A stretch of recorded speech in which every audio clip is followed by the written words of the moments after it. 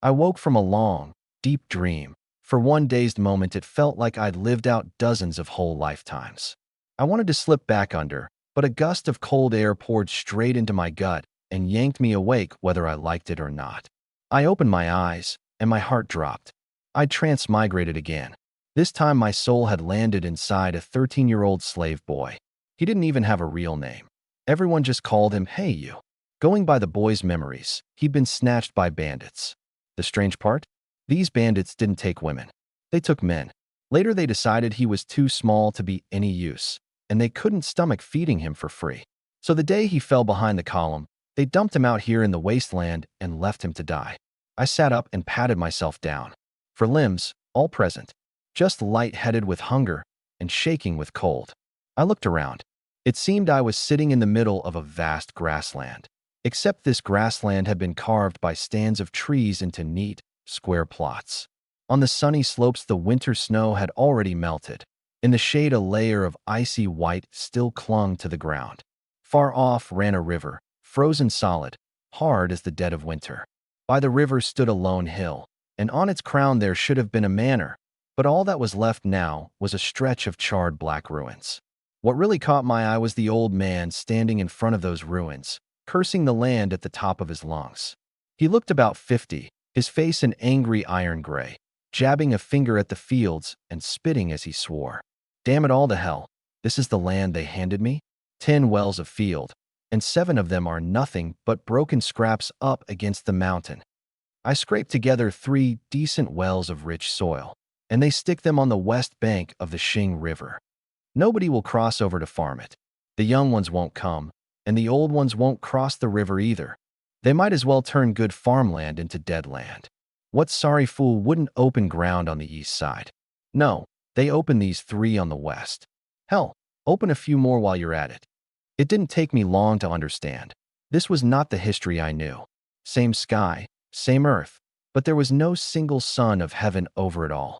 Just a few hundred little states, all making war on each other, all stealing each other's people. Inside the city walls was the state. For 100 li beyond the walls was the outskirts, where commoners and the gentry could live and farm as much as they could manage. Past that was the wilds, and out there it was all slaves. The land was divided by the well-field system. 1 well made 9 fields, 1 field 100 mu. If an outlander was caught inside the city, they cut off his feet. Out there you didn't even count as a person. The cursing old man was named Feng Zheng. He was a scholar clerk, a junior land steward, under the village office, in charge of fields and grain tax. The new district had only just been established. The village marshal had assigned him 10 wells of field, and the moment the new year passed, he'd hurried out to see his land, and one look had left him dumbstruck. The field sat in the most remote settlement of all, right up against the mountains, with nothing but big peaks to the north and west. Worse still, the Great Canyon to the northwest was the very route the mountain Rong and the Guifang took when they came raiding south. And when they came, the first thing to get ravaged was the farmland out here. And of course, those 3 richest wells of all had been parceled out onto the west bank of the Xing River. In an age like this, there were no bridges, and outlanders couldn't afford boats. Before the river froze, you could still cross. Once it froze, it cut you off completely. By then, your fields would be on the west bank while you were stuck on the east. And who'd dare go over there to farm, alone, with the northern tribes breathing down his neck? Anyone could see it. That wasn't farmland. That was a death sentence.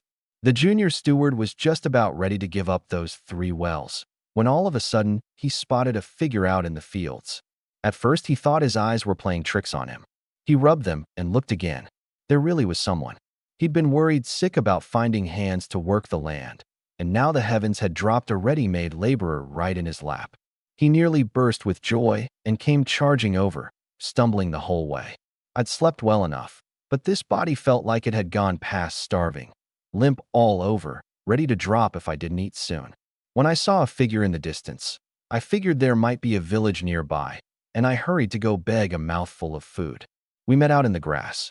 I let out a breath of relief, and he only grinned wider. I was about to speak when he got in first. "Boy, how old are you?" I froze and cursed under my breath. But one look at my own rags, I was worse off than a beggar. Getting called boy wasn't exactly a stretch. I swallowed my temper. You got any food? He nodded over and over. Yes, yes, plenty, as much as you want. How old are you? He was being so warm about it that it set me on edge. I threw up my hands. I'm not being made a eunuch. I'll starve first. He waved that off in a hurry. Nothing like that. Can you farm? I can't, I said flatly. That got him even more excited. He swept a hand toward a great spread of fields. 3 wells of land here, all good soil. How many fields can you work? That was when it hit me. This wasn't wild grass at all. It was all farmland. I looked down. The dirt was packed hard as a board, clearly hadn't been turned in ages. But if I could burn off the grass for fertilizer and get an ox to break the ground, I might really be able to turn my luck around. I asked, all these fields are yours? He said, smug, 3 wells. All mine. How does the farming work? How do we settle up? The center plot of each well is the common field. You farm that one for me first, properly, intensively. As for the rest, after the autumn harvest you hand over 10 urns of millet per field. On top of that, each person pays 1 urn a year as head tax. Beans will do for that. I ran the numbers in my head. With the sorry way they farmed here, the yields had to be pitiful. But switched to a halfway decent method, and 200 gene a moo off the rich soil wasn't even a dream. How big is an urn? I asked. He sketched the size in the air. I figured about the size of a wine jar, 30 gene, tops. The more I figured, the better the deal looked. A field was 25 moo. The grain owed wasn't much. So I laid out my condition. But I don't have seed. He waved it away. Doesn't matter. Borrow it from the village office. Just give my name. I fixed my eyes on him. And how do I pay it back? He said lightly. The rule is borrow 1, return 2. You can borrow tools too. No more than 10 a day, 1 urn of millet for them. A chill went through me. That wasn't lending. That was skinning a man alive. But I understood something better. In an age like this, everything sat in the hands of the nobles. The poor had no choice. I didn't feel like dragging it out, so I just came out with it. Fine. These 3 wells, I'll take them all. How do we sign the contract? He blinked, then narrowed his eyes. The kid was young, and he was opening his mouth for 3 whole wells. Not the least bit scared of working himself to death in the dirt. But he came around quick enough. The fields would sit fallow either way. However much this boy could farm, that's how much he himself would earn. Even if the grain didn't cover the land tax, it beat reaping nothing at all. How old? What's your name? He asked. I watched him pull out a little knife and 2 slips of wood. 13. The name's Lu Hao. Courtesy name. How much? 15. Like he hadn't quite caught it. The old goat hadn't seemed hard of hearing a moment ago. I had no choice but to raise my voice. 13. Lu Hao. Courtesy name. 16. Perfect. He carved the characters onto the wood slips with a bronze knife. 2 slips, identical. One he pressed into my hand, the other he kept. From now on this land is yours to farm, until I decide to take it back. No fixed term. Something like, you can't take it back within 10 or 20 years. Depends on what you're made of. If you can't even pay the grain off the common field, why would I keep you around? But if you hand over the grain on time, year after year, you can farm it your whole life, and I'll rest easy. I smiled and took the deal. It's only this much land. That's no trouble. Just, if I ever truly need something from you, sir, I hope you'll look out for me. Tools and seed, go draw them from the village office. Anybody shorts you, you come to me. Nobody touches my land. I'll settle it with them myself. My stomach growled. So, is there any food? Come with me. He didn't go up the lone hill. He went straight across the river. On the far bank, a 2-horse cart was waiting, with 1 driver and 1 guard holding a dagger axe. The cart was practically empty, and yet he made me jog along behind it the whole way. Being a slave in this age really was a non-life. You didn't even rate a seat in the cart. We passed a few fields, and ahead lay a battered little village, like it had just been washed over by the mountain Rhone. Walls collapsed, houses scorched, rubble everywhere. But at the village mouth stood a crowd of people. Mostly young women, every one of them clean and bright-eyed. That gave me the creeps. Why were they all women? Where were the men? I glanced over toward the fenced enclosure, and there I finally saw a few men putting up huts among the ruins. This place had been raided before the new year and turned into an empty settlement. Now newly titled nobles and freshly relocated outlanders had come to rebuild it. The old goat walked up to the cluster of women, crooked a finger, and had them all hand over the wood tokens they were holding. For each one he took, he carved characters, then carved an identical second slip, gave one back to her, kept one for himself, and dropped it in a sack in the cart. The women who got their tokens back quickly scooped up the big jars at their feet, like they'd just been assigned somewhere to go. One of them, a woman named Fong Yu, asked carefully, "If I may, my lord, where's my husband's household?" Without even lifting his head, the old goat pointed his knife tip at me and kept carving. Fong Yu looked at me and froze on the spot. "How is it a little boy?" The rest of the women all turned to stare too, and every one of their eyes was full of resentment and dread. They understood it. To survive in days like these, you needed a strong laborer, and what they'd been handed was a half-grown boy. Wasn't that just telling them to sit down and starve together? The old goat's face went dark and he barked at them outright. "Don't turn your noses up at how young he looks. He's already 16. The rest of you know exactly what your own situations are. Either you take him as your master, or you go throw yourselves in the river." Those few fields across the river were 3 good wells, but unless he stuffed a few more women in there to work, this year he likely wouldn't reap a single grain. Right now there were far more women than men, and grown men were scarce. The marriage matching of outlanders was all handled and assigned by the village marshal himself. When a girl's family sent a daughter of age to the village office, they owed 1 urn of grain. If she wasn't yet of age and they still wanted her married off early to save a mouth to feed, they owed 1 more urn of beans on top. Half of that grain went up to the village marshal. The other half went straight into the steward's pocket. And once it landed in this old goat's pocket, you could dream on about getting him to cough it back up. His arithmetic was clear enough. Everyone left over, he was dumping on me. Whether their tokens had been carved or not, from this moment on, every one of these girls was my slave. 3 roads lay before them. Follow me and starve to death slowly. Get cleaned out, wander off as a homeless ghost, and starve anyway once the last grain in the jar was gone. Or just throw themselves in the Xing River. So however unwilling they were, all they could do was swallow it. Every time another token was carved, somebody would glance over the ones still left, and the longer they looked, the colder their hearts went. All of them small and thin little things, and their husband-to-be a scrawny boy. How were they supposed to grind through days like that? But I sidled up and asked, "Sir, all these girls go to me?" The steward smiled, full of meaning. "You called me sir. Naturally, I won't let you come out the loser." I counted a good 30-some of them, and that actually made me happy. I thanked him over and over. Among the men crowded around to watch the show, a big dark one muttered, 36 mouths, not one of them able to shoulder a load or carry a pole. What are you going to feed them with?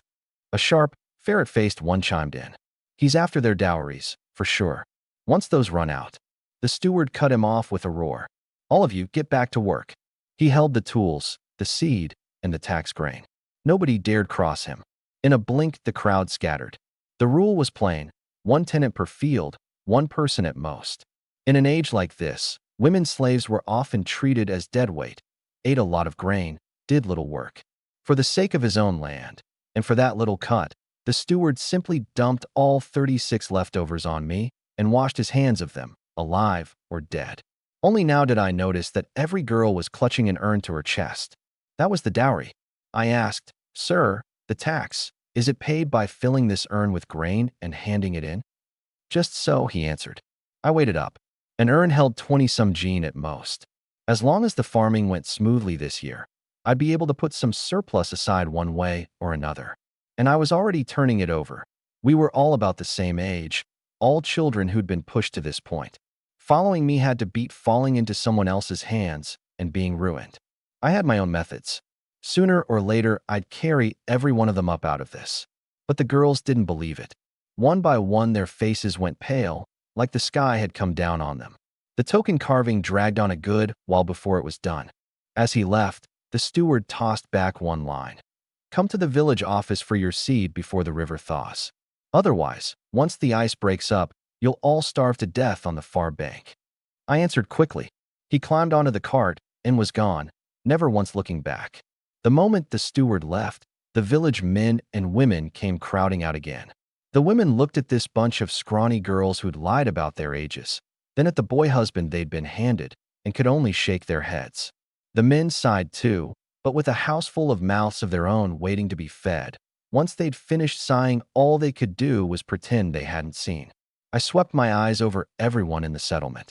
The village was far too young, not a soul over 20 by my count, and the one settlement officer past 30 had gone off to dispose of the dead. I cupped my hands and called out, "We're neighbors from here on. Anything you need, cross the river and find me." Lu Hao, courtesy named Skybreaker. That only soured the crowd further. So young, and already taking a courtesy name. Most likely some down-and-out noble's son who had no idea what it was to be short on grain. Let him come visiting across the river, and sooner or later, he'd open his mouth to borrow food. Refuse, and you make an enemy. Lend it, and your own family goes hungry. So nobody answered. They just rolled their eyes. I gave a cold snort, raised one finger, and turned to leave with my 30-some girls in tow. At the riverbank, once there were no outsiders left, I stopped. Everyone set the urns down. Someone asked quietly, "What for?" I looked them over. In this household, who's the eldest? Who's in charge? They lowered their heads. The young master, of course. Then set them down. I called the tallest one up to me and took her with token for a look. Lungxing, cold and still. The person matched the name. Cold as frost. I held out my hand. "Give me your hand." Lungxing went stiff, and her face flushed red. She started to say something. Crack.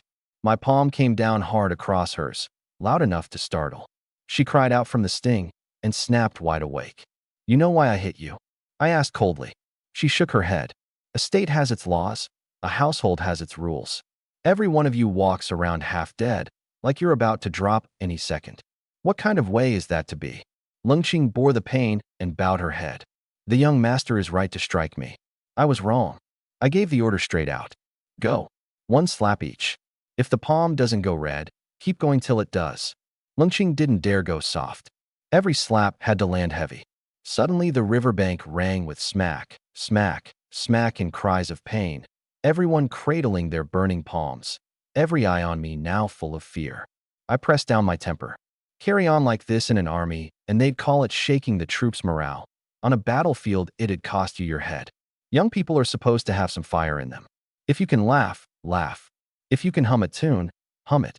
Quit going around every day with a face like you can't bear to live. They answered as one. "Yes, we were wrong. Pick up your jars. Follow me home." Yes. That bit of harshness did the trick. They weren't quite so crushed and silent anymore. I looked up at the sky. About midday. I didn't even have so much as a clock on me, hadn't sorted out anywhere to live, and my own heart felt none too steady. I turned to look at the smallest one. She was struggling along under a big urn, but that urn was everything she owned, and she wouldn't let go of it if it killed her. "What's your name?" "This servant is called Xiang Cao." "And your surname?" "This servant has no surname." "I'll carry it for you," Xiang Cao said quickly. "It's meant for the young master anyway, but it's not heavy. This servant can manage." I took it from her regardless. With the grain inside and the weight of the urn itself, the thing was crushingly heavy, and starving as I was, my arms went numb carrying it. The line was still far too quiet. Nobody spoke. I frowned. "Who can sing?" "Not a sound." "Then I'll teach you. I sing a line, you sing it back." "Yes." "The sun is shining high above, the flowers smile at me." They followed along. "The sun is shining high above, the flowers smile at me." I cut in. "Don't tack on the words sing." Again. Once the singing got going, the mood loosened right up. For girls who'd never heard a tune in their lives, even a nursery rhyme was thrillingly new, and their eyes lit up. It made them all the more certain.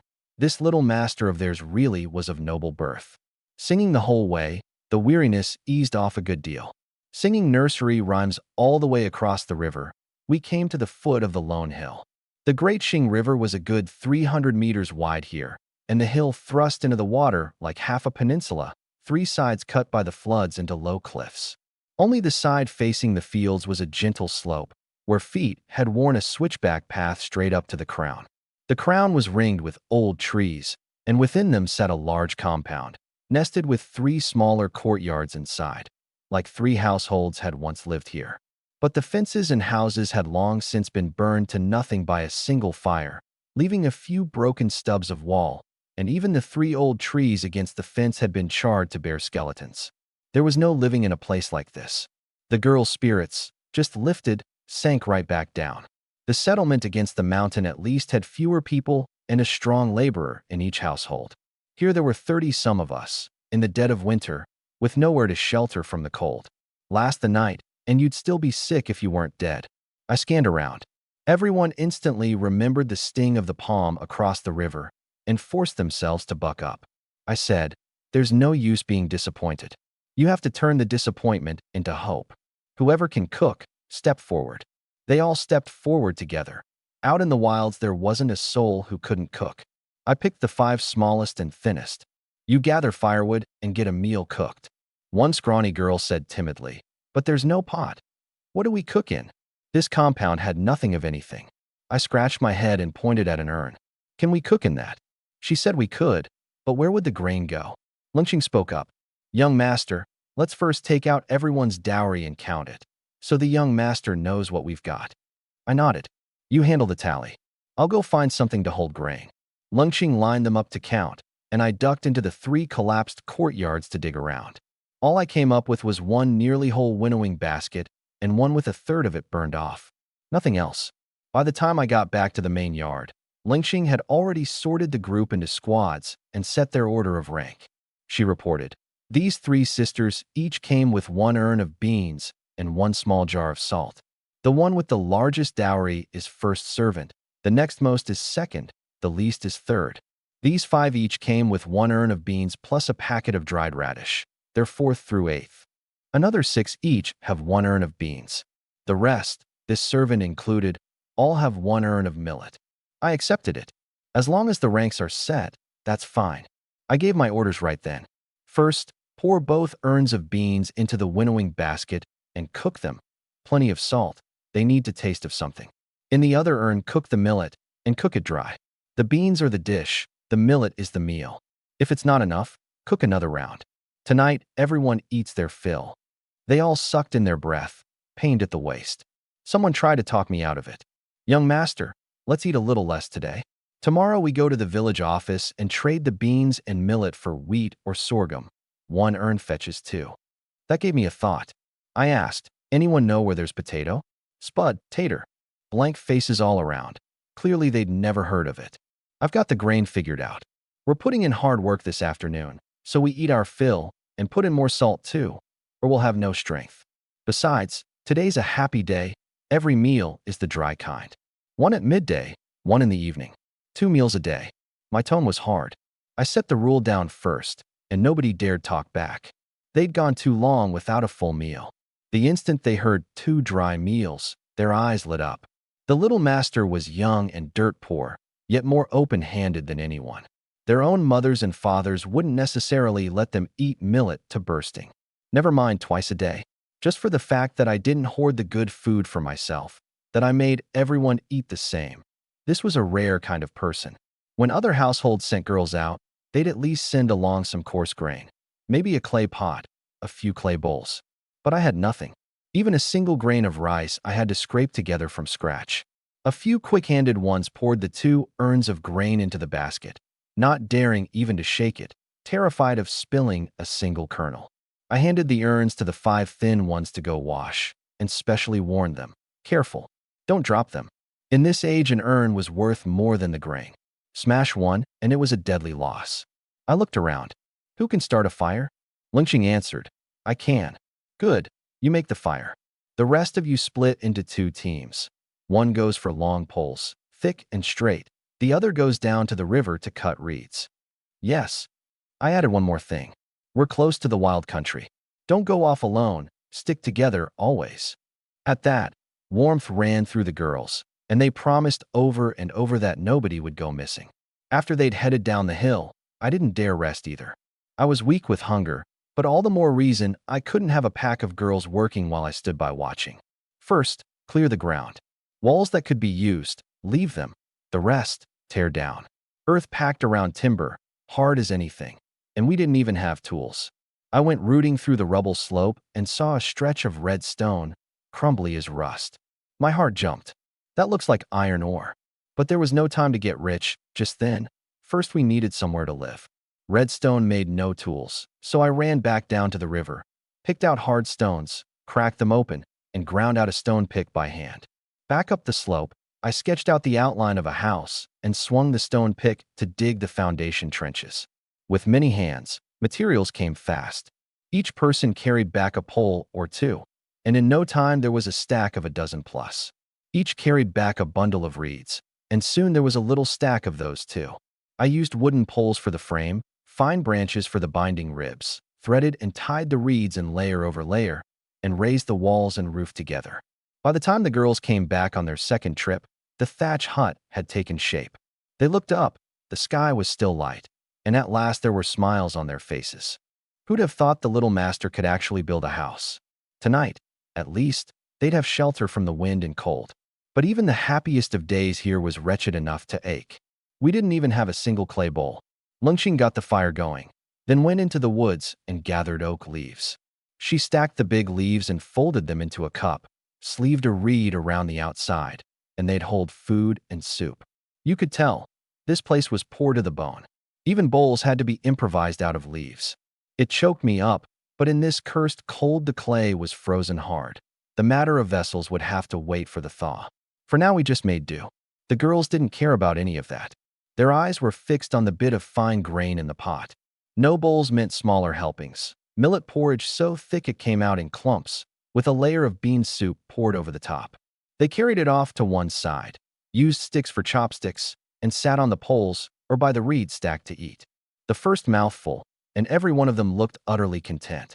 The porridge was cooked thick, like I'd said, and the bean soup had plenty of salt. To them it was practically a festival.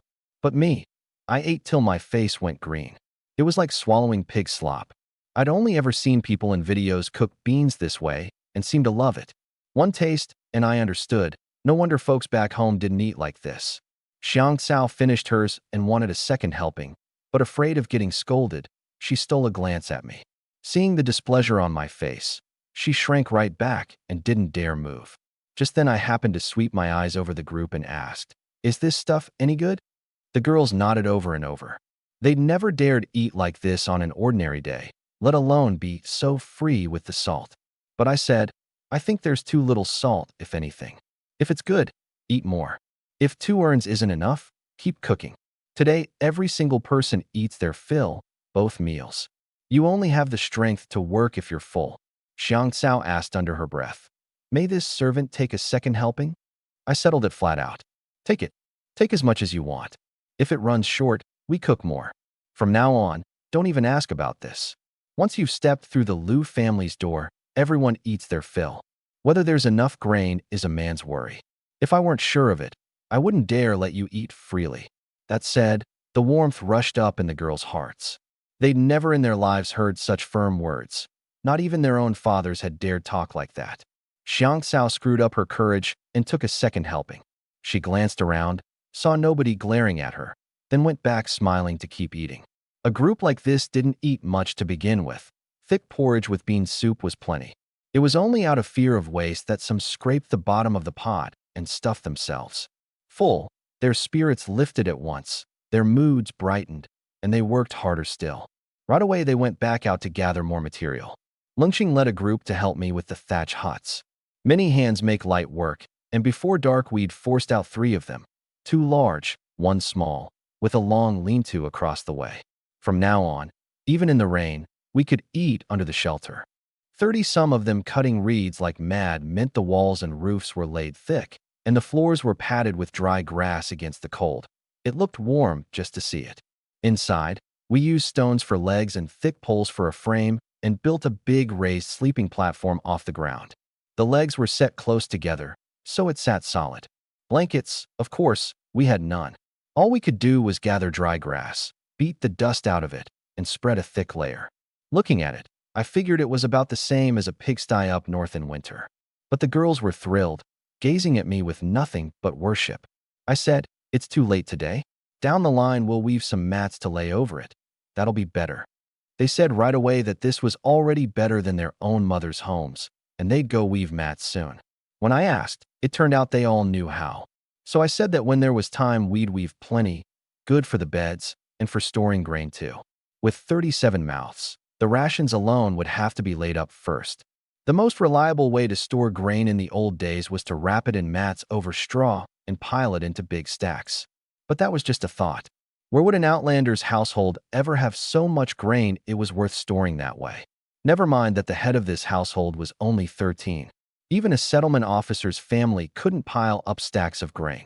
In the first month, with sun in the daytime, it felt like spring, but the moment night fell, the cold turned its face on you like winter. With conditions this poor, all we could do was wait for the ground to thaw to get clay, then put up new houses and lay heated beds. Dinner was ready, and the pack of girls crowded around the fire pit again to eat. Still thick porridge with bean soup. They ached over the grain, but one line from me. Grain is a man's worry, and they could only do as told. After the meal, we boiled 2 urns of hot water, and first and second servant together washed my face and feet. We didn't dare light a fire inside the thatch huts, so the only warmth came from bodies packed together. I slept in the small middle room, the rest split between the 2 large rooms on either side. Everyone burrowed into the dry grass, letting it hold the heat. People up north all keep a sheepskin coat ready before a girl marries out, but mine was black and ragged, like it had been fished out of a coal heap. Worn out from the whole day, I crawled into my nest of grass and was asleep the moment my eyes shut. The girls barred the door from the inside, curled into the thick grass, and huddled together for warmth. Once the heat built up, the cold was gone. In all their lives, this was the first time they slept on a full stomach. The newly built house blocked the wind and held the warmth better than their old homes, and before long, every one of them was fast asleep. The first month nights up north are long. You sleep the moment it's dark, and you've slept your fill before the sky goes light. In an age short of everything, with 36 mouths to feed, the pressure on 13-year-old me was enough to choke the breath out of my chest. And there were still those hundreds of mu of field to manage. 1 well of field was over 200 mu. 3 wells came to nearly 700. 1 mu needed at least 20 or 30 gene of seed. 700 mu was somewhere around 20,000 gene, enough to fill 1,000 urns. Right now there was no vegetable, no side food, and everyone was still growing. Each person needed at least 200 gene of rations to last until the autumn harvest. 37 mouths came to over 7,000 gene, 300 some urns. All told, I needed to scrape together 1,500 urns of grain before I could sleep easy. Seed I could still borrow, but rations? Nobody would dare lend 30,000 gene to a boy who wasn't even fully grown. Worse, the river surface could break up any time, 5 or 6 days, half a month, whatever. The moment the thaw set in, there'd be no crossing. Even a boat would be useless, and we didn't even have a boat. Seed could be put off until after the Qingming festival. I'd find a way then. But rations couldn't wait. 37 mouths ate at least 2 urns of grain a day. The girls had brought 36 urns in all, enough to last half a month at most. And half a month out was exactly when the river hit its hardest to cross thaw. I could only count on the shortest case, 5 days. Hold the rations line first, then talk about everything else. Once I had a plan in mind, I couldn't lie still. I got up at once. When I came out, the girls were already awake. The sky wasn't even light yet. Some had gone to the ice holes at the riverbank to fetch water. Others were busy tidying up. The yard was a bustle. The young master's up? The girls came over to greet me. Sleep all right last night? Yes. The new house is really warm. The young master is amazing. It's warmer than where this servant used to live. Good. Just don't let yourselves freeze.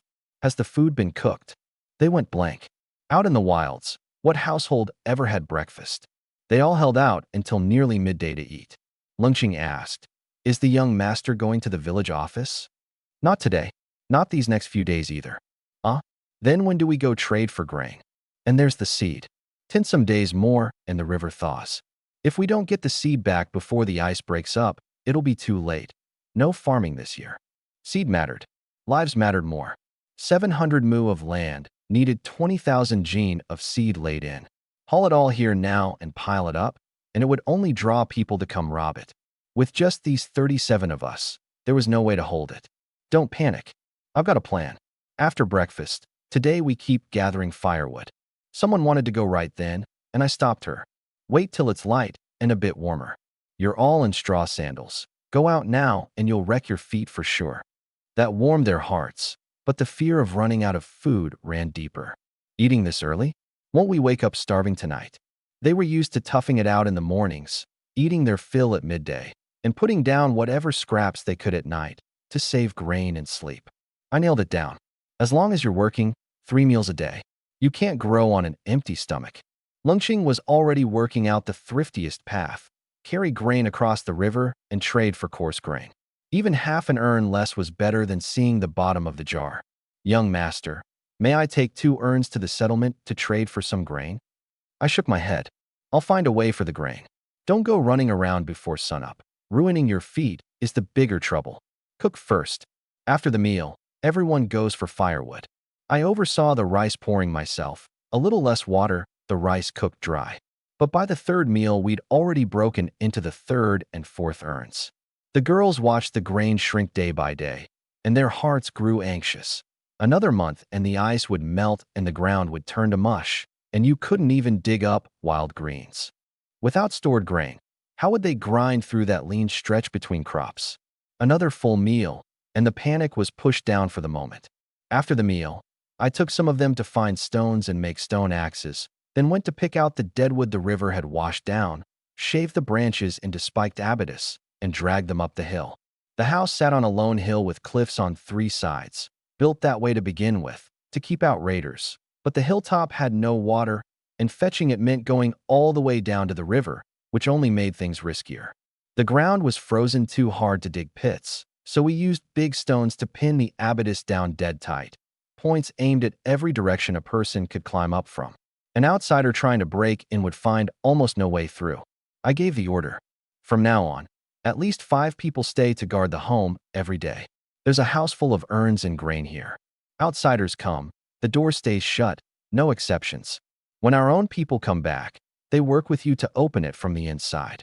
I kept the 5 cooks behind and sent the rest down to gather firewood. I made myself a wooden spear and went around on patrol, leaning on it.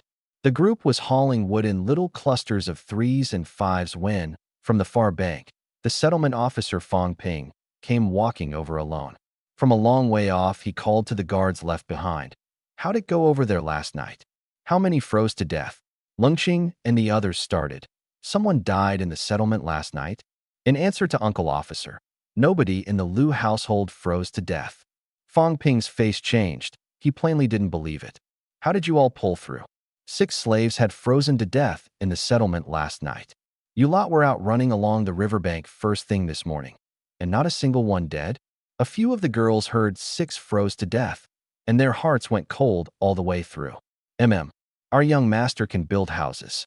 The day he came back, he had us put up thatch huts straight away, finished before dark. In this cold, we come out to gather firewood. Fong Ping was taken aback. The little brat was young, and yet he really did have this skill. Where is he? Mostly at home. Take me to have a look. The 5 of them led Fong Ping toward the dwelling. Coming to the foot of the long, gentle slope that faced southwest, from far off he saw a ring of tree crowns laid across the path mouth, branches dense as netting, with every fork snapped off and ground to a point, points aimed down the slope. Fong Ping stepped up, grabbed one branch fork, and yanked hard. The branches were woven dead tight, with stones pressing the key spots. Pull as he might, it didn't budge an inch. Xiang Cao and a few others heard the noise and came running. One look, it was the officer's man, not one of their own, and they stood still and wouldn't open up. What are you standing there for? Open up and let your uncle in. Xiang Cao steeled herself and answered. The young master said, anyone who isn't of the Liu family, the door stays shut, no exceptions. I'm your uncle, officer. I've come on patrol. The young master isn't here. Come back another day, uncle. If I open this door, we'll all take a beating, 100 strokes of the paddle. It really can beat a person to death. What she understood all the better was this. The house held 30-some urns of fine grain, plus 36 urns, and an urn was worth more than the grain. Let one strong man in to rob the place, and the 10 little slaves couldn't possibly stop him. Fong Ping's face darkened. Then where's that little brat? Tell him to come see me. He left right after the midday meal. Said he'd be back before the sun went down for sure. A chill ran through Fong Ping. Not even fully grown, and already setting rules, building barricades, managing people's hearts. This boy was no simple thing. Nobody in the mountainside settlement was like him, out here alone, and yet keeping his household sealed up watertight. Look at these little slaves, too, different from the lot across the river. The slaves over there each wore a face of misery. This bunch, scrawny as they were and driven out to work, looked steady all the same. Fong Ping lowered his voice. 6 froze to death in the settlement last night. I couldn't rest, so I came to check. You weren't cold over here, were you? No. The house the young master built is plenty warm, not cold at all. In truth, it wasn't just the house. It was being fed enough to take the cold. These last few meals of beans and millet had put heat in their bellies, and people who are full don't drop so easily. Across the river, they couldn't bear to feed the slaves well. A bowl of thin gruel to put off the evening, hardly any of them with a whole sheepskin coat, and a makeshift straw shelter that blocked wind but not cold. 10 or more below freezing, and people simply froze to death. Fong Ping nodded. As long as you're all right. That way I can go back and report. Carry on, then. With that, he clasped his hands behind his back, turned, and left. Lungxing and the others saw him off a few steps, then went back to gathering wood. Leaning on my wooden spear, I roamed around outside, following the lone hill westward. Less than 500 meters past the well fields stood the West Mountain. Between the fields and the mountain ran a small stream that had carved out a deep gully over the years, ground out over hundreds, maybe thousands of years, until it was a dozen-plus meters deep. I climbed down into the gully and scraped and dug here and there, reading the soil layers. The bottom dozen or so meters was all hard rock, but on top lay nearly 3 meters of soil. No wonder the steward called it rich land. Thick soil and water close by. It'd be a wonder if it weren't fertile. Lower down was mostly clay. The top meter plus was sandy loam that had silted in later. It held water, yet didn't easily waterlog. But what I was really after wasn't the field.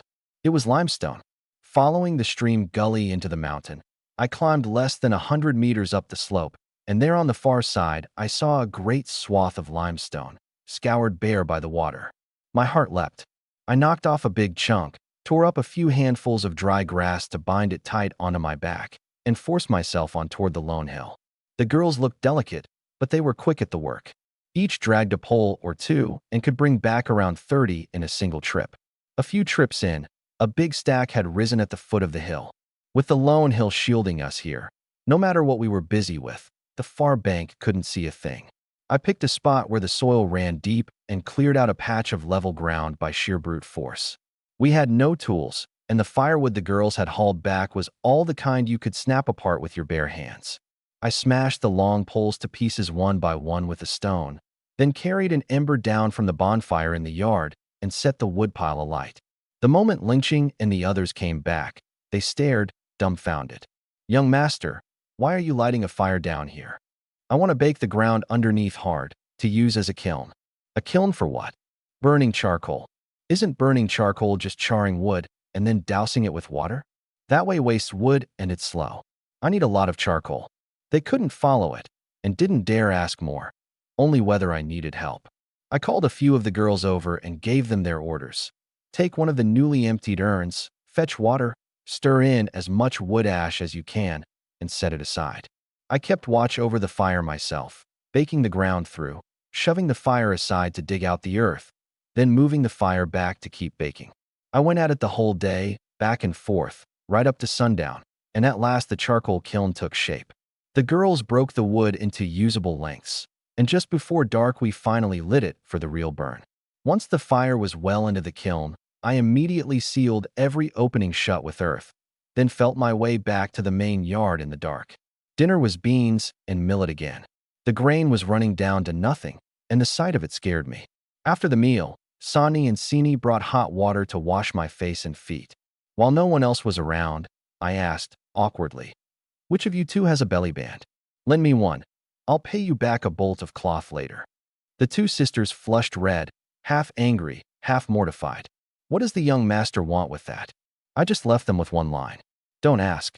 You'll see what it's for tomorrow." Sani screwed up her nerve and agreed, but she was uneasy about it inside, afraid I had some strange quirk. Early the next morning, red-faced, Sani handed over the belly band, and everyone's eyes turned odd and pitying.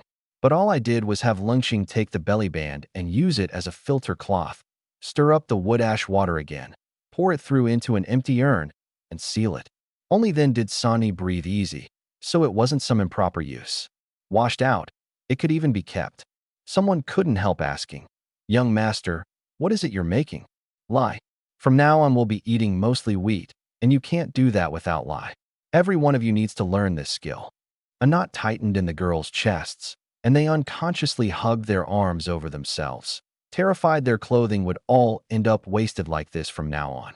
But I allowed no hesitation and handed out the work straight off. Some stay to mind the fire and boil the wood ash water down to dry lie. The rest go cut reeds and weave grass mats. I opened the kiln alone. A whole kiln of charcoal, burned black and solid. Then I hauled an urn down to the stream, dug out river sand, and came back to build a small furnace, mold a hand-cranked blower out of clay, and fire a crucible from clay as well. I worked from morning until the sun dipped west, failing several times in a row, before I finally had everything I needed made. Done. A success. I'd made a crystal-clear glass cup, pressed out of a clay mold, its walls a good 5 millimeters thick. The cup was plain, but the shape was true, rotation molded so it came out round and smooth. Beside it sat a pile of glass beads. Using quicklime and lye as fluxes, I'd melted glass that I'd fired and re-fired to drive out the impurities, then poured the molten glass straight into water. The instant chill bursted into a heap of beads of all sizes. Back when I'd ground the lens for a microscope, it was exactly that kind, the roundest, purest beads that I'd used. This time I picked out the 30-some roundest of them, threw the rest back into the furnace to melt down, and kept adding sand to foul the batch, wiping out every trace. I tore down the furnace and the rest of the gear too, and tidied the site until you couldn't tell a furnace had ever stood there. With it all done, my mind was at ease. I got up to head back and found a girl standing outside the stockade gate. Why are you here?" It got dark, and we weren't easy about the young master. They sent me to keep watch. If anything went wrong, I was to call them. I deliberately kept them out of it. 36 girls and loose tongues. One leak, and there'd be trouble. A cup like that was prized beyond measure in other ages. If word got out that some little half-grown kid had made it, the cup's worth would drop. And worse, I'd likely be hauled off by some noble to be kept as a craftsman, my freedom gone for good. Now that it was finished, my mood was bright. I shut the stockade gate tight and brought Feng Yu back to the main yard. The yard held another surprise. In a single day, they'd woven 12 big grass mats. Because they were for storing grain, I told them not to press them too flat, which was the only reason they'd gotten so many done. Has everyone eaten? Not yet. We were waiting to eat together when the young master got back. Don't wait for me from now on. Eat first. Just leave me a portion. But still they wouldn't move. Lungxing brought over a wooden bowl, one she'd fired in a pit and ground smooth, and held it out to me. Only then did I realize tonight's porridge was too thin. A leaf bowl couldn't hold it. "Why'd you cook it so watery?" Lungxing said softly. "Young master, we've already eaten New Year's feast for 3 days now. Let the evenings be a little thinner from here on, enough that we're not hungry. 3 dry meals a day, even a noble's house couldn't bear that." I smiled. "I'm glad you think ahead for this household. But people have to eat their fill. Winter isn't over, and the nights only get colder. Don't fret about the grain. Tomorrow I'll go to the village office and bring grain back. Tonight we cook again, more rice and beans, and breakfast tomorrow is the dry kind too. Anyone who wants to wander the village office can come along." The girls assumed it was to trade for grain, and that we'd be bringing the 30-some urns, so nearly everyone but the home guards would have to turn out. They set to work at once, adding rice and beans to the pot urn, while the others went to sort out what to bring. It was past 10 at night by the time we finished eating, and everyone went off to their rooms. The bonfire was kept burning all night. Whoever got up to relieve themselves would toss on a couple of sticks. Before the sky was even light, the girls were up cooking and washing their faces. The sun had barely cleared the horizon, and they were already packed and ready to go. I came out and looked. Every one of them was clutching a big urn. No need to bring the urns. We're not going to trade for grain. If not to trade grain, what are we going to the village office for? To buy grain. To buy grain. I lifted my chin. Don't let your big brother's beggars look fool you. The family fortunes aren't bad. Put the urns back. Whoever wants to wander, fall in. And the ones staying to guard the home, don't be downcast. I'll bring you presents back. With that, I strode out of the main yard, opened the mountain gate, and headed down the slope. The girls all looked at one another. How well off could he really be? At most, he could buy a few dozen urns of grain, and even then he'd need extra hands along, or we'd never carry it all home. So the 5 who handled the meals stayed to guard, and the rest set off after me. The early morning was bitterly cold, with not even padded shoes. All we could do was walk fast and hard, working our bodies warm enough not to freeze stiff. By the time we reached the mountainside settlement, its people were also streaming out in clusters. A big, burly girl called over to us. "Hey, isn't this that lot from across the river? No, there's a festival tomorrow, so you're off to market?" I walked at the front and cupped my hands. "Sister, Luhao greets you." The others echoed it. "Greetings, sister. Off to market today as well." The girl laughed. "Mannered, this one. Tomorrow's the first full moon festival. Today the whole settlement goes to the village office for market day." My heart sank, so it was already the 15th of the first month. All along the road, people came out to watch the spectacle, and seeing that so many of the little slaves from across the river were actually still alive and looking decent, left them surprised. Someone counted aloud. "I remember it was 36, wasn't it? How come only 31 came? Where are the other 5? At home, guarding the house." "So you're saying not a single one froze to death?" "No. Our young master looks after us well. Nobody went hungry, nobody froze." The bystanders sucked in their breath. Who'd have thought such a young master could keep so many people so well? You know, in these last 3 days, all told, 9 little slaves in this settlement froze to death. The Liu household girls' scalps prickled to hear it. These last few days they'd lived in comfort and assumed other households were about the same. They'd never imagined that one river's width away, people were dying. What cut deeper still, even Fong Ping's household across the river, the largest of the lot, kept only 18. The other 8 or 9 they couldn't keep had frozen to death outright. And then look at me. Young, yet I'd kept a whole big household alive. The gap was laid out plain for all to see. I walked at the very front, shoulder to shoulder with the big dark fellow, asking after the village office, the township seat, and where this river led the whole way along. He couldn't give me details. He only knew the Xing River ran to the sea. As for how far, well, very far. Ask him whether the village office was far, and all he'd say was far. Ask whether the state of Xing produced salt, and he knew even less. We walked the 5 or 6 li in a hurry, and were there in a bit over 2 hours. The village office was a shabby, run-down little earthen town. Outside its walls lay a big, open stretch of ground, and the people from a dozen-some settlements all around were crowded in for market day. There were sellers of dried radish, dried cabbage, grain, game, hides. The good goods weren't sold here at all. Fine game and good furs all went inside the city. Even so, every household still came to trade for the means to stay alive. I looked around. The whole market ran on barter. There was money, cowrie shells and bronze cowries, but that was big money. An outlander would never so much as touch it. Over by the livestock, I also saw someone trading 50 pung for a warhorse, and another buying a 5 or 6-year-old ox for 10 pung. Once I'd made my round, I prepared to go into the city. The village office didn't normally let idlers in. First, I told Lingqing to keep everyone close, lose no one, and we set a meeting spot. Then, alone, I drew out my token and handed it to the gate guard. The guard asked, "What's your business in the city?" "I have an urgent matter and must see Lord Steward." The wood slip said I was an outlander farming the steward's land. The guard handed the slip back. "Go on in. Make it quick." I dipped my head in thanks and walked briskly inside. The city was even more wretched. The houses had timber for walls, plastered inside and out with yellow mud. At many of the seams the mud had fallen away, leaving the slats bare. The wind seemed like it could blow straight into the houses. Looking at it, I understood. This year they'd likely conscript a labor levy to overhaul this sorry earthen town.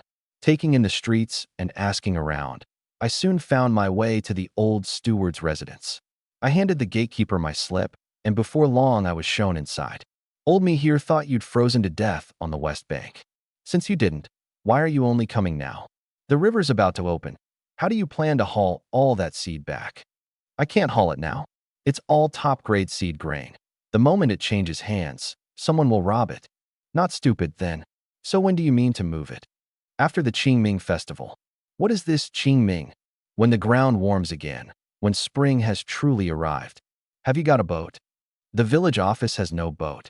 Do you know what it costs to rent a village office boat to ship grain? And you're upstream. Against the current, it's dearer. How much? Seed for 3 wells of field is no small amount. Several li upstream. Against the current, 100 urns of millet at the least. My heart sank. To ship it a few li would skim off that much? It was daylight robbery. I'll think of something else. The old goat went on guard at once. The boy was most likely not here about seed. He was here to borrow grain. There was no way he'd lend his own grain to an outlander on a far-flung exclave, with the fields not even sown. Who would risk the loss? Old me still has important matters. The village marshal is waiting to confer. If you've nothing else, off you go. I won't hide it from you, sir. I've come hoping you'll recommend me. I have an urgent matter and must see the village marshal.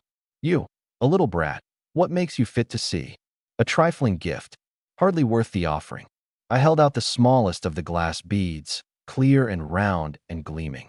The old steward's eyes lit up on the spot, and he pinched it into his palm to study it closely. What is this? An heirloom passed down in my family. You did me a kindness, sir, so I've come specially to repay it. The longer the old goat looked, the more it tugged at him. The thing was like crystal, yet rounder, clearer. No ordinary hand could grind such a thing. His face broke into a grin. You've got some heart. Speak. What is it you'd see the village marshal about? To beg grain. My household has near 40 mouths to feed, and lasting until the autumn harvest. 1,000 urns likely won't be enough. On top of that, no one in my house can work the ground, so I need a few oxen as well to bring the 3 wells of field into cultivation. The old goat frowned. What do you want oxen for? To plow the fields. Oxen can plow. I heard it then. There was, astonishingly, no ox plowing here yet. They can. Plenty of drivers strain just to get an ox to pull a cart. How would a mere boy handle an ox? I have my own ways. The old goat said coldly. Never mind all that. What gives an outlander like you any right to beg grain from the village marshal? I have treasures. This one is called a great treasure. I have one even more precious, named the supreme treasure. Offer it to the village marshal in exchange for rations, plus 4 oxen, and that's enough. Where is this treasure? I sneered inwardly. The old goat still hoped to play middleman and skim a cut. Aren't you afraid, sir, that the village marshal might take it amiss? The old goat choked, cursing under his breath that I knew rather too much. I went on. Didn't you say, sir, the village marshal had summoned you on urgent business? Best set out at once, so as not to hold up something important. I couldn't bear the blame for that. Hemmed in by his own excuse, the old goat could find no way out. And if it ever came to light that he'd blocked a man bearing a treasure, the village marshal's wrath would be far more trouble. He had no choice but to lead me toward the marshal's residence. Soon I was before the village marshal, Zihung, 35 or 6, in brocade robes and a sable cloak, warming himself by a bronze cauldron. He glanced at me sidelong, and seeing a youth in rags, his face went cold. The boy entered, brought his hands together, and raised his wood token, bowing but not kneeling. The marshal waved a hand, and a servant snatched the token and presented it. Steward Fong's little slave. What brings you to me? To offer a treasure. You, fit to own a treasure? I made it up on the spot. My ancestor Lu Lei was a dragon keeper for the great Xia, and he left behind a supreme treasure. My household has 40 mouths waiting to be fed, 3 wells of field waiting to be plowed. All I can do is offer the treasure to my lord, so that in your hands it won't be buried in obscurity. With that, I drew a thick glass cup from inside my robe. The marshal shot to his feet and lunged forward. I drew the cup back, and only once he'd steadied himself did I hand it over. He cradled it and studied it, more astonished by the moment, his eyes full of greed. A treasure like this, why give it to me? I said in a low voice. A common man bears no crime, but carrying a jade is itself the crime. If I keep it, I'll be robbed or killed. It belongs only in my lord's hands. It set the marshal's heart itching. He fixed his eyes on me. Can you read? My lord, I cannot. The marshal found that all the more a pity and wanted all the more to keep me close. Good. I'm pleased. Speak. What reward do you want? I cried poverty at once. At 13, I must feed 40 little slaves and farm 3 wells of field. I beg my lord to grant me 8 oxen, 2 bulls and 6 cows, ideally. What do you want oxen for? To plow the fields. The marshal sneered. An ox's nature is wild. It can only pull a cart, not go into the field. Don't you know that? I have a way to make oxen plow. The marshal narrowed his eyes, looking at me like I was a madman. 1,000 years and more, and no one's broken them to it. You dare claim you can? I truly can.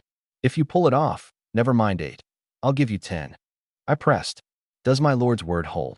Why would I deceive you? I took the opening to add to it. Of those 10, may I trade 2 for 20 sheep? The marshal stared hard at me. You want them to plow, so why insist on 8 and not 10, which is better? Because 1 bull to 3 cows is just right. The bull can keep up. More than that, and he can't manage them. Too many bulls, and they fight every day.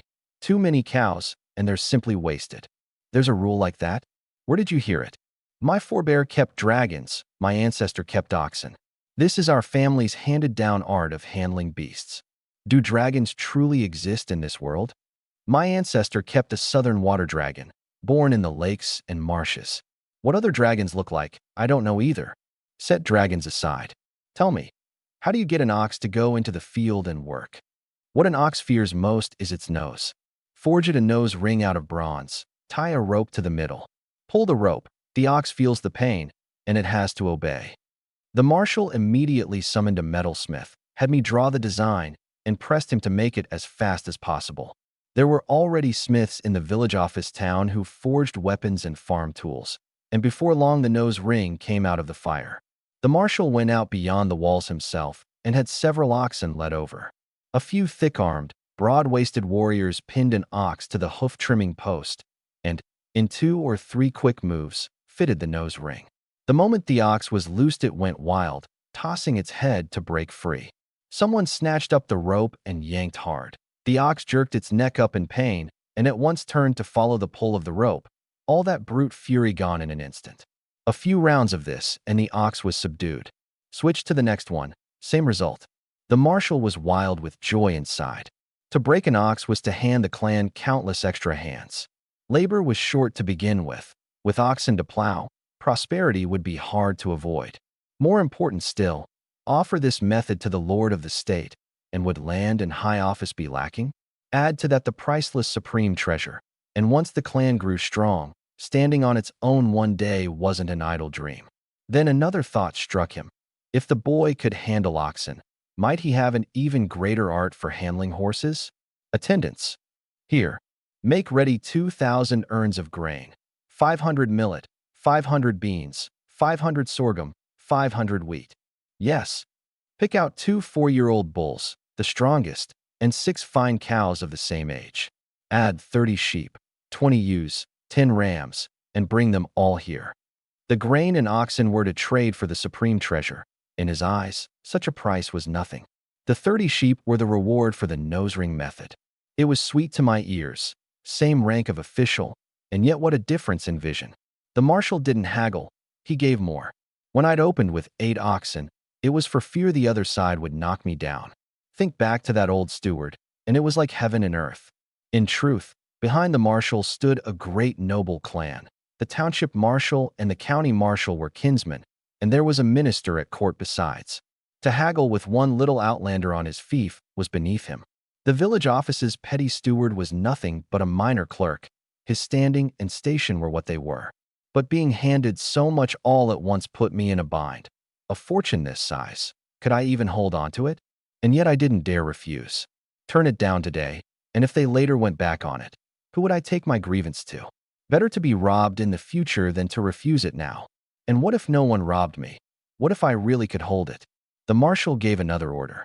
Tell the kitchen, kill a chicken, cook a sheep. Yes. He waved a hand and went back into the earthen town, but he didn't dismiss me, so I could only follow. At the marshal's residence, a servant took me to a small gatehouse room, found me a clean set of old hemp clothes to change into, and brought a long-hemmed sheepskin robe. The robe was heavy, but warmer for it. Once I was sorted, the servant brought food. A big sea bowl of mutton soup, so heaped with meat it weighed the bowl down, a big bowl of chicken soup, and a bowl of dry millet on top. In an age like this, cooking was nothing but roasting and boiling. To entertain an outsider, an outlander, boiling was the easiest. I couldn't even remember the last time I'd eaten meat. One whiff of that aroma, and my eyes glazed over. I went at it like a storm, sweeping the meat and the soup clean. With someone watching, I couldn't bring myself to lick the bowl, so I set it down with great reluctance. My thanks. Eaten your fill? The master requests you. I was led to see the marshal again. First he asked whether I'd eaten enough, and again I gave my thanks. Then he threw out the hard problem. An ox can be held by a nose ring. Why not a horse? The moment he said it, I understood. He'd already tried, and the horse simply didn't take to it. Oxen were wealth. Horses were life. The marshal rode a war chariot into the charge and battle, let 4 horses bolt, and it was a death trap. Without control of the horses, never mind earning merit, he couldn't even keep his life. That was why he was so desperate for the answer. I ran through it fast in my head. Stirrups, reins, those existed already. So what crucial thing was still missing? It struck me all at once. What truly mastered a horse's temper wasn't the nose. It was the mouth. An ox fears its nose. A horse fears its mouth. The marshal frowned. The mouth, I said. Pry open a horse's mouth and look at the gum line. There's a gap on either side. Push a hard rod in there. Make a ring at each end to fasten the reins, and you can stop it with a pull and turn it with a tug. This thing gets in the way of grazing, so put it on when you use it and take it off when you don't. Make it so it goes on and comes off fast. The marshal's eyes lit up on the spot. He had me draw the design at once and pressed his men to forge it. I didn't dare pretend to know it all. I said I'd have to try fit it together with the drivers and the smith to the size of the horse's mouth. That pleased the marshal all the more. This one didn't brag. He actually got things done. 2 war horses were led to the smithy. They measured the mouths, tested the width, adjusted the rings, and it soon took shape. The marshal swung up onto a horse and rode straight out beyond the walls for a trial circuit. Before the bit went on, no amount of reining would stop the horse. Once it was on, a pull and the horse halted, a tug and it turned. The faster it ran, the smoother it got. By the end, the lightest touch, and the horse understood him. The marshal rode 3 full circuits around the earthen town before coming back, and the longer he looked at me, the more I seemed like treasure he'd stumbled on. He'd have loved to pry me to his own side, but he had qualms. I was the steward's man, and poaching me outright would drive the steward off in a rage. Literate men were scarce in these years, let alone a capable scholar clerk like the steward. He dismounted with a great laugh and came toward me. From now on, this man may come and go in the village office town as he pleases. To see me, he reports directly. Yes. What reward do you want? My lord has given more than enough. I only did my duty. I dare not ask for more. Off to the side, the old steward thought to himself. The brat knew how to handle people and had real ability too. He'd taken his profit and left the marshal even happier. With a great noble like the marshal, the more you declined, the more he wanted to reward you. Once this little slave made a name before the marshal, there'd be a share in it for the steward too. With him around, those 3 wells afield across the river were secure as well. The marshal laughed. Well said. The grain is yours now. Can you carry it? If someone robs it, can you hold it? My lord, I cannot hold it, nor haul it home. Then take a few cartloads back for now. Once the Xing River opens, I'll send a boat to ship it to you. I knew a man of his standing wouldn't pocket the grain, so I could only follow his lead. My thanks, my lord. Should you have any task hereafter, call and I'll come.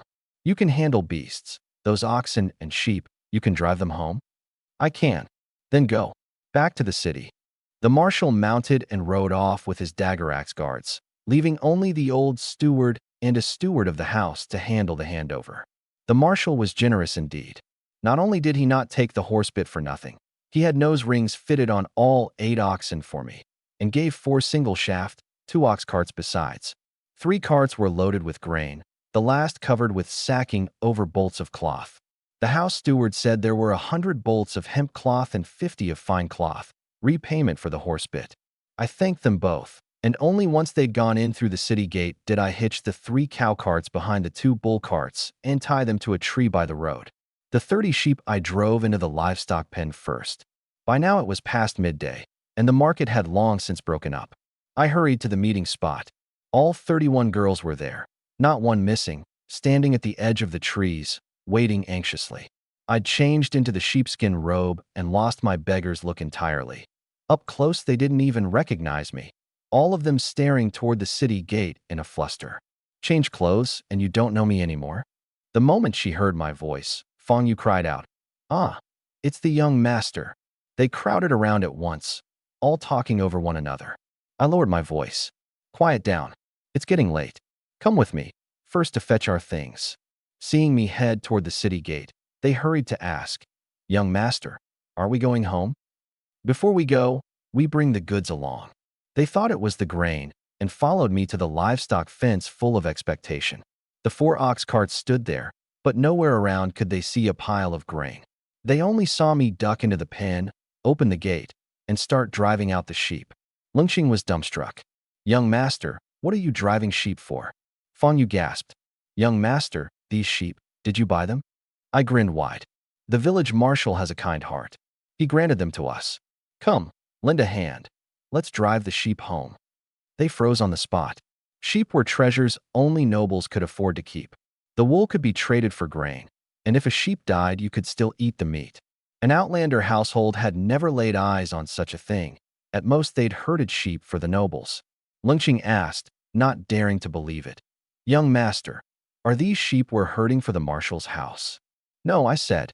"The marshal said he granted them to me. From now on, the wool and the lambs all belong to our household." The girls erupted, laughing fit to burst. With sheep, it was as good as a way to live. Any day the grain ran out, you could trade sheep for grain to pull through. Herding them along, they sang my praises. "The marshal truly is a great kind soul. The young master truly has ability. This reward is far too heavy." I handed over the ropes. "The sheep are yours to mind." Someone asked, "And the young master?" "I'll drive the oxen." The girls were stunned. "Oxen? Ox carts?" I nodded. "Granted as well. And the things on the carts, the same." 30 sheep were enough to frighten them. And now there were 8 oxen for ox carts, for carts loaded full of goods. In an age like this, even a city dweller might not own a cart and an ox. Yet a half-grown child had dragged back a whole train of them. It sounded like a dream just to hear it.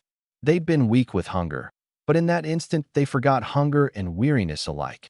Herders herding, cart pushers pushing, all of them gathered around me with anxious questions about whether I was cold or tired. I had no way to ask whether they wanted to eat.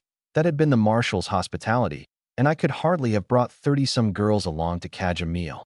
The market had long broken up, and the road was empty. I'd let the oxen and sheep stop now and then to graze, and drag things out until the sun was nearly down before pressing on. Once it got dark, the outlanders would all huddle back into their shelters, and big things like oxen and sheep, seen by the wrong eyes, easily drew a thief's notice.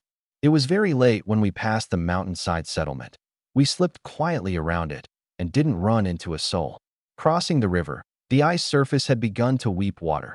The cracking ice was pushing water up to the top, and a few more warm days would form a river over the ice, and then there'd be no crossing at all. I said, "Stop here for now. We'll cross by ox cart, a few at a time." Someone said urgently, "Young master, we can just wade across." "No, the ice water's too cold. Force your way through and you'll all be sick in bed tomorrow. Fall ill now and there's no medicine." I held them back. "Everyone wait. Lungxing, you keep an eye on them. 10 people on that rear cart first." The rear cart held the cloth, light. I drove the first cart across to test the way. 2 oxen to a cart was steady, and we climbed the long slope on the far bank without trouble. The riverbed had been cut deep by the water, and the drop from the water's surface to the bank was great. We moved the cloth from the rear cart to the front, and I drove the empty cart back and ferried the rest over, trip by trip. The flock was driven ahead of the cart, edging slowly across the ice, and at last everyone was safely back outside the stockade gate of the camp. The 14th of the first month. The moon was bright enough to be near white. Inside the abattis, Xiang Cao and the 4 others on guard heard the cartwheels and the bleating of sheep and shrank back behind the spikes, too scared to move. I called out, "Sani Xiang Cao, are you in there?" A timid voice came back. "Is that the young master?" "It's me." Everyone's back. Worried sick, weren't you? The five of them burst into tears the moment they heard it, hurriedly opening the stockade gate and rushing out to throw their arms around their master and refuse to let go. So late and not back. We thought you'd never come back. In these years, the moment a person stepped out the door, they might vanish, never seen alive, never found dead, and those left at home could only wait to freeze or starve. How could I ever leave you behind? Something held us up. Let's unload first.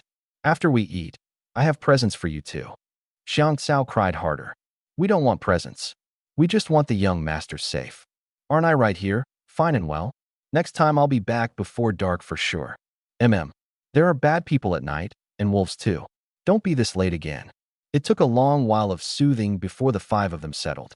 We drove the sheep into the stockade first, then carried the grain up to the hilltops sack by sack. The sacks weren't large, 80 or 90 jin each, and 4 people to a sack. They were soon stacked neat, with reed mats laid over and weighted down. From below came a sudden cry from Fang Yu. Ah, what is it?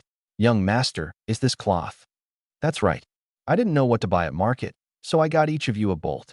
The girls were happier than they'd been over the oxen and sheep. Cloth was so dear that many families couldn't put together more than a few sets of clothes in a lifetime. Once worn through, all you could do was endure it.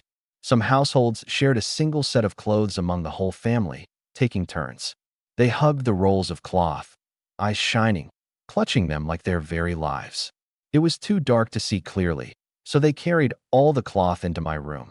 First they swept the mat clean and dusted it off, patted it thick, and only then stacked the cloth on top. With each roll they laid down, they smoothed it carefully flat, terrified of a crease.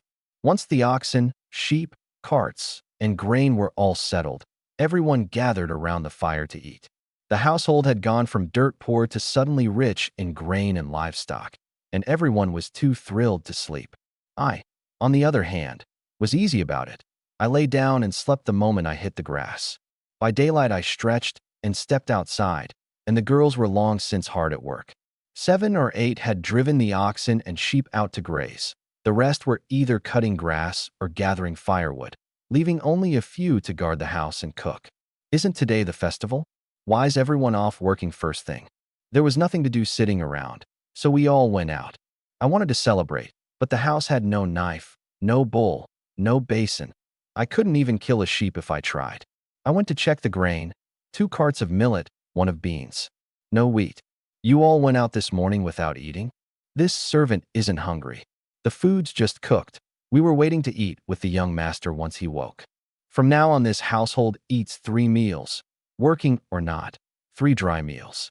Anyone who wants thin porridge can cook their own. I still had glass beads in reserve. If grain truly ran short, I could trade them. This servant will dish out the food, then go call the sisters back. Today's the festival, the reunion meal we eat together. I'm not hungry. I'll wait for them. Then what about the oxen and sheep? Leave a few people to watch them. After the meal, we'll go relieve them. All right. I looked down the hill. The oxen and sheep were grazing the dry grass by the riverbank. These beasts were a source of fertilizer. How could I let that goodness go to waste on someone else's land for free? You go call the others. I'll go bring the herders back. All right. I went down, and together with the others drove the oxen and sheep onto our own fields. The grass there was plentiful, and the beasts weren't fool enough to wander into the great forest. I'd just driven them to the field's edge when, in the trees along the neighboring ridge, a few cicadae poked their heads out to peer. I had no weapon in hand, so I could only spare them a glance and leave it. The oxen and sheep were spread out to graze the fields, and everyone went back to eat. After the meal, we'd come tend them again. When the girls heard that I'd called everyone home, they knew something was up. With the talk last night about buying each of them cloth, it was a fair bet it'd be handed out now. They couldn't eat. They bolted a few mouthfuls, then sat watching me, willing me to put my bowl down sooner. With all my own troubles solved, I was in no hurry and slowly filled my belly. The moment I stood up, every eye in the room turned to follow me. Xiang Cao asked, "Has the young master eaten enough? Shall I dish out another bowl?" "Enough. Any more, and I'll be stuffed. Let's get to business first, then clear up." Their eyes lit up at once. I said, "You've been in this house a good while now, and I've never readied you a gift. Today's a festival too. Your first festival since joining the household.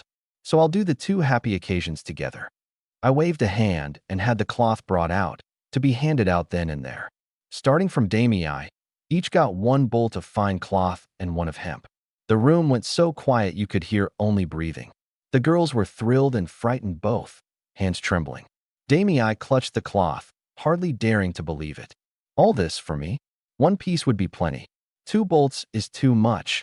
A single bolt is enough to make clothes for several people. Saved. It could even be traded for grain later. I pinned it down. I said how much I'm giving, and that's how much. Cloth spoils if it sits too long. Take it. Make whatever you like of it. Scissors and needle and thread will be along soon. Next, Ermii. Damii withdrew, wiping at her tears, and only when she felt the fabric did she realize it was fine cloth, a whole bolt of fine cloth. She steeled her heart. The young master treats me as a person. This life of mine is his. Ermii's eyes reddened too as she hugged her cloth and stepped back, thinking, from now on, anyone who dares wrong the young master, I'll stand in front of him. Next, Sini. Sini said quickly, thank you, young master. This servant has no way to repay it, only to work harder, like an ox and a horse.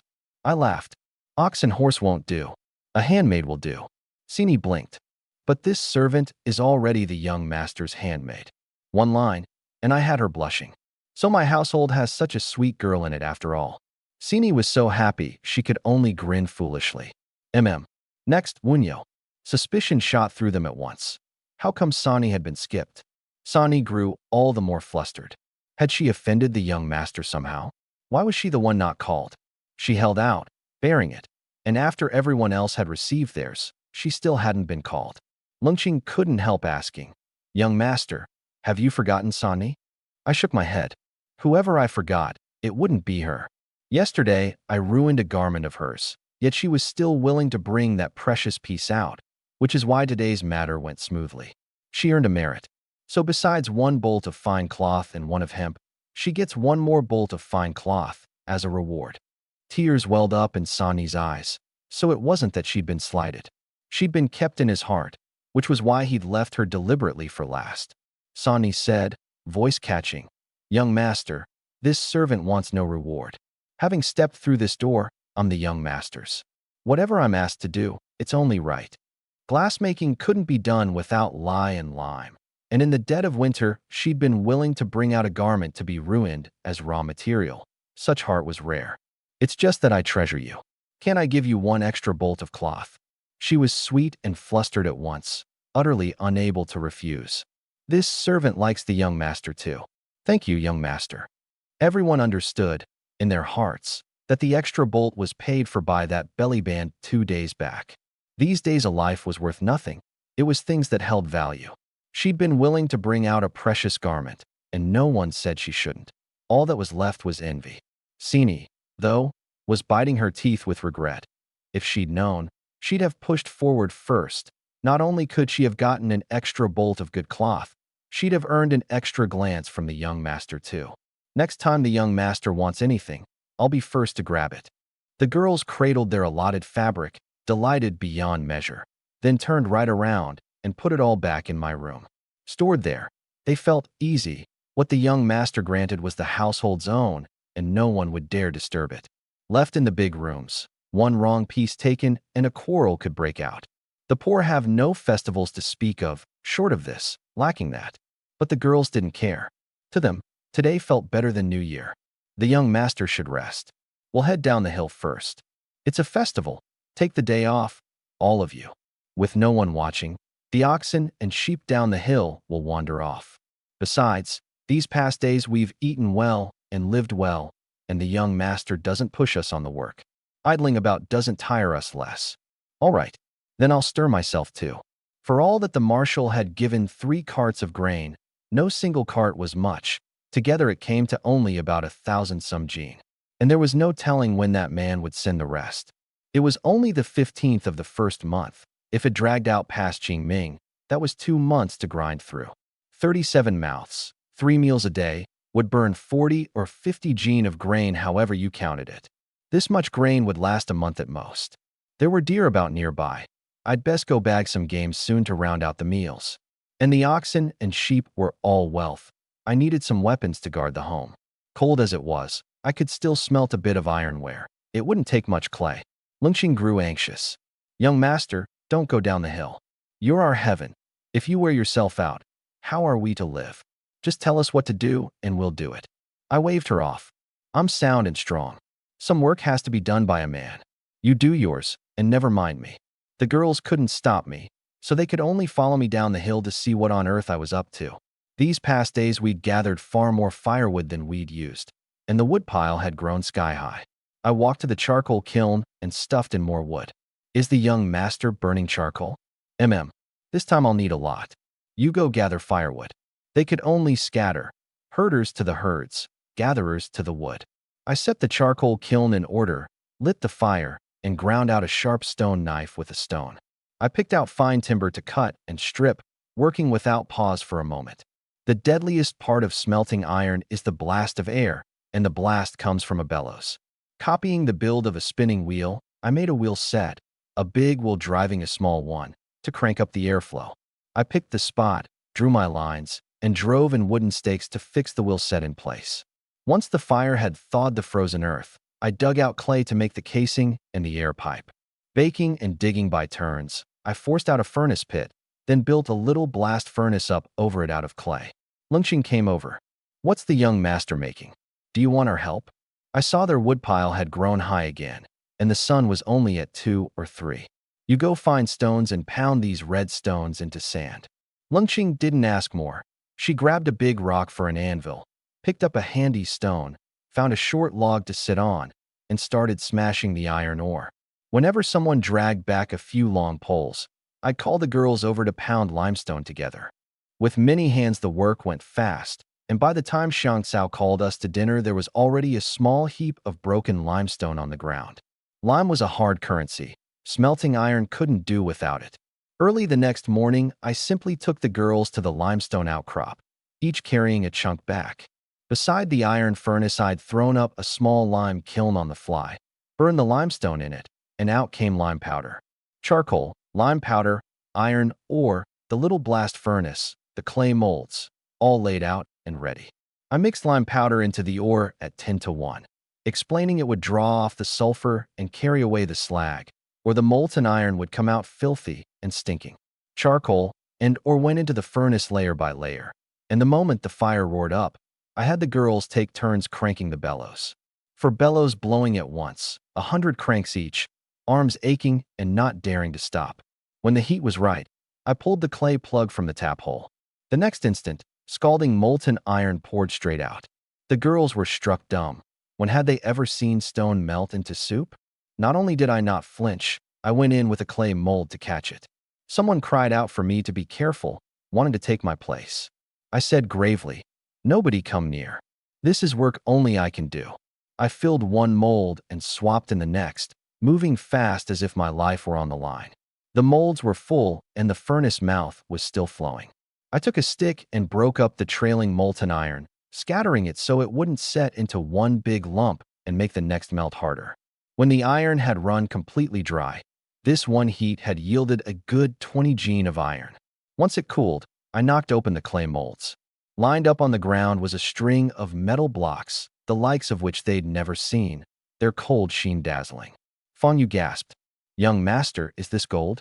I said, "It's the hardest kind of metal, iron. One mold's worth, 2 chisel heads, a knife, an axe, a cleaver blank, 2 thin sickle heads, a small hammerhead, a large hammerhead, all of it." I had no time for them. I grabbed snow to cool the iron blanks and carried the whole armful of iron down to the rubble flats by the river. By day the river's surface ran with a thin skim of ice water. I crouched at the edge grinding away, again and again, until my hands went red. The girls didn't know what these iron tools were for, only that they were dear beyond price. Lungxing's shout snapped everyone back to it, and they split the work again. The ore pounders kept pounding ore, the wood snappers kept snapping wood, getting the stock ready for the next heat in advance. By the time I carried the ground-down ironware back, the charcoal kiln was packed full of wood, and the ore had built into another small heap. The shapes I'd cast from the clay molds came out very true. fit them with wooden handles, and a simple grinding got them ready to use. I looked at the girls and smiled. You're far too fast. Everything's prepped already? Driven to work since childhood, never once praised for diligence, they took that one line sweet to heart. I set the ironware on the ground. All of this is your doing. Someone picked up the axe and asked, is this a bronze axe? I answered no. An iron axe, far more fierce than bronze. To prove it, I demonstrated on the spot. A few swings and a length of timber thick as a wrist snapped clean through. Their eyes lit up. With this, gathering and cutting firewood would be no more suffering. They crowded around praising me. I could smelt metal, I could make fine tools. But I said, without your help, I couldn't have managed it alone. That set them going harder still, scrambling to test the knife and the sickle, cutting grass and chopping vegetables smooth as if they'd been given new lives. Sonny edged close and gently wiped the charcoal soot from my face. The young master truly has ability. With you here, we've nothing to fear. The household had suddenly gained no end of good things, and whoever worked got praised, so everyone felt it was worth it. The girls gathered around me with their anxious little questions, the herders, the cooks, the toolmakers, all named and credited, and even the family's meals tasted better than before. Early the next morning, before I was even up, they were all hard at work again. Wood gatherers gathering, charcoal burners burning. I widened the blast furnace another round, and this time prepped 3 days' worth of stock in one go. I made 2 large molds, carried on a dozen-odd long poles. It took a dozen girls hauling together. From 2 tap holes we filled the small molds first, then poured the large, and at last cast 2 big iron pots, each with 2 handles. In the center of the yard I built up stones for hearth legs, set the 2 pots on them, and all the girls crowded round. They'd only heard nobles used bronze cauldrons and outlanders used clay pots. They'd never dreamed our household would have metal cauldrons. These 2 pots could not only cook for 40 people, they were a trump card besides. If it ever came to the bitter end, a single pot could be traded for a pile of grain. The pots cooked fast, and the food smelled good. Lungching asked, young master, shall we put up a shed over the metal cauldrons? I said, not yet. Wait for the thaw. Then we'll lay a brick stove and build a proper kitchen. But bricks needed clay and wood, and right now those all had to go first to the blast furnace and the charcoal. Tools were still far short. Hoes, shovels, sickles, none of it enough, and weapons most of all. I cast only 2 things for myself first, a small knife and a long saber. Cast iron though they were, they'd do in a pinch. After the meal, I ground the long saber in the yard. The blade was over 60 centimeters, straight-tipped and narrow-bodied, made in the style of a pudeo. I picked out mountain hickory and shaved it into a pole 2 meters long, fitted the casting, slid the blade onto the pole head, and gave it a twist, and there was a long-handled saber. Early morning, I rose and went out. There'd been heavy snow in the night, cold enough to reach 15 or 16 below, and Leowa still wanted to go graze the oxen and sheep. I stopped her. It's too cold. We'll see at midday. Aren't there feedstocks set aside? Don't go out today, just carry grass to feed them. Leowa was unwilling. Sitting idle makes me restless. Eating so much and not working, I feel uneasy inside. I settled it. Today, everyone rests. But Lingqing raised something more pressing. Young master, the river's frozen. It's the perfect time to go trade for grain. We can't keep eating fine grain forever. The stomach can't take it. I'd long since tired of millet porridge and bean soup myself, and remembering I still needed a millstone to grind flour, I nodded. All right. Hitch the ox cart. We'll go trade for wheat and grain across the river.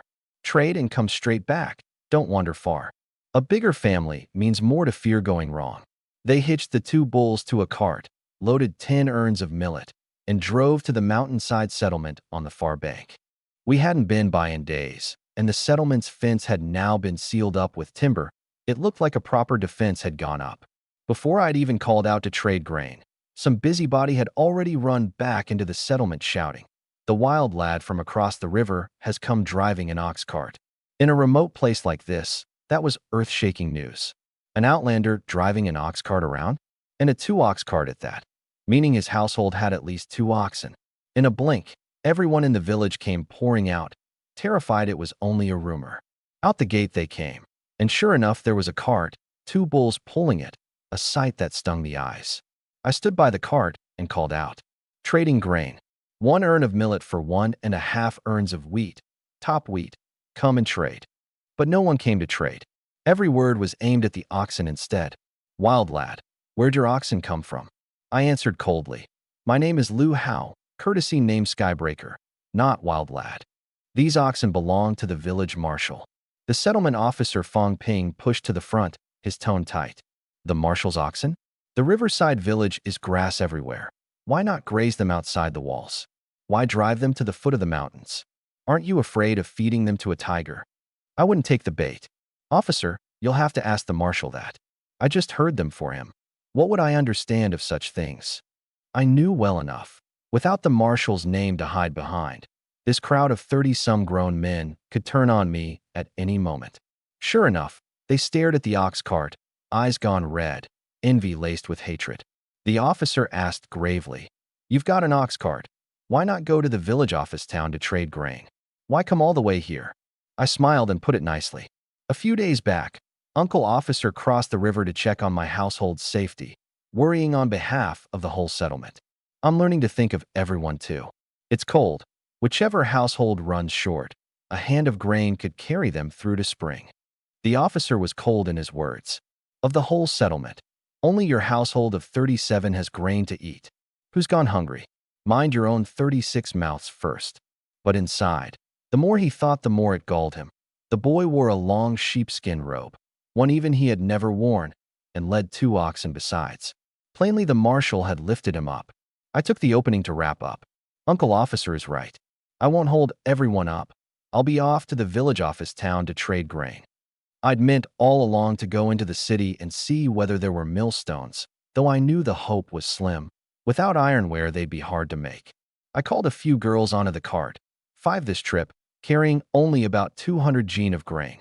As I left, I called out once more, "Anyone heading to the village office town? Hop on, it's on the way." No one answered. They could only watch the ox cart roll past. Lift a hand against me they dared not.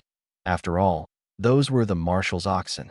Once the cart was gone, Skinny Monkey, Horseface, and a few others huddled together, faces dark as dripping water.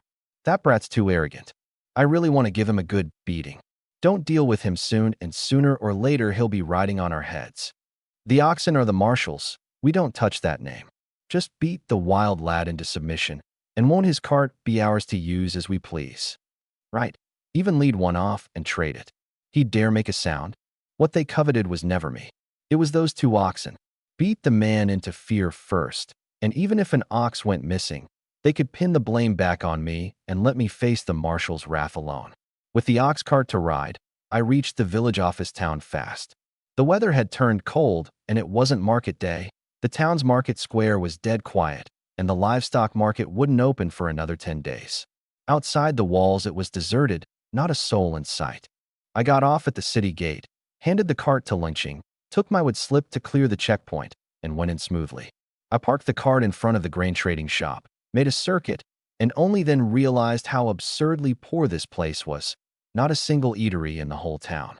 There was a meat stall, but a gene of pork cost an urn of millet, and I balked on the spot and went back to my real business. In the grain shop sat winnowing baskets, sieves, flails, grain working gear. Outlander households had no knives and couldn't even make wooden tools, so they could only bring grain to trade. I asked the price of a winnowing basket and a sieve. The shopkeeper named his price right off: 1 urn of millet for a basket, 1 urn of wheat or sorghum for a sieve. I asked whether he had millstones. He looked blank. He had no idea what one even was. I switched and asked whether he took metal. He said he did. I drew out a fingernail-sized ball of cast iron and handed it over. He weighed it in his hand. He called it gold, then said he'd never seen this kind. I played the country bumpkin and held fast. This was a rare heirloom thing, rarer and harder than bronze. The shopkeeper opened at 100 urns of millet or beans. A chill ran through me, but my face went all the harder, and I said my mother on her deathbed had charged me to take no less than 400 urns of wheat for it. The shopkeeper turned on me, cursing me for dreaming, and would go no higher than 300. I at once held up bronze cowries for comparison and forced him to admit it. This thing was heavier and rarer, and if he wouldn't give 400, I'd take it to the township seat town to sell. The shopkeeper turned it over and over, ground his teeth, stamped his foot, and gave in. 400 urns, for 100 it is. There was too much grain to carry, so I pressed him to deliver, too. He balked at the long road and the river crossing, and at first wanted 20 urns per cart. We haggled to the end and settled at 10 per cart. While I was at it, I traded for 5 winnowing baskets and 5 fine mesh sieves, and exchanged the millet I'd brought for wheat and grain. 400 urns of grain came to 8 ox carts, and freight alone took 80 urns off the top. When the girls saw the grain piled into a mountain, their eyes lit up. I gave the order in a low voice. Unload the grain the moment we cross the river, then go tear down all the furnaces. They nodded at once, because everyone understood. Let private metal smelting come to light, and it was a dead road. I led at the front, the 8 ox carts following behind, and after a bit over 2 hours we reached the riverbank. By the river, 8 men in 2 groups were wandering back and forth, pretending to stroll. One look and I knew them, all from the mountainside settlement. A bitter cold day, and instead of holing up at home or doing any work, they were loitering on the riverbank wasteland.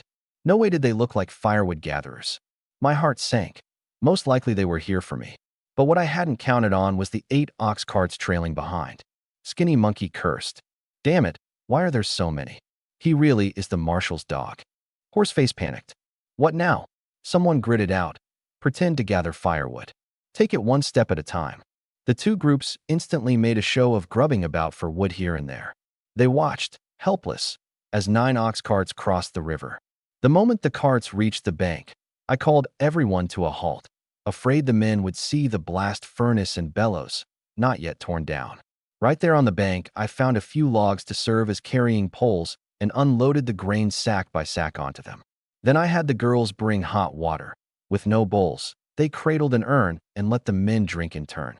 The men were all slaves and weren't picky. They drank, gave their thanks, and drove their carts off. Once the cart train was well away, I was leading the girls and loading the grain onto our own ox carts, meaning to load light and haul it straight back to the Lone Hill yard, when 2 more groups appeared on the river, for to a group, coming this way. Lungqing said low, "Look, people coming. What do they want?" My face went cold. They mean no good. Girls, grab whatever stick comes to hand. Arm yourselves. Hearts pounding, the girls rushed to the woodpile, each snatching up a club, and stood at the riverbank glaring at the approaching men. One look and Horseface lost his nerve. It's bad. Those lowly slaves mean to revolt. They've even taken up weapons. Skinny Monkey sneered. Afraid of what? A pack of slaves. I can take 10 of them. The others jeered along. They couldn't turn the sky over. The 8 men closed in, clubs in hand, fierce with bluster.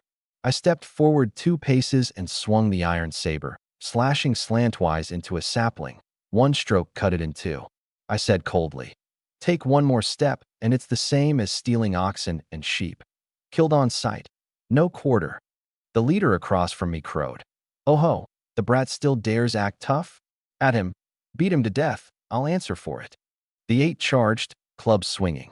I gave the blade a twist, drew the handle out, and in an instant it became a horse-cleaving saber over 2 meters long. I steeled myself and went to meet them, holding to one truth only: flinch now and you die.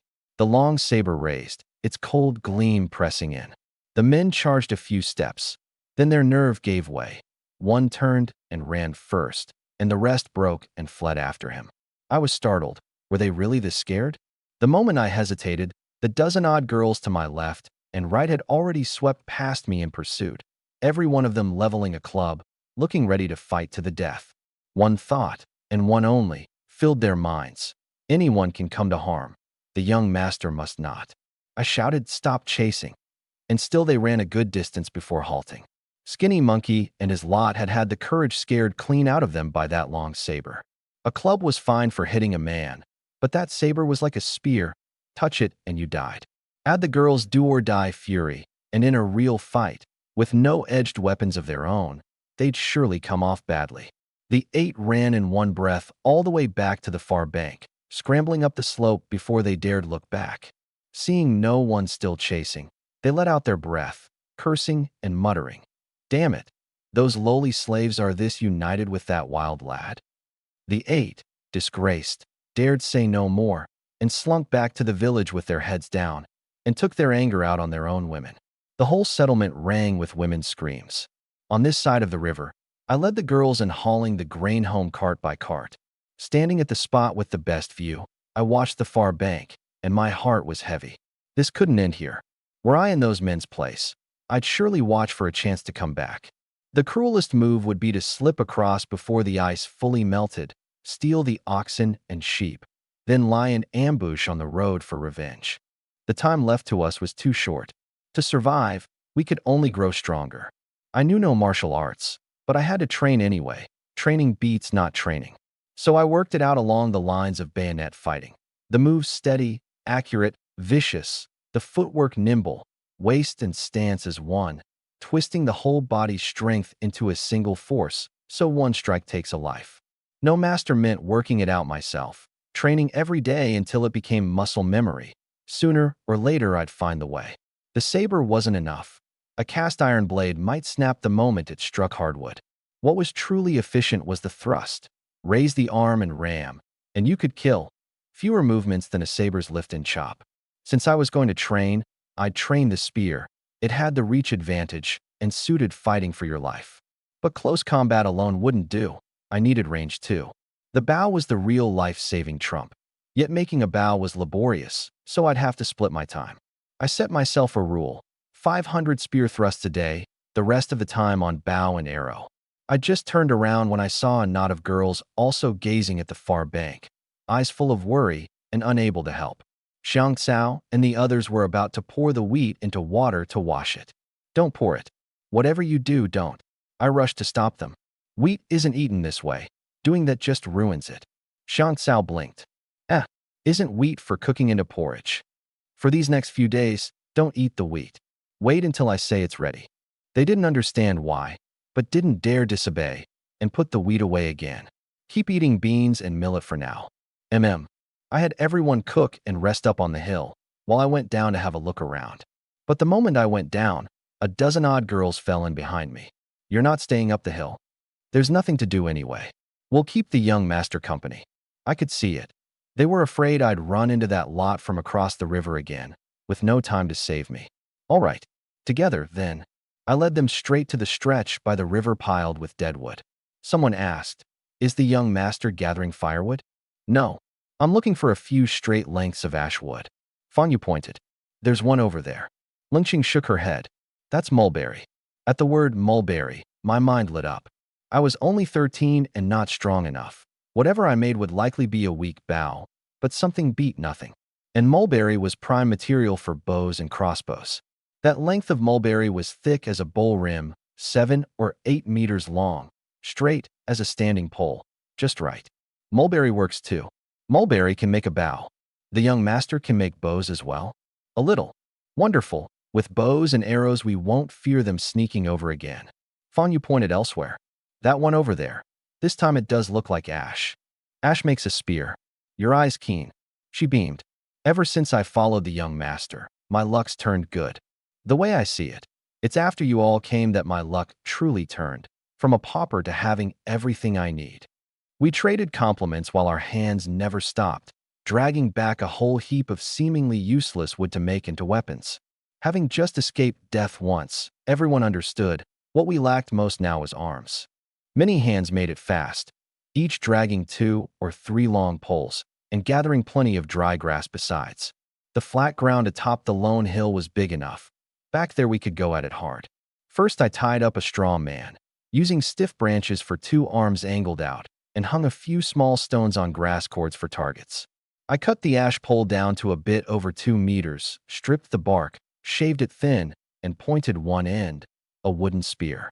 I took up the spear and started drilling against the straw man. Attack, defend, evade, just those 3. The thrust relies on the foot driving against the ground and the waist and hips carrying it, pouring the force into the spear tip, and it has to be accurate. But ash has spring to it.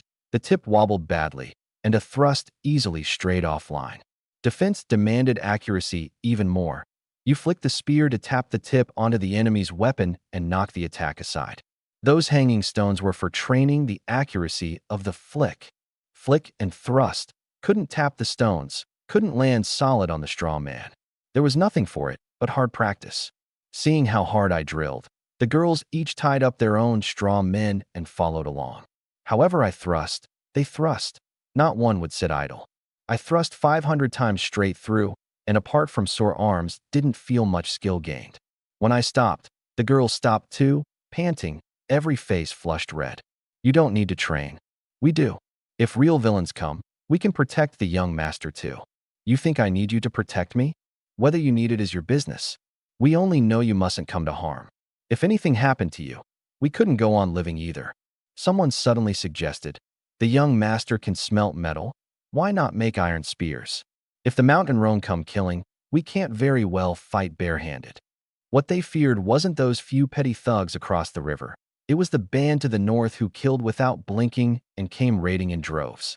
I said gravely, if we're making iron spears, it can't be here. We have to go to the stream gully on the far side of the fields, where it's harder to be seen. The girls answered at once. Then we start tomorrow. First tear down all the furnaces below. Leaving them is asking for disaster. That made them tenser still.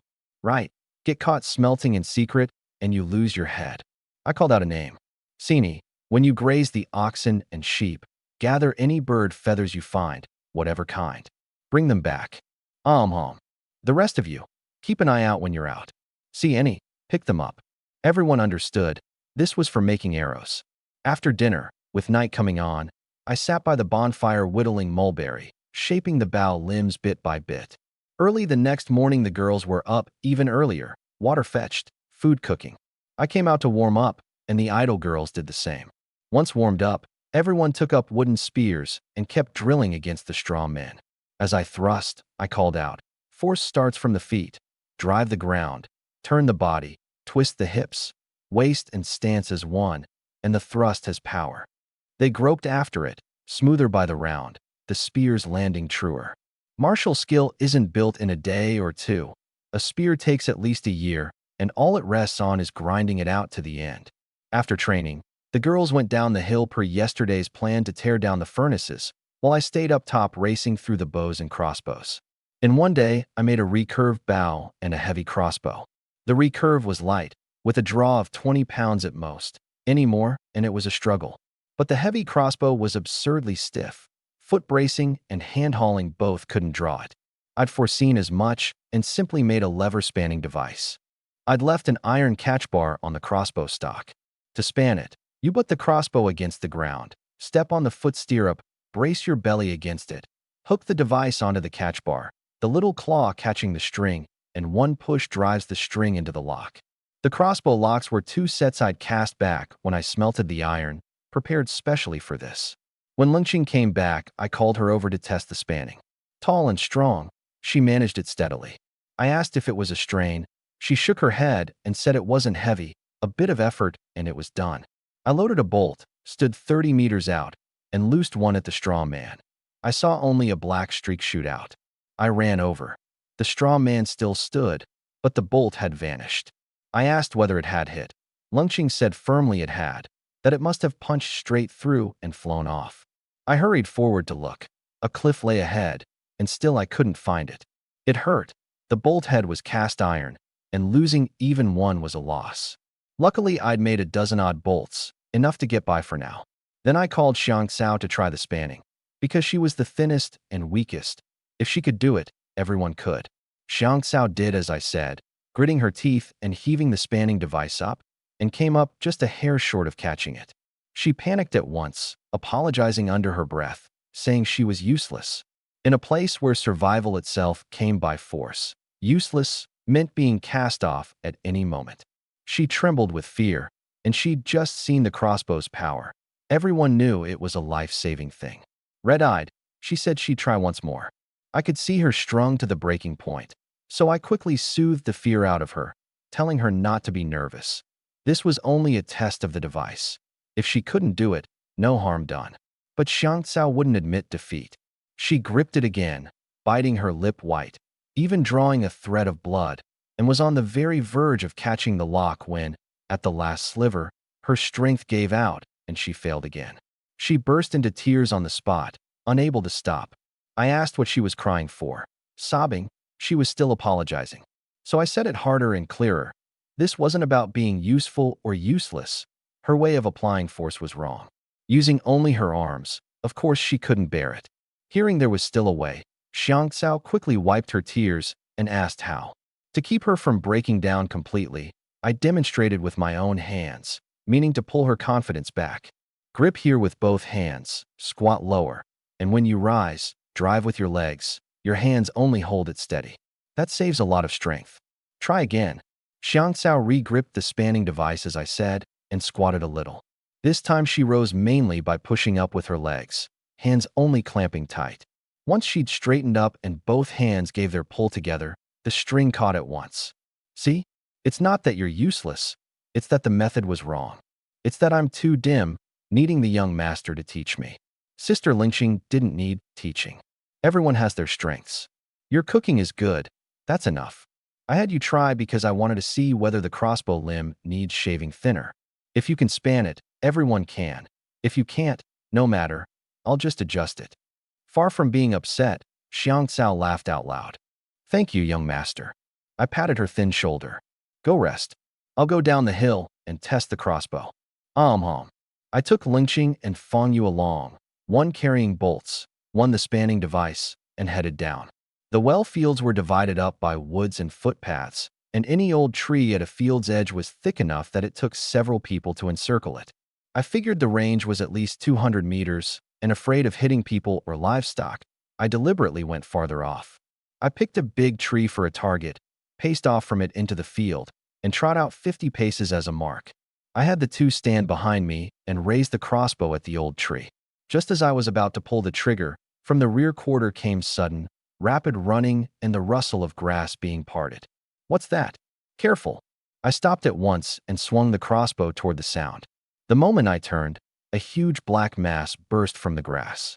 A great wild boar. Hot-tempered, fast-charging, immensely strong, the deadliest kind. With no time to think, I pulled the trigger straight away. A shrill boar squeal exploded from the grass. I had no idea where the bolt had struck, but the boar stopped charging and spun in place, squealing horribly. I butted the crossbow against the ground and stamped my foot on it. Quick, span it. Lingxing's face went white, but she steeled herself and hooked on the device, fumbling 3 times before she got it aligned. Fang Yu handed up a bolt, and I knocked it and loosed another. This one drew no squeal, like it had missed. But the boar circled twice more, then suddenly toppled, legs kicking. Once the string was respanned, I made ready to put in another bolt. The boar had already gone still. Still uneasy, I put one more into it. The bolt was over a foot long. It sank clean into the boar's body, leaving only a hole at the entry. I signaled the two to stay put, took the spanning device, and crept slowly closer, poking at the boar's eye. No reaction at all. The first bolt had gone in through the eye. The force was so great it had reached the brain. It seemed the crossbow needed no more testing. Its power was plenty. The two girls, trembling with fear a moment ago, were now all astonished delight. That terrifying beast had become, in a blink, one enormous heap of meat. Fang Yu marveled. Heavens, the young master's too amazing. To hunt down a boar this big. The boar was 400 jin at the least, its tusks long and black like 2 knives. I said in a low voice that the 3 of us had hunted it, and told Fang Yu to go back and call all the girls. Bring plenty of hands, plenty of knives. Lingxing added, bring clean urns, don't waste the boar's blood. The moment Fang Yu got back to the hill, the news blew up, and the girls came running down in high spirits. They set to around the boar, breaking the meat into chunks of carryable size, carrying it up the hill first to deal with later. Lingxing said I should keep some of the meat. It was cold, it would keep, and we could eat it slowly. But I set the rule first. Tonight, everyone eats meat to the full, and we'll talk about the rest after. I had them boil plenty of water to scald the boar for scraping off the bristles, and peeled the hide off whole and set it aside. The boar's back fat was absurdly thick, and that gave me a sinking thought. This region probably had no tigers, or how could a beast grow fat like this? I cut the back fat off first and re-seasoned the iron pot with the pork skin. One pot boiled meat, the other I used to dice the fat and render lard. Only then did the girls see how fierce the iron pots were. A clay pot rendered fat slowly and wastefully, while the iron pot came to a boil the moment it hit the fire. Before the meat pot's water even boiled, the cracklings in the oil pot were already coming up. I scooped the cracklings out, spread them on a clean mat to cool, tested the temperature, and bit one, fragrant enough to set my mouth tingling. I called everyone over to taste, but the girls only stared longingly at the cracklings, smacking their lips, not daring to touch them, afraid someone might miss out. So I simply divided them into piles by head count, giving Lungching and Fangyu first, then starting from Damei, one portion each. Everyone cradled theirs like treasure, nibbling in tiny bites, terrified one bite, and it'd be gone. But however slow, they finished, and before the letdown could settle, the meat pot boiled. I put enough salt into the pot that every piece of meat tasted of it. With the salt in place, the flavor of the meat leapt up, and the girls ate it fragrant and full, like New Year. They'd never eaten meat this way before. Even when they bagged game, they couldn't bear to share it.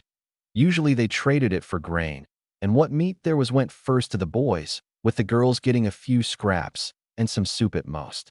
But one word from me. Tonight no rice, everyone eats meat. At the end I held their momentum down again, telling them not to force it to bursting. Only eat to 8/10 full. Eat too full, then guzzle water, and a person really could swell up into trouble. That meal, for the girls, was the happiest of their lives. It wasn't simply eating their fill, it was a craving for meat, pressed into their very bones, finally satisfied. After it, every one of them seemed remade, spirit and vigor standing up straight. What mattered more? I treated them as people, more devoted than their own parents. If anyone ate little, I asked at once whether she was unwell. Not like those so-called family who'd watch you, afraid you'd swallow one mouthful too many. The life they'd dreamed of since childhood had, against all odds, come true here. This was what a home should be. This was what you truly called home. Even the sound of their voices softened without their noticing. Young master, have you eaten your fill? I have. And you? Full. First time in our lives we've eaten meat till we were stuffed. Remember, don't gulp water all at once. Small sips to wet the throat. Wait till you've recovered before drinking, or you'll swell up and hurt. That bit of care brought tears welling to the brim. Someone couldn't help reaching out to smooth my hair. Shall we walk a little to settle the food, or drill some martial arts while we're full? Skip the drills. It's dark, easy to hurt someone, and it makes you thirsty. Let's walk together. Under the moonlight, a whole crowd paced back and forth in the yard, like guarding the small piece they'd only just won. Early the next morning. Good morning, young master. Why up so early? Today graze the oxen and sheep on the open ground by the river, not in the fields. I'm afraid there are still boars in the fields. Thank you, young master. This servants noted it, to the riverbank. I nodded and turned to the training ground. Hearing the noise, the girls came too, and we drilled together. 500 spear thrusts fixed each day. The bow was done as well, so hit or miss, another 100 shots had to be put in. But the real trouble lay ahead. Boars live in herds. Where there's one, there may be a whole pack. A single crossbow was nowhere near enough. From today, we had to make crossbows for all we were worth. With the experience of the first one, the making went much faster. Cut the wood to length by the limb's span. For the mulberry, shave off the outer white sapwood and keep only the yellow heartwood. Only then is it hard and stable. The girls brought out every wood-cutting blade they had, kitchen knives, hatchets, all into the fray, and pitched in. They did the rough work, then handed it to me to finish. The weather warmed, and the soil on the sunny slopes thawed a foot deep. At the slope's foot we threw up a small blast furnace on the fly, cast the crossbow lock fittings, and cast a heap of iron arrowheads while we were at it. Done, we tore down the furnace and bellows again, keeping them to fit straight back together next time. 5 days of hard pushing, cord braiders braiding cord, bow makers making bows, and in one stretch we turned out 55 heavy crossbows and 33 spanning devices. Then we began formal drilling at once. I stayed up 5 nights working the procedure dead solid.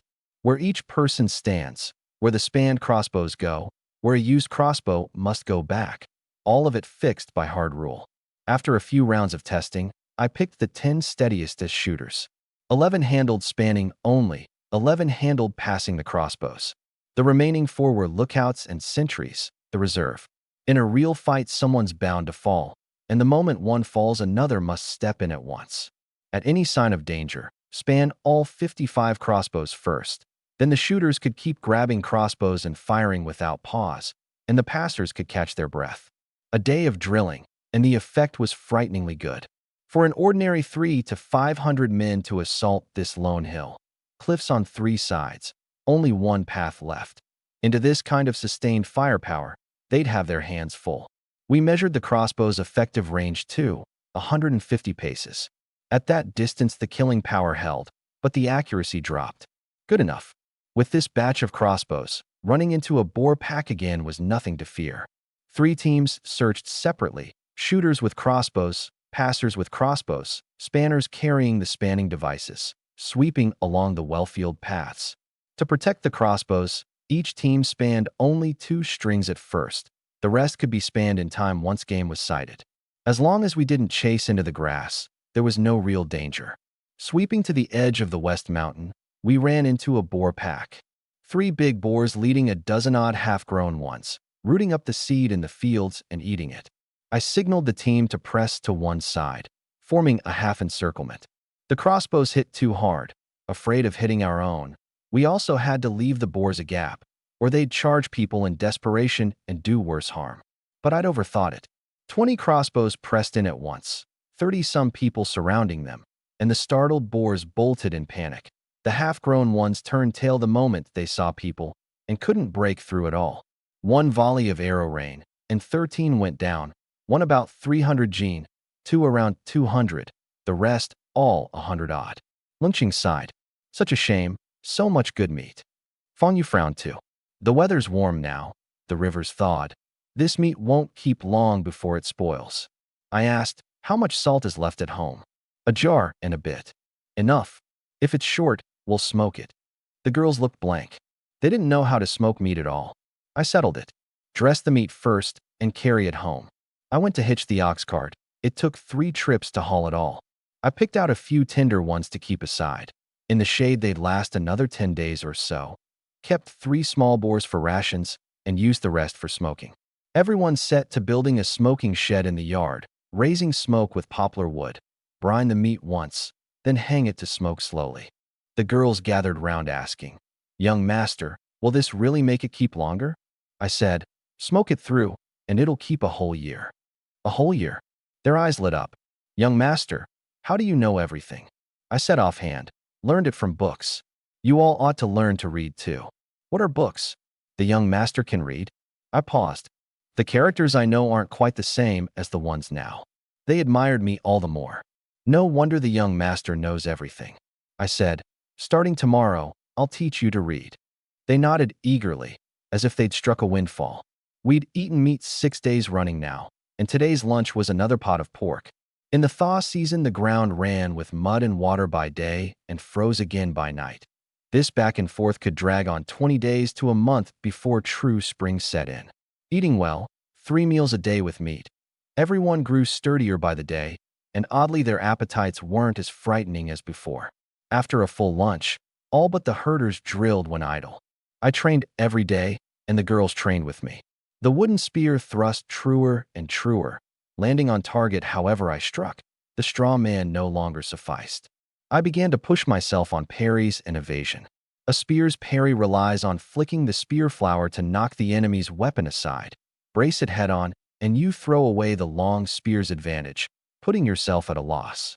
To raise the difficulty, I hauled a coil of hemp rope down the hill, picked a dry sunny slope, climbed a crook-necked tree, and tied up 10 ropes in one go. Each rope end was tied to a fist-sized stone, hung deliberately at staggered heights, front and back, in a jumble. That done, I started drilling. I shook out the ash pole, afraid of cutting the ropes. I used a blunt head on purpose. A thrust caught a stone. The stone flew off. Then the rope yanked it back, hurtling straight at my face. I spun into a turning back thrust and tapped it again. I chuckled to myself. So this is all spear drilling is? Need a whole year? In half a month I'll thrust wherever I point. But once all 10 stones had been thrust out, the trouble came. Some hadn't taken the force squarely, so they flew off at wild angles and came back at wilder ones. The first round I thrust accurately, but couldn't fend off the rebound. I'd just batted 3 aside when the other 7 came smashing back from every direction. My head rang, and one stone hit me square enough to see stars. Then the stones rained down all over me, the batted ones swinging back too, forehead, then chin, then a shot to the gut. I knew more were coming and quickly curled up and hit the dirt. Thwack, thwack. 2 stones caught the backs of my hands, stinging enough to make me hiss.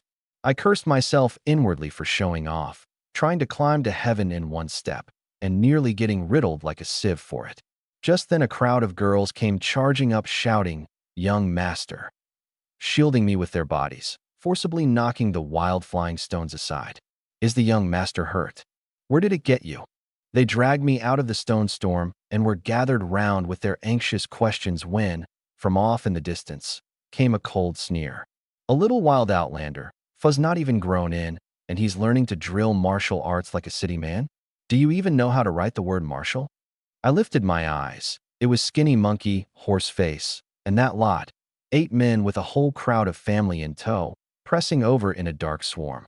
The river was thawing, water pooling on the ice. It could still barely bear a person, but one wrong step and you could drop into an ice hole.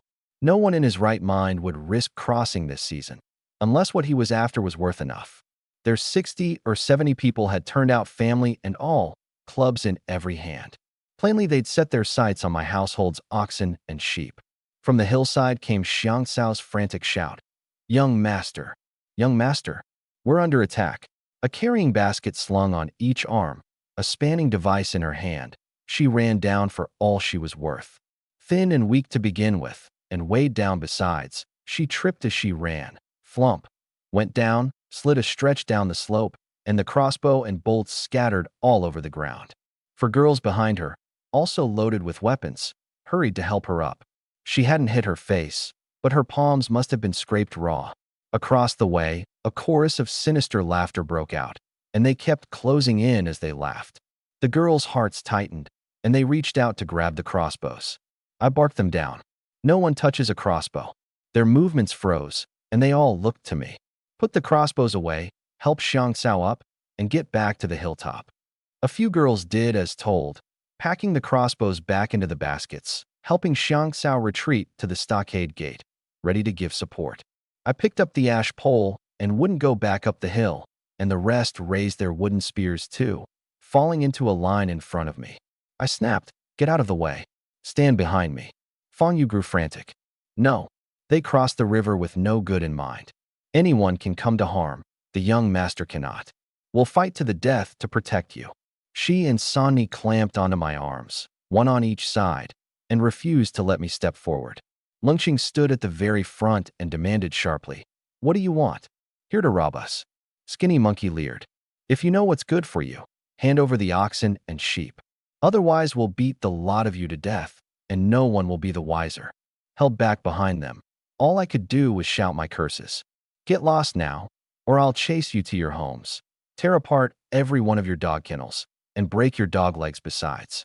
Skinny Monkey roared, "Death at your door and still the mouth on him. At them, all of you, beat them dead." He wouldn't charge himself. He meant to send each household's women slaves out front first, use sheer numbers to scatter the girls, then have the 8 men close in together and club me to death amid the chaos. And everything of value in the stockade would be theirs. But the 8 households' women only obeyed on the surface. Inside, everyone was cursing. None of them wanted to fight to the death for their men, and on top of it be forced to wade through ice water to do the filthy work of robbery. On my side, by contrast, the girls had only one thought: protect me, hold the stockade. The words "beat them dead" did the opposite. They forced the fight out of the girls. Don't fight and you die. Lungqing charged first, and the rest caught fire, wooden spears thrust out as one, bearing straight down. The women slaves across the way, pushed to where there was no retreat, raised their clubs to meet them, brute instinct flaring, meaning to meet force with force. But they only looked sturdy. My side ate well and trained hard, and their strikes spared nothing. At the very first clash, one stout slave had barely swung her club up when Lungqing darted in and rammed a spear into the hollow of her chest, sending her staggering back in pain. The girls swarmed in after, clubs and spears tangling into one knot. Wails exploded from the crowd. "Mother, they're killing us! Murder! Help!" The front rank women, dazed at the first contact, and the back rank scared clean out of their souls. When had they ever seen this kind of life or death fury? Dropped their clubs, turned, and ran.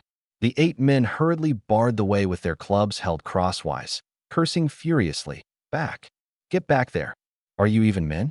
Sending slaves to fight your battle. Want to fight? Fight it yourself. I'd sooner drown in the river than serve you anymore." By now it was a rout, total collapse. The women slaves wanted only to flee for their lives, terrified of being killed on the spot. The 8 men blocked the road crosswise, refusing to let them retreat. But the girls charged in, and without a word swung their clubs, smashing straight at them. That threw the women slaves into worse chaos. They shoved frantically at that wall of clubs, wanting only to squeeze open a way out alive. However strong the men were, they couldn't withstand a whole crowd of women turning vicious at once, and in a few blows were forced back and back. The slow ones went down on the spot, a club pinning a chest, the women clambering over them, leaving them unable to so much as crawl up. The moment the women slaves broke away, the girls' clubs all came down on the bandit crew. With the women they'd held back, on these men they laid into kill. The ash poles were tough and hard, each blow falling like a whip crack, carrying force enough to make the bones tingle. They forcibly beat 3 of the men flat to the ground, and unable to rise before the girls stopped and turned to chase Skinny Monkey's lot.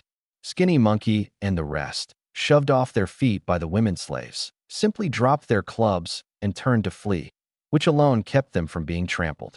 One even drew a bronze sword to put up a bluff, but seeing all his fellows on the ground and a whole crowd of killers bearing down, he gritted his teeth, sheathed it, and ran. The girls chased all the way to the riverbank, driving the men into the freezing water. Some, panicking, were tripped by the current and went down, scrambling and crawling, soaked to the skin, lunging for the far bank. The girls stood on the bank, planted their wooden spears, hands on hips, and hurled curses across the water. "Anyone dares cross again, we beat you every time we see you. We'll beat you dead." Just then my voice came from behind them. "Anyone hurt?" They crowded over at once. "Young master, why are you here? Are you hurt?" I never even lifted a hand. How would I be hurt? "Everyone check yourselves. Whoever's injured, say so now." The girls were panting with excitement. "No one's hurt. The young master taught us for a dozen odd days, and we drove off that whole pack of villains." I praised them with a smile. "Beautiful and able to fight both, your naturals." They answered all at once. "It's all the young master's doing. We'd follow the young master all our lives." Suddenly someone pointed behind us. "Look, they're trying to get away." The 3 men who'd been beaten down had caught their breath. One hopped on a single leg dragging the other. One cradled an arm while shielding a leg, and one had simply taken to crawling on the ground, trying to slip off somewhere no one was. The girls rushed up and blocked them, waiting for my word. "Young master, how do we deal with these 3 villains? Had this lot won, my own people would have come to no good end. Make no harsh example today, and others would come testing my household down the line." I glanced at the row of big trees by the river. "Bind them, hang them from a tree, so the far bank sees clearly what comes of daring to rob the Liu family. Then have them send someone to ransom them." The girls nodded and answered. They marched the 3 under the trees, tied their hands with hemp rope, threw the rope ends over a fork in the branches, and several of them hauled together, and up the 3 went. Hung up one by one, every head turned toward the far bank. I laughed. "The girls earn merit today. Pork at midday and at night. Eat your fill." They waved their hands again and again. "How is it our merit? It's all the young master's ability. We're cared for by the young master every day. How could we dare ask for a reward besides?" I said, "It's warm now, the meat won't keep. Today we count it a celebration." The whole party went back to the main yard, and I went first to see Xiang Cao. "Let me look, where are you hurt?" Xiang Cao bowed her head. "This servant's clumsy. Just scraped a bit of skin off my hands. Nothing serious." Damie I put in. She bled a fair amount. "It's been bandaged already. It'll be fine in a few days." I pressed. "Washed it clean. Washed it with clean water before binding it." I frowned. "No work these next days. Don't touch water. We'll see once it heals." Xiang Cao still wanted to tough it out. This servant can still tend the firewood. I patted her head. Not just you. From now on, anyone who falls sick or gets hurt rests up. No forcing it. I hadn't finished when I saw Lungxing limping toward the rooms, propped on a wooden spear, with someone supporting her besides. I stopped her at once. What's wrong with your foot? Lungxing said lightly. A branch poked it. It's nothing. Sit down, let me see. Lungxing hurriedly changed the subject. Young master, people are coming from across the river. Looks like Officer Fong. See to the real matter first, so they can't twist black into white. I turned to Fong Yu, who was supporting her. Deep wound. Fong Yu gestured. The cut's not big, but the branch went into her heel. I pulled it out, washed it, and bound it. 10 days to a fortnight, and it should heal. My heart sank. The straw sandals were thin as paper, and a foot wound feared infection most of all. Yet I had nothing to disinfect it with. These next days you lie in your room. Food and drink brought in. Don't set foot to the ground. I'll clear out an urn for you to use as a chamber pot. Fong Yu blinked. What's a chamber pot? I said, a night pot. A piss jar. Lungxing flushed. Young master, it really isn't that serious. I overruled her. It's the rule. From now on, whoever's hurt or sick does the same. And, starting today, no drinking raw water. Water must be boiled. Drink it cooled if you like, but boiled first. The girls all answered as one. That settled. I took some people down to the riverbank. Officer Fong, with Skinny Monkey's lot in tow, had actually waded across, face gone blue with cold. I struck first. Uncle Officer, you've come at just the right time. Your nephew was about to come find you. These 3, and those 5, they crossed the river with their families, meaning to kill, plunder, and steal oxen and sheep. You must take my side in this. Officer Fong said coldly, I've heard the account already. Whatever the case, they're the marshal's slaves, people who farm the marshal's land. I'll take them back first, report to the marshal, and you'll have your answer in due course. I cupped my hands. Then I thank you, Uncle Officer. Another day, do come sit at my home. Officer Fong left one line. Another day, then. I watched as Skinny Monkey and the others untied the 3 hanging men and helped them stagger back. Once they'd gone some distance, Skinny Monkey suddenly looked back and spat his threat through gritted teeth. Wild lad, if you've got the nerve, never walk this road again your whole life. This isn't over till you're dead. My eyes went cold. Don't worry. One of these days I'll pay you a call in person. Back at the main yard I set to making snowshoes, longer and wider this time, to spread the weight, and easy to kick off the instant I stepped into ice water. At dawn the next day, on the excuse of relieving myself, I slipped out alone and retrieved the wooden spear and snowshoes I'd hidden away. The hour before sunrise was coldest, around 5 or 6 below, and only a thin skin of ice lay over the ice water on the river. On my snowshoes, the wooden spear held crosswise, the back basket on my shoulders, I edged across the river bit by bit, and didn't take on a single drop of water. I knew well enough the return trip would likely mean waiting. On the far bank, I broke the snowshoes apart and disguised them as branches, and with spear in hand made straight for the mountainside stockade. The sky had just lightened, the stockade gate still shut, too cold for anyone to come out. So I waited under an old tree across the way. The sun had just nosed up when 2 women slaves heaved open the broken wooden gate, and a crowd surged out behind. Officer Fong led, with Skinny Monkey and the rest supporting the 3 thugs beaten the night before, and behind them a string of women slaves, every face mottled purple. Skinny Monkey recognized me at a glance and lunged with a howl. Wild lad, don't run, stand if you've got the nerve. Seeing me alone outside the gate, he flung the wounded men aside, snatched up a cudgel, and gave chase out the stockade gate. I wasn't about to wait for all 5 to surround me. The instant our eyes met, I turned and ran. The 5 chased to the woods at the field's edge and spread out to cut me off. Running, I glanced back, fixed on Horseface, the fastest, and once I'd opened a gap from him, I braked sharply and charged back. A flick of the spear, and I thrust. Horseface hastily raised his cudgel to block, but caught the pole square in the face. Howling, he clapped his hands over his eye and rolled on the ground, screaming like a stuck pig. The other 4 had just closed in when they saw me swing the long pole round and bring it down again, and Horseface screamed more piteously still. Seeing his cudgel couldn't hold me, Skinny Monkey simply threw it down and drew his bronze sword. I didn't retreat.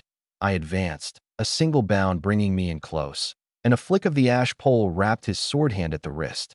Then a turning spin thrust drove straight into his knee joint. Before Skinny Monkey could even drop steady, a second thrust took him. The other leg struck home as well. The instant he knelt wailing on the ground, the three hired fists pressed in from the flanks. I knew what I was about.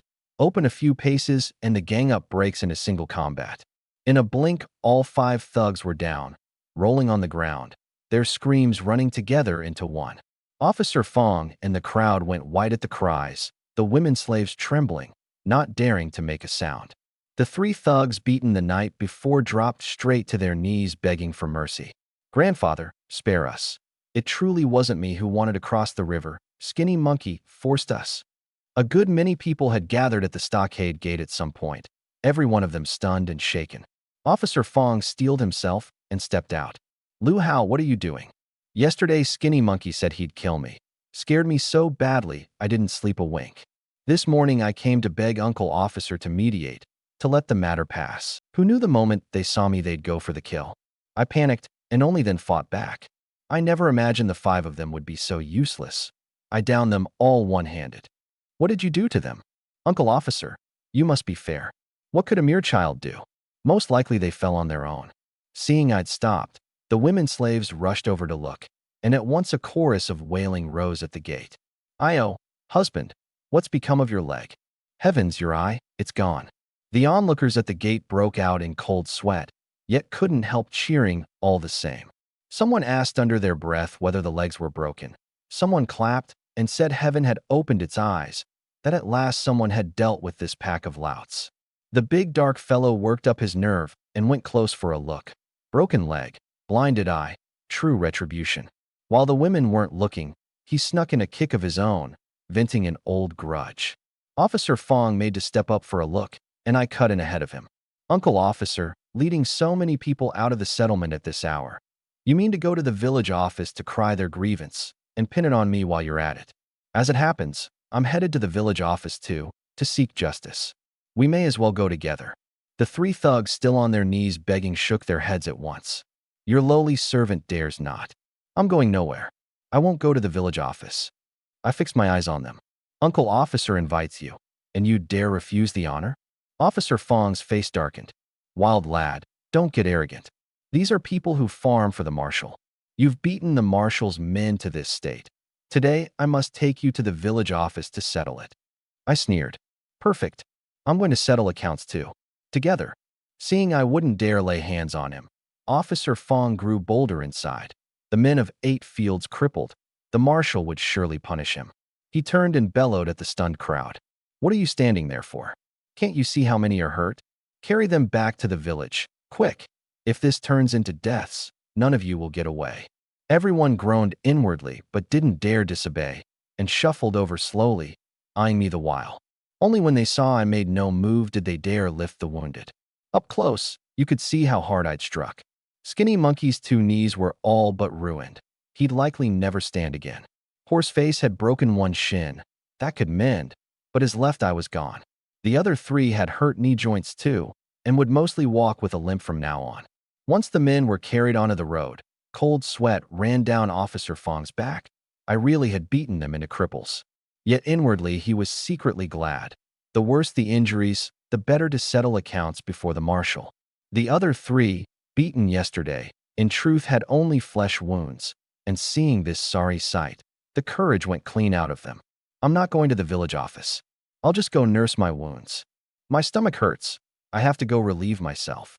"Same here, help me back, quick." The 3 had women slaves support them and shrank far away. They understood best of all.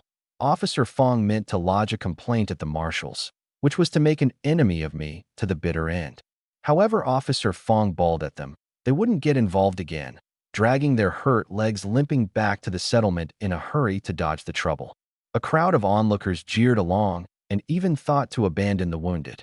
Officer Fong roared, "For fellow settlement folk to stand by and let a man die, that itself is a grave crime. Anyone who hesitates to help shares the charge." I threw it back. "Uncle Officer, don't go pinning crimes about. Who's the villain and who's an honest commoner? Everyone knows in their hearts." A bystander cursed. So young and so vicious. Better to just club them all to death, and the women slaves of those households too, and be done with it. I couldn't be bothered to argue, and said coldly, if there's truly a man beyond all redemption, I wouldn't mind enforcing heaven's justice myself. Officer Fong's face went black to hear it. Those words could just as well be aimed at him. He ground out, move. Carry all the wounded. To the village office town. I went into the city ahead of them, asking up and down the streets where I could trade for wine. The town had only some 300 households, and the only one who could produce wine was the marshal's house. I was worried Ling Qing's foot wound would fester and wanted to wipe it with wine. There was no wine shop, though there was a medicine shop. I'd just reached its door when a marshal's guard stopped me. Young Master Lu, the marshal summons you for questioning. I cupped my hands. Since the Lord summons me, of course I'll go. I'd heard the wounded men's household women wailing the moment they entered the city, fit to turn the heavens over. Outside the marshal's residence, the injured and their womenfolk were all jammed up at the gate, the men cradling their wounds and groaning, the women crying and bewailing their bitter fate. Not so much out of love for the men, more out of terror that the family's breadwinner was crippled, the fields couldn't be farmed, and the whole household would starve. The moment I arrived, they latched onto me like a found pillar, groaning louder, crying harder. I paid them no mind and handed my ash pole and back basket to the gatekeeper. The gatekeeper stared at that slender, supple wooden pole, baffled. With this thing, a mere youth downed 5 grown men? Uneasy inside, but not daring to ask, he let me in. I made my bow. Lu Hao of the West River, mountainside settlement, paying respects to the marshal. The marshal asked gravely, Officer Fong says you've wounded the band of outlanders who farmed for me, even crippled them? I answered, I only defended myself under duress. If I hadn't struck back, I'd have been beaten to death by them. Officer Fong cut in. Nonsense. They had no grudge against you. At most they'd have hurt you, not gone for the kill. I shot back, you're not them. How do you know they wouldn't go that far? The marshal pressed. And whose words are these? I steeled myself. I hear they were said by Lousy. The marshal frowned. Who is Lousy? From which state? I didn't dare give a real name, and could only mumble. I hear he's a man of Zhou, styled Gaguzzi, who hid away in Ghost Valley. More than that I don't know. The marshal grew more impatient. Stop circling. Why did you strike so hard? I pressed down my temper. If I weren't hard, my whole household of 37 would die at their hands. I laid out the whole story, beginning to end. Ever since I was favored with the marshal's gift of oxen and sheep, I've lived in fear of robbery. Even invoking my lord's name, they crossed the river again and again to attack. That they hurt me would be nothing, but in doing so they show no regard for my lord at all. Having received my lord's grace, even at the cost of my life, I had to beat them into submission. The marshal turned and fixed his eyes on Officer Fong. Is this true? My lord, there's no such thing.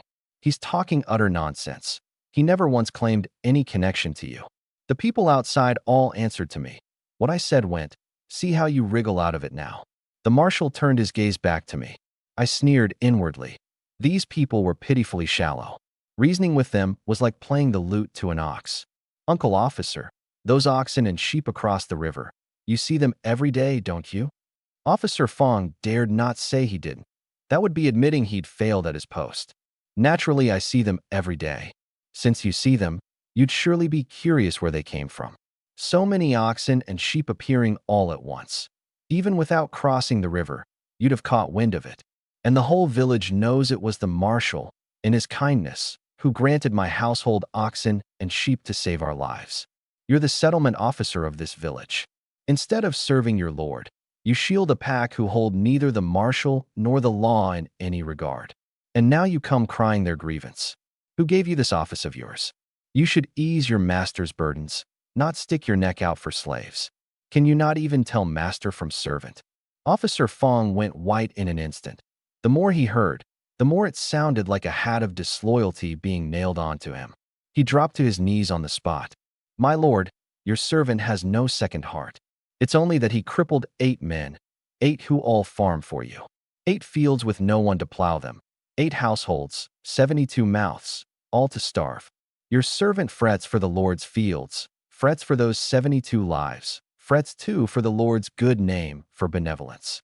This boy is so vicious at such a young age. Without harsh punishment, he'll harm more people yet. The marshal looked at me with interest, waiting to see how I'd take the move. I asked, Uncle Officer, you say you're the more benevolent, and I the more wicked. Is that right? Officer Fong said, You wounded men. How is that not wicked? I said coldly. Then go farm all 8 fields yourself, and feed those 72 mouths. That way you show both your loyalty and your goodness, and prove me the wicked one. The marshal caught it. This boy didn't only mean to farm, he meant to feed 72 people besides. The gall of it was outrageous. Sure enough, Officer Fong's face changed at once. You think I don't want to farm them? Don't want to save them? I've only one pair of hands. How do I plow that many fields, feed that many mouths? I pressed step by step. Put plainly, you don't want to farm them and don't want to feed them. Officer Fong said urgently, Not that I don't want to. I haven't the means. I said fine. Then we split it, half and half. You farm 4 fields and feed 36 people. I farm 4 and feed 36. Share your loyalty and goodness with me, half each. How about it? Officer Fong choked. He couldn't be sure of farming even his own little plot, for more fields would be the death of him. He ground out, I'm not the one who wounded them. Why should I clean up your mess? I struck back at once. There, even a child like me can't bear to see 72 people starve, and is willing to farm half their fields for them. You won't. So on what grounds do you call yourself more loyal, more good than I? Officer Fong held out. You wounded them, so of course you put on a show of virtue to excuse yourself. I asked mildly, when bandits come to plunder, should they be killed? They should. I fixed him with my eyes. Yet I didn't even kill bandits. I only wounded them. And I'd farm their fields besides, and work out a way for them to live. Now tell me, between us two, who is good and who is wicked? Can you still not tell? Officer Fong, run in circles, broke out in a head of sweat, losing ground with every word. They aren't villains. Not villains? Then why come to rob me? You don't know what crime stealing oxen and sheep is in the state of Xing? And more than 70 of them, coming to plunder outright. How do you prove it was robbery? Bring those women in. Give them 10 strokes of the paddle first, then question them. It'll be clear at once. Officer Fong grew frantic. My lord, look, he's too poisonous, opening his mouth straight to beating people. I was unruffled. This is for their own good. If I don't, and they lie to deceive the Lord, when exposed it's a grave crime. Beaten first, they won't dare talk nonsense. I'm saving them. It's you who insists on questioning before condemning. That's what would get them killed. Now, is that good, or is that wicked? You're not them. On what grounds do you say they'd lie? I raised a hand and pointed. My household is only 37. The settlement has some 300. Who'd be fool enough to provoke the many with the few? It can only be the many bullying the few. And the settlement is dirt poor. Why else would they brave ice water to cross the river? Their wounds, too, are plainly newly added on the west bank. Bring them in and question them. The moment their stories don't match, the Lord will see through it at a glance. So am I saving people or harming them? My voice dropped. Who, in the end, wants to load a capital crime onto them? Who is truly good and who is doing the evil? Officer Fong had no learning, and only at this run of words did he realize he couldn't begin to answer and could only wrench the subject sideways. I'm thinking of the Lord's fields. Then take them and farm them. Thinking is useless. You wounded the men. If anyone's to farm, it should be you. I turned and bowed to the marshal. My lord sees clearly. I'll follow my lord's command in everything. The marshal said gravely, Attendants, bring 1 slave in. Yes. Before long a woman slave was hauled into the hall. The sight of the array made her legs go weak. The marshal gave the order outright. Drag her down, 10 strokes, hard. Yes. The woman was dragged off. A rain of paddle blows fell, and she was frightened out of her wits. Hauled back after. The marshal asked one question, and she confessed everything. How did you all agree to lie? How did you mean to deceive me? We were to say it was all started by him, with no cause. Who taught you to say it? The woman lifted her eyes and glanced at Officer Fong. Officer Fong's back was instantly soaked with cold sweat. It was my husband who taught us. The steward sneered. Those wicked slaves who set upon a man's home to do the deed of bandits. What crime should that be charged? Officer Fong steeled himself to answer. They first defied the marshal, then turned their whole households to banditry to seize oxen and sheep. Without severe punishment, the Lord's authority is harmed. They should all be put to the extreme penalty. I pressed in at once. And the women slaves, mere accessories, what crime for them? The steward said flatly, the same. With their husbands all bound for execution, the women would become slaves no one wanted, sure to starve sooner or later. Were they to be let go? They'd taken part too, after all. The steward said coldly, you're to be punished as well. 37 measures of fine grain. I started. But I'm the victim here. The steward flung out the rule. Locals who take part in armed brawls are fined 1 earn. Outsiders, double. I held it in, aching, more anxious inside. Kept under others' thumbs like this, sooner or later I'd be finished. I had to climb, even just to settle officer would do. But the most urgent thing right now was those women slaves. Their crime didn't warrant death. I steeled myself and spoke. My lord, those women slaves truly don't deserve to die. The steward sneered inwardly. Don't kill them. What?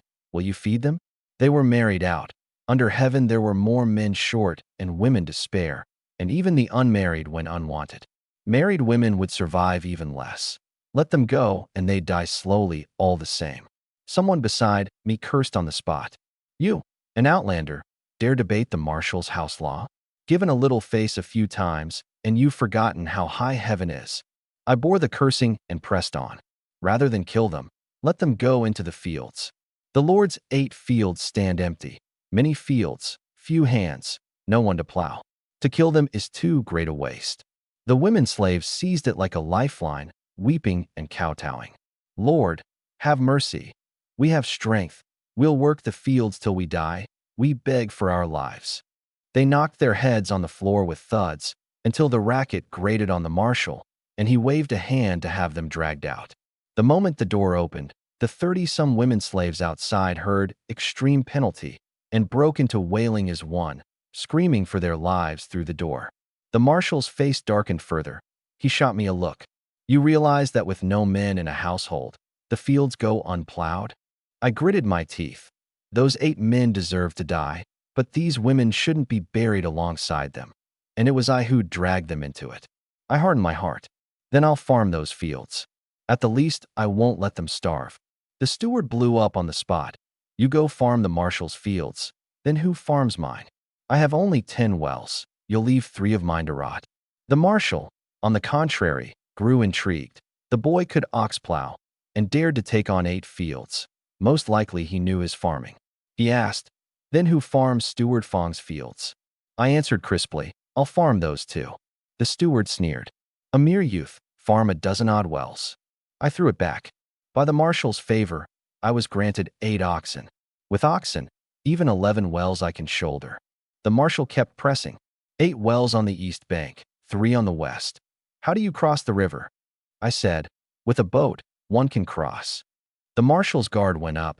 The boy wasn't about to ask me for a boat too, was he? He probed without showing it.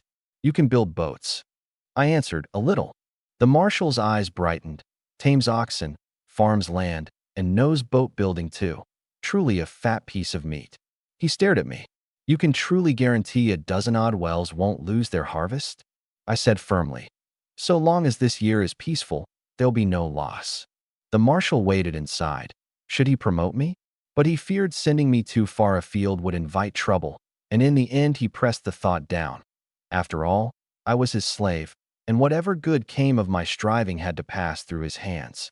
He suddenly changed the question, his voice colder. How is it that you, by your own strength alone, crippled 5 men in a row?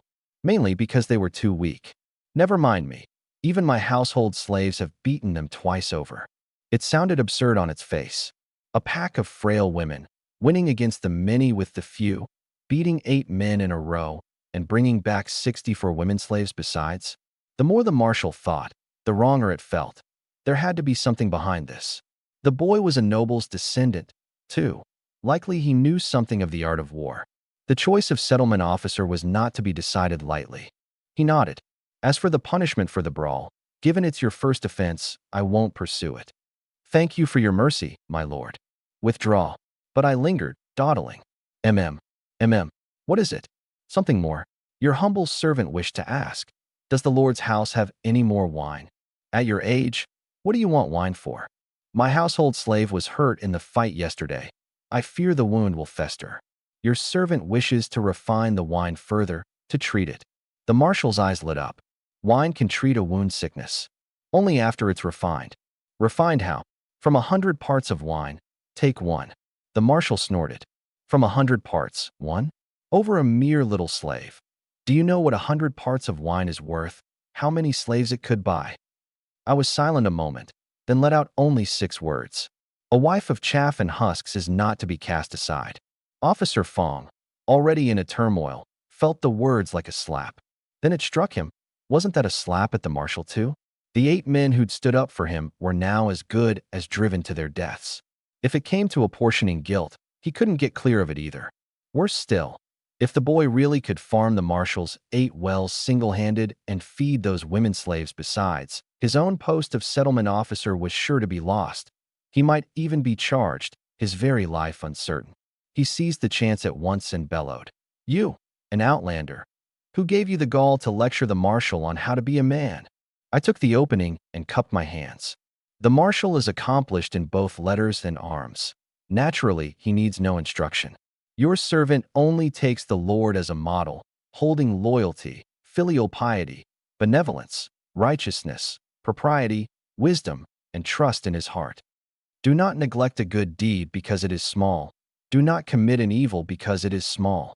Officer Fong despaired utterly. One line, and the boy had branded himself the wicked one. No, had branded him the wicked one. While lifting the marshal to the heavens, the more he himself shouted, the more he looked disloyal and faithless. The marshal, by contrast, grew more pleased the more he listened. The boy had a gift for words, an upright spirit, and held faith and loyalty dear. So long as he wasn't ill-treated, he'd surely prove useful. The marshal rose with a great laugh. Had you the cold heart to abandon your household slave, I'd have been disappointed. That you can say a wife of chaff and husks is not to be cast aside, that gladdens me. But empty words prove nothing. You want the wine. What price do you mean to pay? Entirely as the Lord commands, with no complaint. Good. I've never heard that wine could treat a metal wound. If you truly heal it, I'll grant you the wine. If you don't, you repay double in grain. Dare you take it? My heart sank. The reckoning was shrewd. To prove it worked, I'd first have to hand over the refined wine. If it failed, I'd not only have labored for nothing, I'd owe double the grain. But it wasn't a loss for me either. From now on, under this banner, I could brew openly. I dare not disobey. How many urns of wine is enough? At least 5. On the road, I feared breakage, feared failure. Better to prep extra to be safe. Attendants, fetch him 5 urns of wine. Yes. I cupped my hands. My lord, those 8 wells of field, and those 8 households women slaves. The marshal said lightly, once the river's fully thawed, cross over first, then we'll talk. The young lad had no fuzz on his lip yet. Best not let him climb too fast, or the fall would only be worse. Yes, and, may I ask the Lord, might I keep horses? I'd only meant to ask for 2 urns of wine, and now it had turned into 5. How to haul it back had become a headache. If I could get a horse, the wine could travel, and I'd have transport thereafter. Keep them if you can. I grant it. The marshal wouldn't simply hand over warhorse resources. If you had the means to get them, go keep them. I bowed again and took my leave. The marshal watched me reach the door, then quietly ordered the guard to hold the wine in store for now. I shouldered the back basket, took up the slender pole, and went out the residence gate. The marshal at once summoned his house steward. Go watch him. See where he goes, what he means to do. Yes. The moment I left, the crowd at the gate was gone, most likely convicted and taken away. It happened to be market day, and the ox, horse, and sheep markets had opened. In the livestock market, there were 5 horses for sale, with no one asking after them. All big-framed, like Cold War horses. Only such could be traded freely. I pried open a horse's mouth to check the teeth. All worn round, 12 or 13 years old horses. Of the 5, 2 stallions and 3 mares. 2 or 3 years of use left at most, and not even worth hoping to breed. I turned to the horse trader. You're not from this village, brother? The trader laughed. A man of Xing, all the same. 18 generations of horse dealers. You want to buy a horse? I said plainly. I want 3 in their prime, fit to ride. The trader shook his head. Those are dear, and they pass through the village office town's hands first. You get only what they've picked over. Xing is short of horses above all. I fixed him with a look. Since you can sell horses in Xing, you must have a route to the grasslands, or you'd never clear the mountain roams pass. The trader narrowed his eyes. Sharp eye, kid. But can you afford it? From my grass-covered basket, I drew out a cast-iron straight knife, fitted with a wooden handle, clean and keen in look, and held it out. Take a look. Is this enough? The trader started. What sort of knife is this? I drew out a bronze sword and held it up too. The finest blade under heaven today. Compare them yourself. The trader gripped it, and his face changed slightly. The knife's hard edge bested the bronze sword by a clear margin. A light tap, and the bronze sword's edge dented at once, while the knife took not a mark. I snatched the knife back and stuffed it into the basket, pointing at the bronze sword. This sword for those 5 barely walking old horses of yours, trade or not. The trader's eyes bulged. A worn-out sword for 5 horses. Are you dreaming? I sneered. Meld it down, and how many bronze cowries do you get? It's a sword, at least. Take it to the grasslands, and it's not worth 5 good horses? I'll take your surname. The trader snorted. My surname's Fong. The state of Xing is crawling with fangs. I shot back. Mine's Lu. I won't be taking yours. The trader eyed the basket. That fine knife. When do you mean to sell it? Once you've brought me 5 top-grade horses, we'll talk. The trader nearly leapt up. 5 top-grade horses? In your dreams. I was unhurried.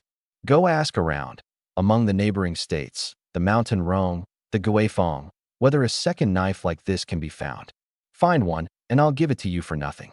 There's only one such knife in the world. War horses, the grasslands have by the herd. The trader gritted his teeth. Top-grade horses will never reach your hands. I pressed in with the opening. Don't you run the grasslands year-round?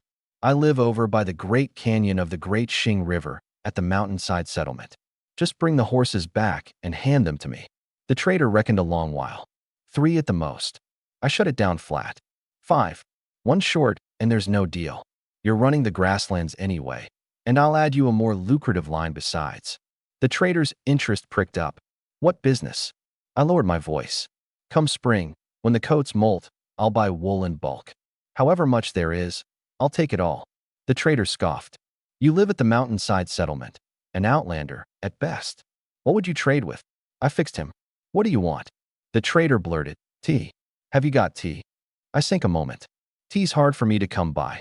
Salt, then. The trader rolled his eyes. The grasslands are dotted with salt lakes. Short of salt, I had no choice but to draw out a glass bead and hand it over. A gem, will that do? The trader took it, held it up to the sun, and his eyes changed instantly. The thing was frighteningly clear. Never mind seen. He'd never even heard of such a thing. I struck while the iron was hot. It's called a supreme pearl. Only a great chieftain, a great Khan, or a lord of a state is fit to wear one. Light to carry, easy to hide. One buys 1,000 pickles of wool. The trader sucked in a breath. 1,000 pickles. I pressed. You only deal horses, not cattle? The trader smiled bitterly. I'd love to, but I've no capital. A run to the grasslands risks your life. I don't dare touch just anything. I pushed the bead into his hand. Then take it as capital for now. Give me the wool later. The trader, wild with delight and wary at once. You'd really front it to me? Not afraid I'll run off with the bead. I said mildly, money's an outside thing.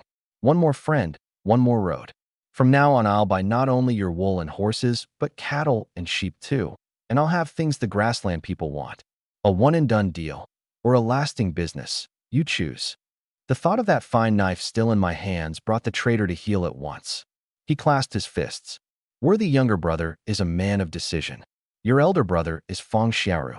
Anything in these parts hereafter. Come find me. I'll smooth it out for you.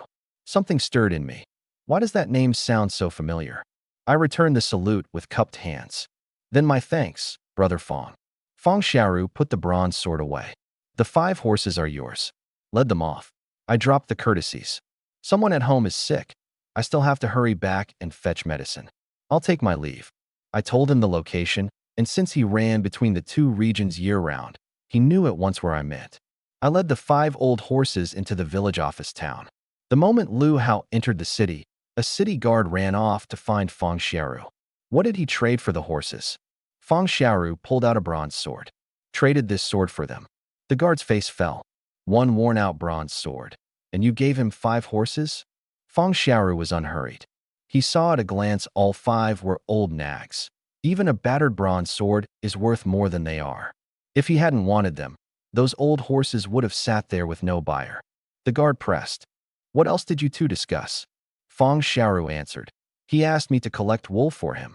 He can spin wool too? Most likely. Feng Xiaoru was a warrior of the Z clan. His forebears had made their living shuttling horses for the Z by knowing the tongues of the mountain Rong and the Guifeng. He said nothing about the fine knife or the precious pearl. The knife he meant to trade back one day to save his own skin, and the pearl, if offered to a grassland Chanyu, would smooth his road ahead and earn a great reward besides. The news reached the marshal's ears. The marshal sneered. People truly differed from one another. An outlander with the face of a monkey, the moment he got a bronze sword, thought only of going to rob. Yet I had traded a bronze sword for 5 old horses. Old as they were, they could still pull a cart for a few years. Perhaps I even meant to use them to plow.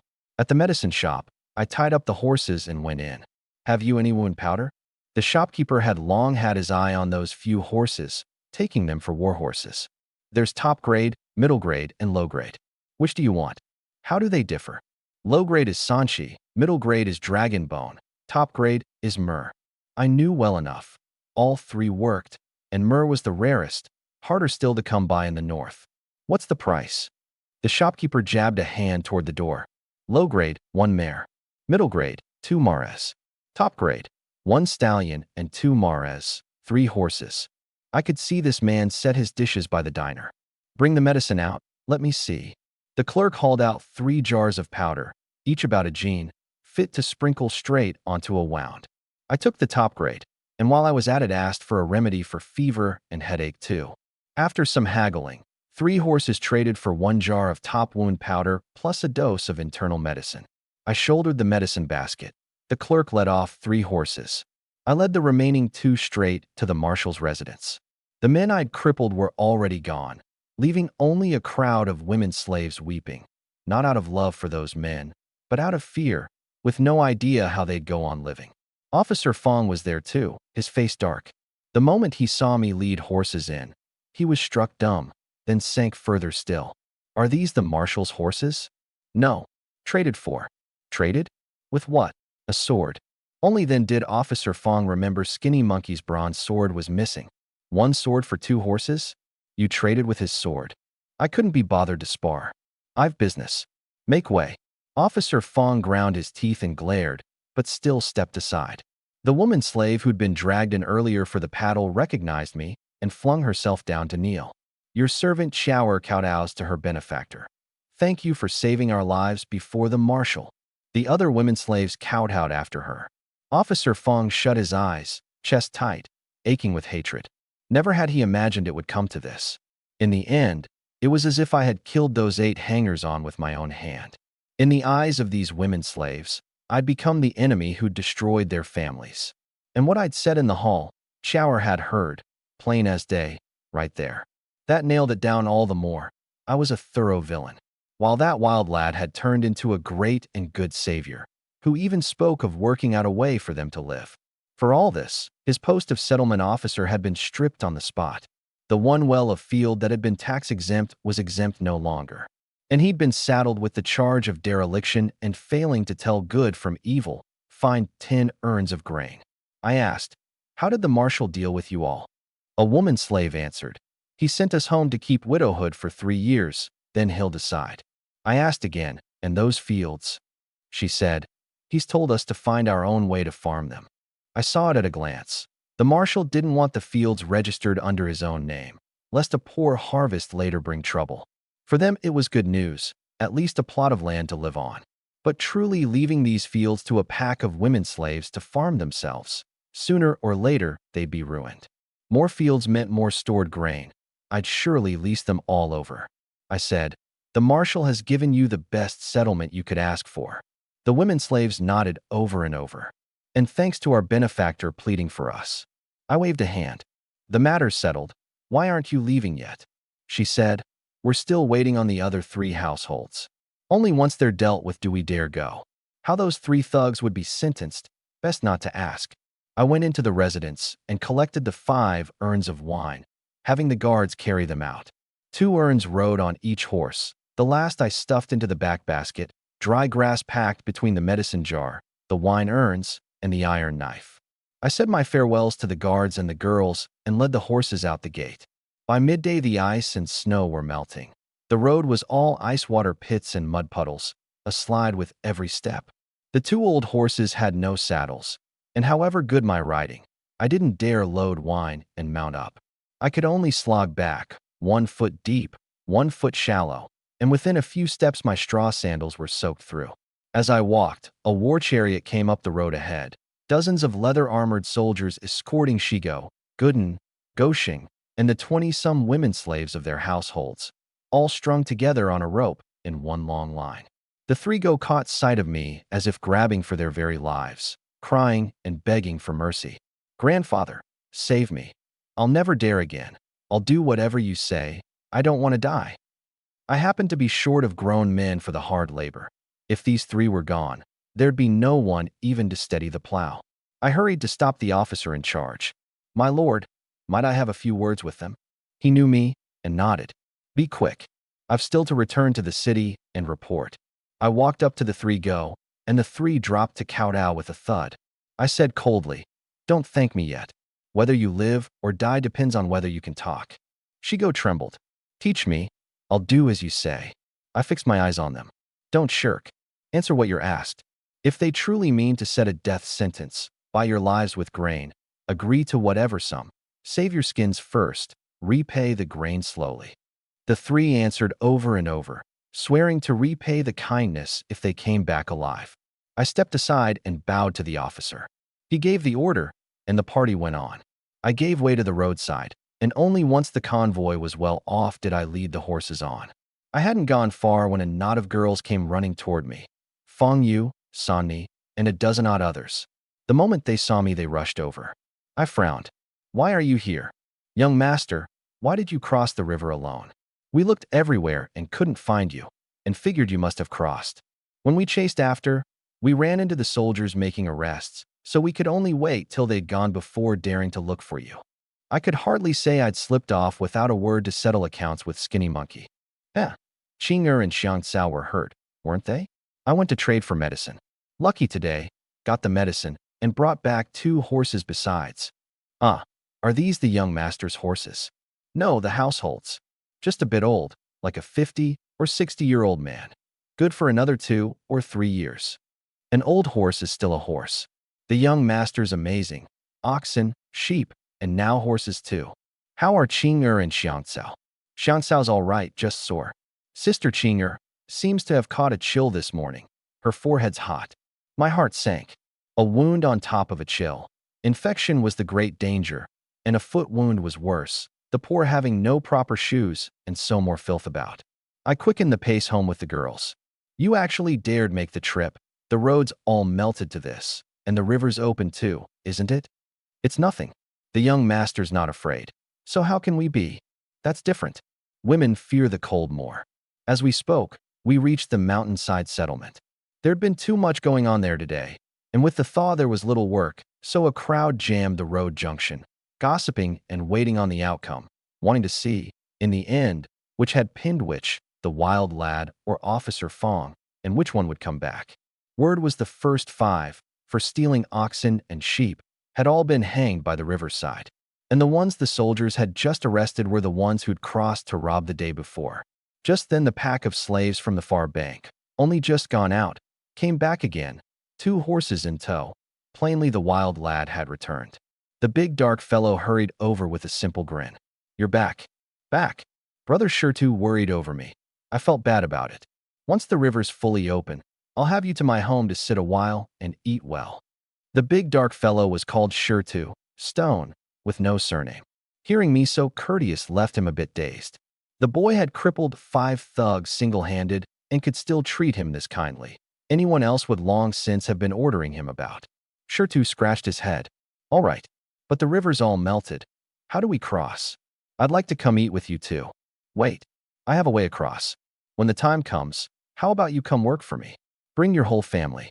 Meals provided. And at year's end, 20 urns of grain each. That was a powerful lure for Shirtu. Meals and grain both. His household of 9 wouldn't want for food this year, and next year was secured too. Shirtu nodded, delighted. Done. I'll work hard. Let me lead a horse and see you across the river. No need. The road's too rough. Our shoes are already in tatters. Don't trouble yourself. I'll come find you when it's time. Shirtu still wanted to see me off. I talked him back the whole way. The river had become a stream over the ice. I warned them. Girls, spread out to cross. 2 to a group, well apart. Too many at once. And if the ice melts beneath us, we all drop into the holes together. The girls did as told, edging forward carefully. I let the reins out long. The 2 horses tied nose to tail in a string. Luckily, the ice was still firm, and man and beast all crossed safely. Only the ice water bit to the bone, near freezing, cold enough to ache deep in the skull. Back home, I warmed myself a good while before my feet thawed. The girls could weave straw sandals and kept some about. We quickly changed into dry ones. I went over to the next room, lifted the corner of the blanket, and looked first at Lungqing's and Xiangcao's wounds. Xiangcao's wasn't deep. A sprinkle of wound powder and a fresh bandage would do. But Lungqing's foot had a small hole, the flesh around it red and black, like blood pooled and clotted inside. Let out it would, sooner or later, fester. With nothing to disinfect, I could only hold it off for now. Her forehead was still hot to the touch. All I could do was dress it and see if it could be checked. The moment the dressing was done, Lungqing started to cry. She felt she'd caused me to cross the river at dawn to buy medicine, to wade through ice water, dragging everyone down with her. I only said that small hurts and small ailments were ordinary, that she'd be well in a few days. But inside Lungqing went cold. This time was different. The more still she kept, the more it hurt, worse than yesterday. She remembered how her father and brother had pierced their feet years ago, the pain growing and growing until the wound sickness took hold and the foot rotted past saving. Among the Outlanders, a ruined foot that couldn't walk meant you were as good as a cripple, a useless person. I said no more, turned, and went down the hill to dig clay and throw up a small pottery kiln. With firewood, I baked out crude pots, cups, and bowls, but the heat was wrong, and the things came out rough. The next day, I looked again. Xiangcao's wound was improving, which meant the medicine worked. But Lungqing's foot was worse, a ring of black red around it, beyond even the top wound powder to check. I dressed it again, then walked out of the yard without a word. From outside came the sound of martial drills again, as if nothing at all had happened. Lungqing forced herself calm, but the moment they left, she trembled with panic. The pain had spread from a single point to a whole patch, and she felt everyone could see it. She was going to get the wound sickness, the disease even nobles couldn't cure, and sooner or later they'd give up on her. She wouldn't accept it. Gritting her teeth, she made herself rise from the cot to prove she could still walk. But 3 steps in, the pain blacked out her sight, and flump, she went down. Xiangcao rushed in to help her up. Lungqing wept and charged her. The young master is a good man. You must take good care of him. Don't let him come to harm too. If he goes down, this whole household is finished. Xiangcao hurried to soothe her, said the food was nearly ready. Drink some water first. But Lungqing said she wasn't thirsty or hungry, and touched neither water nor food. Xiangcao grew frantic. Not eating, how will you take the medicine? It's brewed. The young master said you have to eat a little first, then drink it. But Lungqing suddenly smiled, and said her foot hardly hurt anymore, that she'd be well soon. Xiangcao saw it clearly. She wasn't better. She just didn't want to waste any more grain. Xiangcao ran to tell me, and I only answered mildly, I know, and kept on with the work in my hands. Xiangcao's heart ached. Sister Qing'er looked after everyone like a mother, yet seemed about to be cast off. She went back to sit with Lungqing, but couldn't hide her feelings, and Lungqing saw through her at a glance. Xiangcao was grieving for her, and grieving too over everyone's helpless giving up. This was just fate. Never mind outlanders. Even in noble houses, a heap of youths died on the road every year. I'd already pushed to my limit. As small as I was, I'd still managed to bring back good medicine. That alone wasn't easy. The medicine did work. After dressing, Xiang Cao's wound got better day by day. But for Lingqing and Xiang Cao both, that day was a kind of hell. Lingqing torn back and forth between defiance and resignation. Xiang Cao left with nothing but grief. All day, neither ate a single bite. As the sun was about to set, the door was suddenly shoved open. A crowd of sisters jammed at the doorway parted to make way, and the young lord came in cradling a small jar, a small knife in his hand, pointing coldly at Lingqing. Go. Turn her face down and pin her. Don't let her move an inch. Xiang Cao went white. Young master, what are you going to do to Sister Qing? You're afraid of blood. Out. The sisters barked outright. Out now.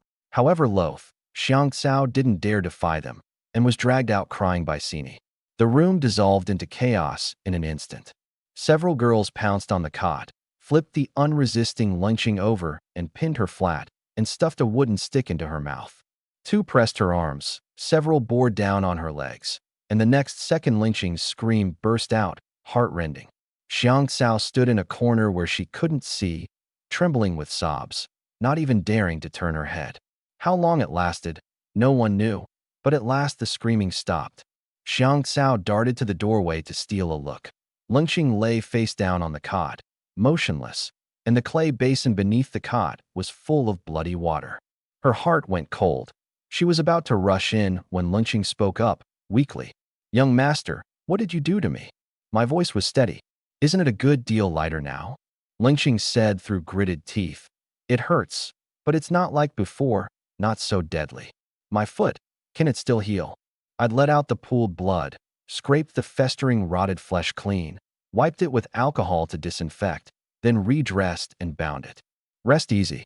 It's not a serious wound. Once I take a hand to it, it'll heal. Lingqing scrambled up as if clutching a lifeline and stared hard at me. Truly it can heal? It can truly get better. Just a bit of festering. Cut the pus clean, and it's done. Lingqing broke down on the spot, threw her arms around me, and wept aloud, like someone hauled bodily back from despair. I let her cry, and turned to give everyone the rule for dressing wounds from now on. A wound is never to be rinsed with raw water. Where there's alcohol, alcohol must be used to wipe and disinfect. The thaw season finally passed, and two new things had appeared in the Lone Hill yard, a gnomon and a sundial. The sundial was for telling the hour and finding true noon, the gnomon for measuring the solar terms. The method wasn't hard. The moment in the day when the shadow is shortest is noon. With the gnomon, you set a pole by fixed proportion and take its shadow, the pole's height a multiple of 8. And the markings below let you work out the summer and winter solstices. Split the difference, and you get the spring and autumn equinoxes, the starts of spring, summer, autumn, and winter. Keep dividing, and you have the 24 solar terms. Along the latitude of the Yellow River, it'd be off by a day or two, but that doesn't affect farming. By this reckoning, the day fell around March 21st, exactly the spring equinox, which meant the thaw season here dragged all the way to the equinox before it ended. By this stretch, the grain was nearly eaten through, and the alcohol I'd promised the marshal was due to be sent.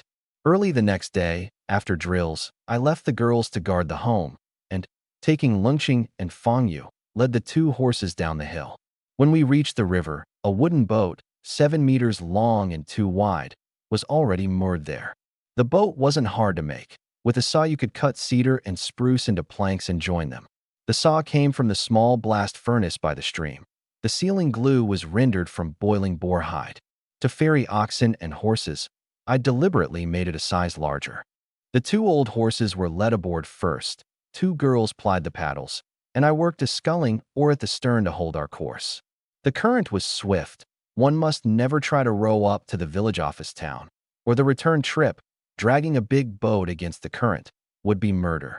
After crossing, I used a punt pole to push the boat upstream a stretch, found a willow thicket, and hid and moored it well. Fangyu said she wanted to stay and watch the boat, afraid it'd be stolen. I answered her flat. You're worth more than the boat. If something happened to you, it'd be worse trouble, and no one will come. The words left a warmth in Fangyu's chest. When the three of us and 2 horses came ashore, there were already people turning soil in the fields, and from afar I spotted the big dark fellow. I asked what he meant to plant, prepping the ground this early. Shirtu dropped his tools and ran over, eyeing me first. You really crossed? You've got a boat? I said I'd built one in my spare time, and told him to go on about what he was planting. Shirtu said he'd first clear the field edges, set a fire in a few days, and plant mostly beans the first year to nurse the soil. I doused that on the spot. Beans don't take cold. Plant now, and the frost will strike them. You can only plant wheat. Beans, millet, and sorghum have to wait another month. Shirtu grew anxious. Wait again? Won't it be too late then? I said firmly. Do as I say. You only sow grain after the rain that brings the true warm-up. Shirtu looked at me with admiration, then asked carefully, Are you really having me work for you this year? I nodded. As we agreed last time, bring your whole family. Shirtu pressed. Are meals provided? I said meals provided, and 20 urns of grain each by year's end.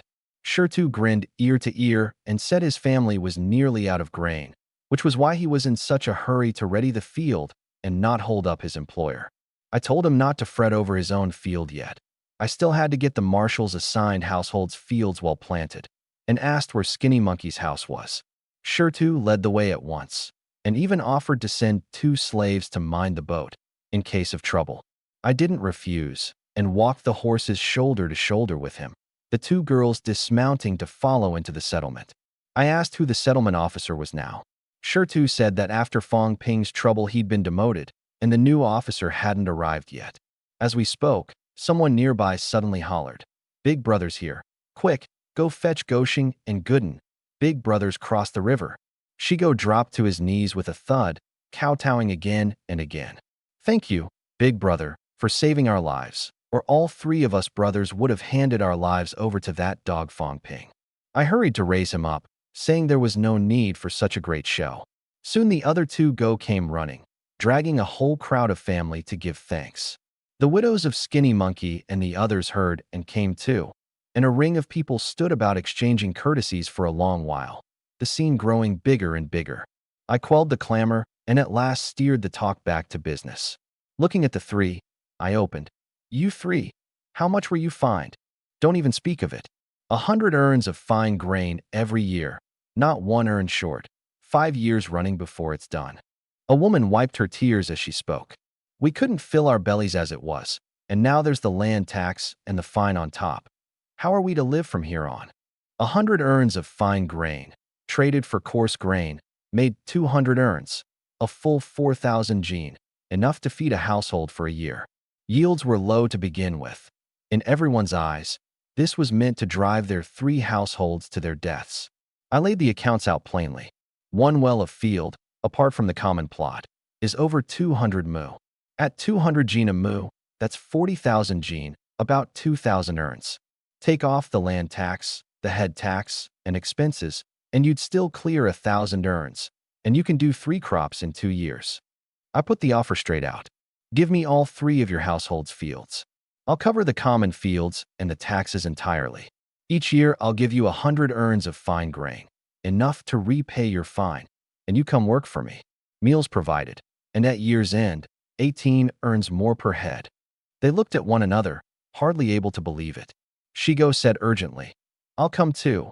9 in my family. 10 urns each is plenty. I waved a hand. 18 urns is 18 urns, not a grain short. The 3 households went wild with joy on the spot, hailing me as Big Brother in one voice, kneeling to thank me for a way to live. Before I could speak, Chower dropped to her knees. Little benefactor, take my household's fields too. We'll go wherever you send us. The 5 households of women slaves knelt after her. Their homes all women, with no way to hold up the fields. Better to hand them over than let them rot in their hands. They didn't even dare ask for year-end grain. We only asked to eat our fill twice a day. But I said, the year-end grain stands. Only, with no strong laborers among you, it can only be 17 urns each. Are you willing? The women slaves kowtowed over and over. Even without year-end grain, we only asked to follow the work and have food to eat. Now the big dark fellow edged up too. Boss me too. Take my plot of rich field as well. Can you? I nodded. Done, count you in. Shirtu knelt at once to give thanks, and the stunned bystanders knelt after him, the outer ring beginning to stir and itch. Suddenly Fong Ping cut in coldly. So many mouths, never mind a year, even one meal a day, how much would that take? How much grain has your household got? Boil a few grains into gruel and starve them slowly to death. Hearts sank. True, feeding this many people, where would the grain come from? Some thought privately. This boy could fight and was vicious. 5 louts had gone down to him. Hand him the fields, and if he truly starved or froze people to death and paid no grain at year's end, no one would have anywhere to lodge a complaint. At once someone changed their tune. Officer Fong's right. Fields are surer farmed by yourself. Hand the fields over, and the day you starve to death, you can blame no one. But Shirtu stiffened his neck and threw it back. The boss isn't that sort of man. I trust the boss. There's no free windfall under heaven, and if there were, it wouldn't fall to you. Break it up, don't crowd in on this. A slip of the tongue, and you really could end up hanging by the Great Xing River. The onlookers dispersed at that and went home, each to his own. For the 3 Go households, this was the only road to life. They could only steel themselves, and trust me. The other 5 households of girls had no men to lean on, so they had to trust me too. Only Shirtu trusted me from the bottom of his heart. The 9 households went together to measure the fields, mark the boundaries, and set down the markers. Then I had to hurry on to the village office town. Shirtu asked, "Then when do I come work for the boss across the river?" I said, "Early tomorrow. I'll come fetch you." Shigo edged up too. "Big brother, do you need us to wait on you at the village office?" I waved him off. "Not this time. Go home and rest. I'll fetch you in the morning." Shigo answered over and over. "We'll be waiting at the riverbank the moment it's light." I bade everyone farewell, and with the 2 girls rode into the city, straight to the marshal's residence. Having stated my purpose, I was soon shown in. I'd brought 2 gin of alcohol, distilled from 100-some gin of wine. The instant I uncapped it, the fumes were dizzying. The marshal frowned. "What's this? Why so sharp?" I said, "Alcohol, the essence drawn out of wine." The marshal pressed, "Can it treat the wound sickness?" I answered, "My household slave got the wound sickness in her foot. This is what killed the poison and cured it.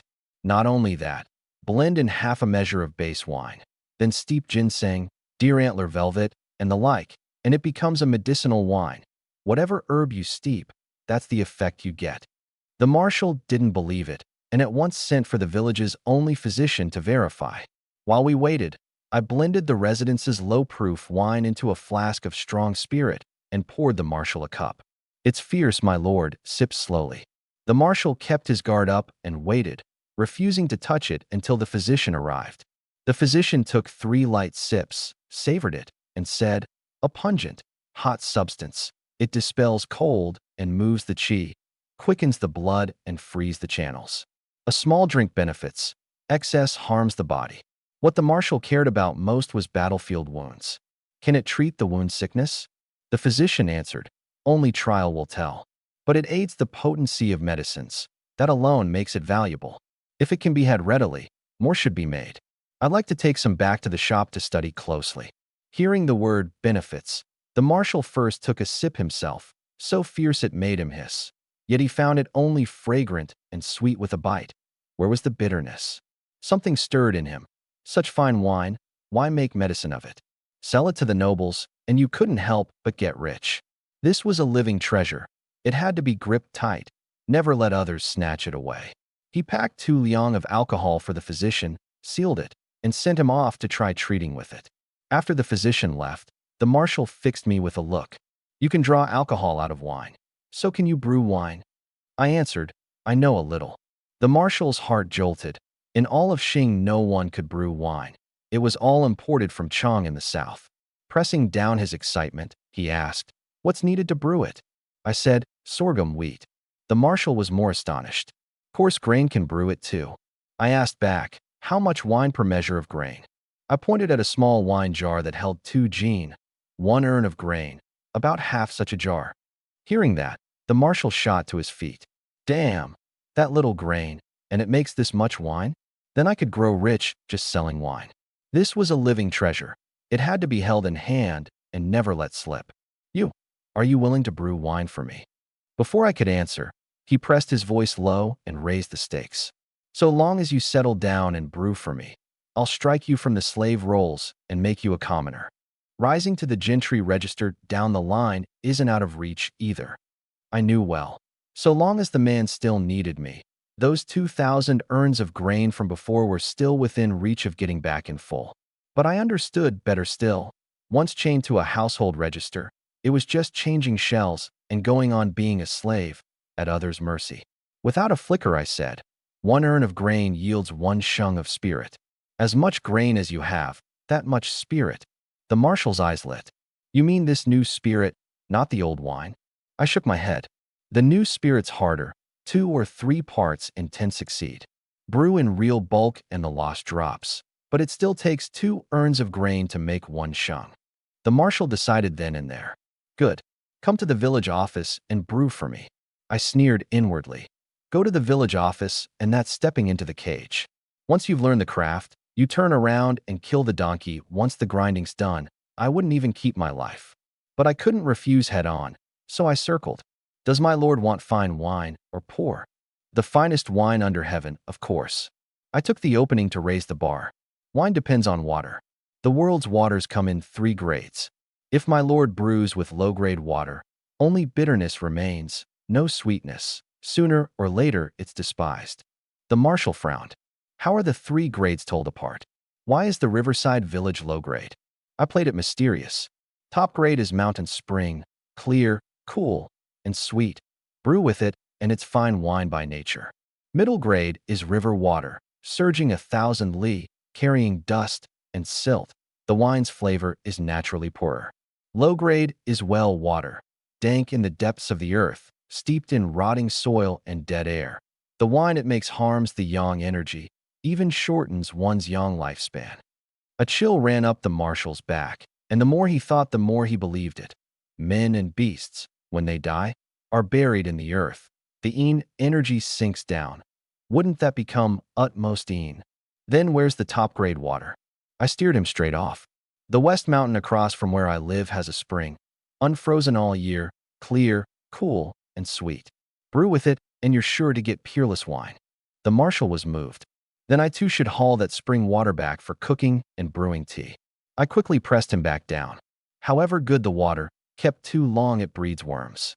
If my lord wants drinking water, take river water, boil it, and then drink. Only that truly lengthens one's years. The marshal eyed me.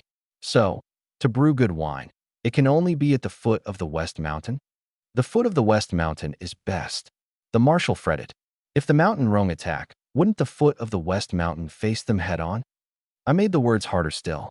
If the mountain roan come in force, the foot of the West Mountain, the village office, the township seat, none could hold. If you truly want peace, you must meet the enemy beyond the gates of the state. That alone is lasting peace and stability. The marshal fell silent a long while, remembering that the mountain roan came south in their tens of thousands. A little walled stockade truly couldn't stop them. The more he heard, the more he was shaken, as if woken by a touch. Meet the enemy beyond the gates, lasting peace and stability. Every word the boy said cut to the bone. Once the thaw season passed and the roads dried, I'd been cooped up in this miserable place too long. I had to go show my face at the state capitol. But before that, I had to make a trip across to the West Bank myself and see clearly. The boy was hard of mouth and harder of heart. Say he'd cross, and he truly crossed. He was to brew wine for me, and the 2,000 urns promised before had to be made good at once. I had 3 boatloads of grain loaded and sent over that very day. The marshal mustered his guard as well, taking 75 armored men by war chariot along the land road to have a look at the mountainside settlement. With the men assembled, the marshal went out the residence gate, boarded the chariot, and set off. I, with my 2 girls, 3 people, 2 horses, followed slowly behind the column. The crowd of warriors cursed inwardly. 3 little slaves could ride horses, while we men of rank have to walk behind a war chariot, galling beyond bearing. The marshal beckoned me forward to speak. I urged my horse up.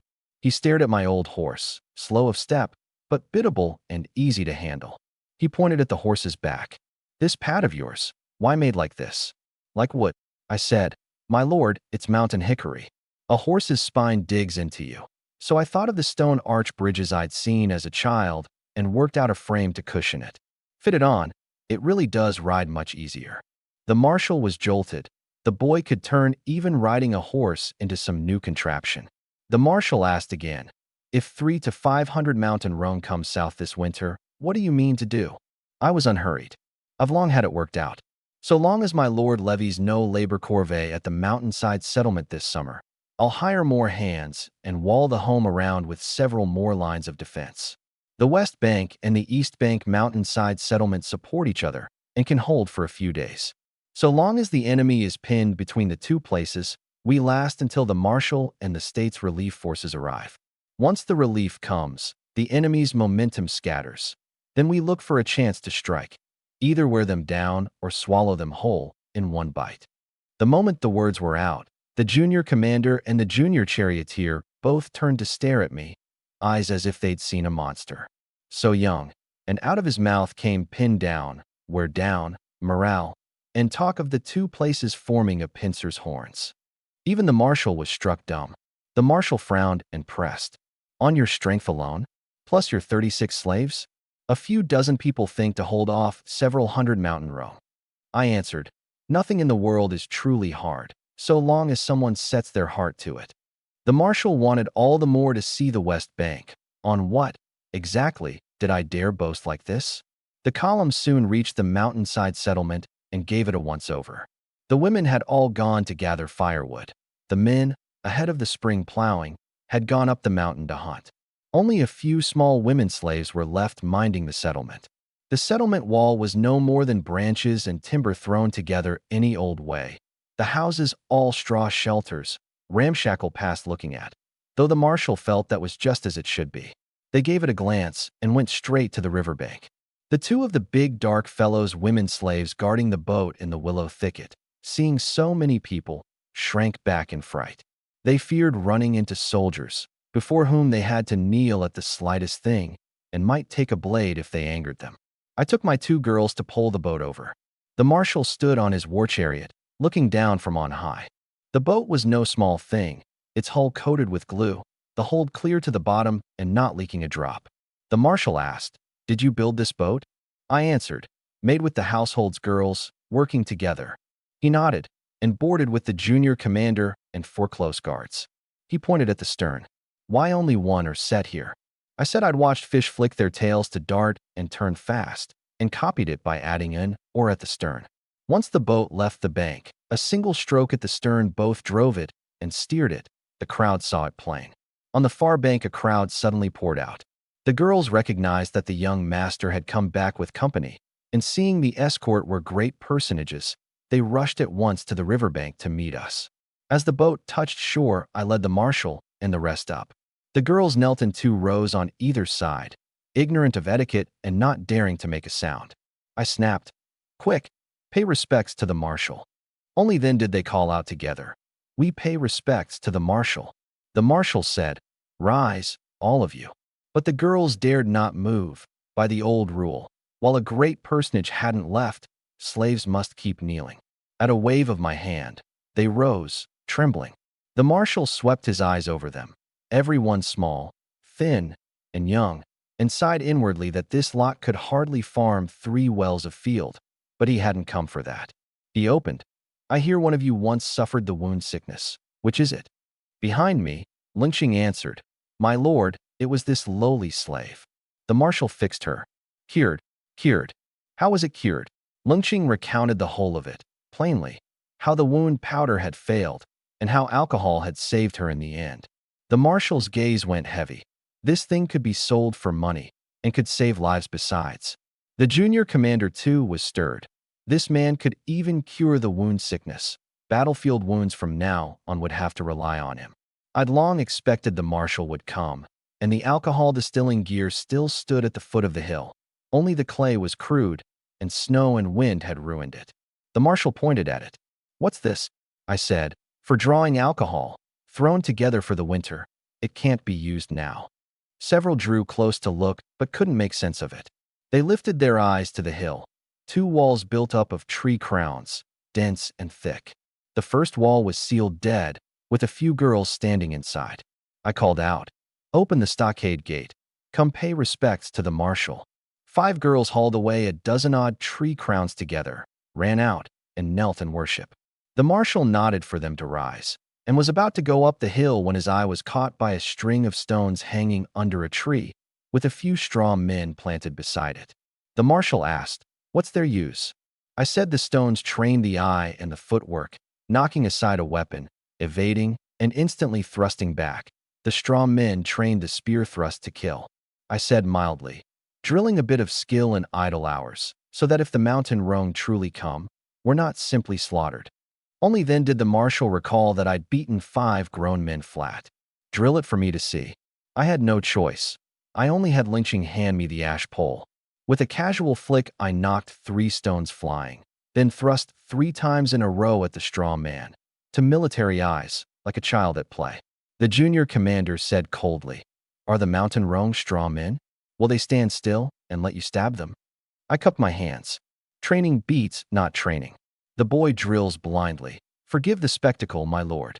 The marshal pressed it no further and went up the hill with his hands behind his back to inspect. The yard was vast, yet only a small patch was used, its edges planted thick with straw men.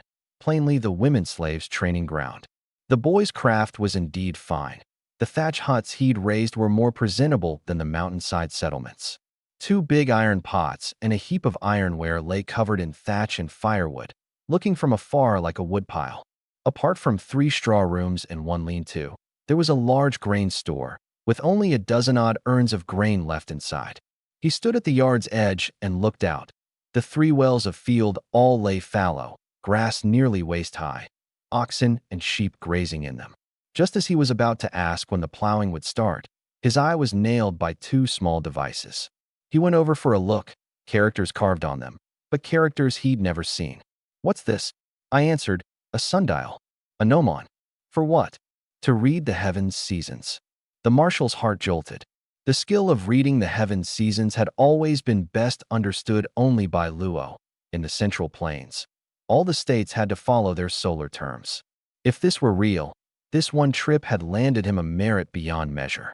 Pressing down his excitement, he signaled the junior commander, Yin Wu, to clear everyone away and guard the yard. No one was to come near. "How do you read the seasons with it?" "The sundial fixes true noon.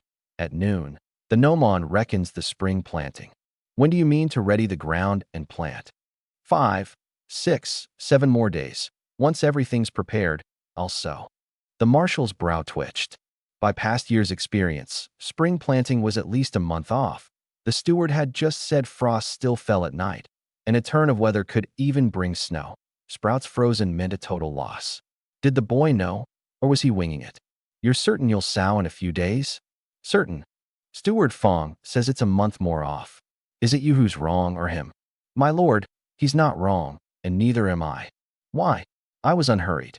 "I promised to plant all those households' fields, but my home has few plow oxen, 2 or 3 fields a day at most. Wait a month to start, and it'd be too late. So I sow the cold hardy wheat first. By the time the wheat's in, it's about the season to sow beans, millet, and sorghum. Neither end is missed." The marshal pressed, "Can't you plow all the fields first, then sow them all together when the time comes?" I shook my head. If there's a long drought with no rain, plowing early loses the shang. "What is shang?" "The water vapor in the soil. Without shang, the seed won't sprout." The marshal's heart tightened to hear it. Every word the boy spoke landed on a vital point. His grasp of farming was likely deeper than even Steward Fong's. "You've got oxen, but what will you plow with?" "I'll forge the farm tools these next days. The moment they're done, into the field." Wheat doesn't fear frost. It doesn't. Nor snow. Ready the ground right after the autumn harvest and broadcast the wheat. Reap it in early summer next year. Once that's in, you can plant another crop of millet or sorghum. Beans won't make it in time, but plant more beans next year, and after harvesting them sow wheat. 2 years can do 3 crops. This place's latitude wasn't low. By the seasonal timing over toward the Hebei region, beans had to be in the ground around the summer solstice. Start now, and it was surely too late. The best intercrop would really be corn, but there's none of it here. If I could truly do 3 crops in 2 years, It'd be the same as reaping one extra harvest of grain. And what made it more urgent still, now there was wine to brew, and sorghum and wheat had to be poured in by the heap. If this came off, the man stood to strike it rich. Tell me, starting this year, if the whole mountainside settlement farms by this method, will it work? Hard. Very hard. They didn't even know how to ridge a furrow. To set them straight to 3-crop rotation now was like forcing a man to sprint before he could walk. Then take the common fields of those 5 wells across the river. Plant wheat there this year too. Do your 3 crops in 2 years as you said, and manage it however you see fit. I only want 3 crops off it. The second crop's rushed for the season. The yield's bound to be less than 2 full crops. I don't care. When the time comes, I'll come look. All I'll be checking is whether there's a crop in the field. There'll be 3 crops, without fail. The marshal nodded. Off in the distance, the 3 boats were drifting slowly into shore along the river. He went down to the bank, waited for the boats to land, gave a few instructions, and had me row him across. The boats had brought 4,000 urns of grain, 2,000 of them to be brewed into wine within 2 months, after which he'd come collect it in person. With the wine in hand, this year everyone who worked would be exempt from corvée labor and would all come brew wine for me. The wine urns would be sent a month later, along with some bowls. This household was so poor it didn't even have a bowl to drink from. He'd sat here half a day and hadn't gotten a single mouthful of water. But if, a month from now, I still hadn't gotten things going, I'd best mind my head. The men of the 3 boats, on the marshal's orders, used my household's ox carts to haul all the grain up the hill, packed it into the granary, and covered it tight with straw mats. Half this grain was the marshal's. Anyone who fudged it was looking at losing his head. They worked until the sun slanted west before the 3 boats finally left. By then the people of the mountainside settlement who'd gone out were trickling back, and seeing 3 boats had been moored at the riverbank, every one of them stood rooted in place. Fong Ping's guts were green with regret. Had he known the wild lad was the marshal's household slave, he'd never have torn the face off things. Now his hangers-on were gone, and his settlement officer post was gone too. The big dark fellow, hearing the news from his household's women slaves, ran straight to the riverbank the moment he got back, wanting to cross and help. But there was no boat, and he could only stand across the water and watch. Only when he saw with his own eyes 3 boatloads of sacks unloaded and carried up the hill did the worry in his chest settle. It seemed the boss wasn't boasting. He truly had the means to feed people. Having seen off the 3 boats, I went back up to the hilltop yard, only to find that the gnomon and sundial I'd made had vanished. That son of a dog marshal, he'd even swiped a child's things. I'd have to watch him from now on.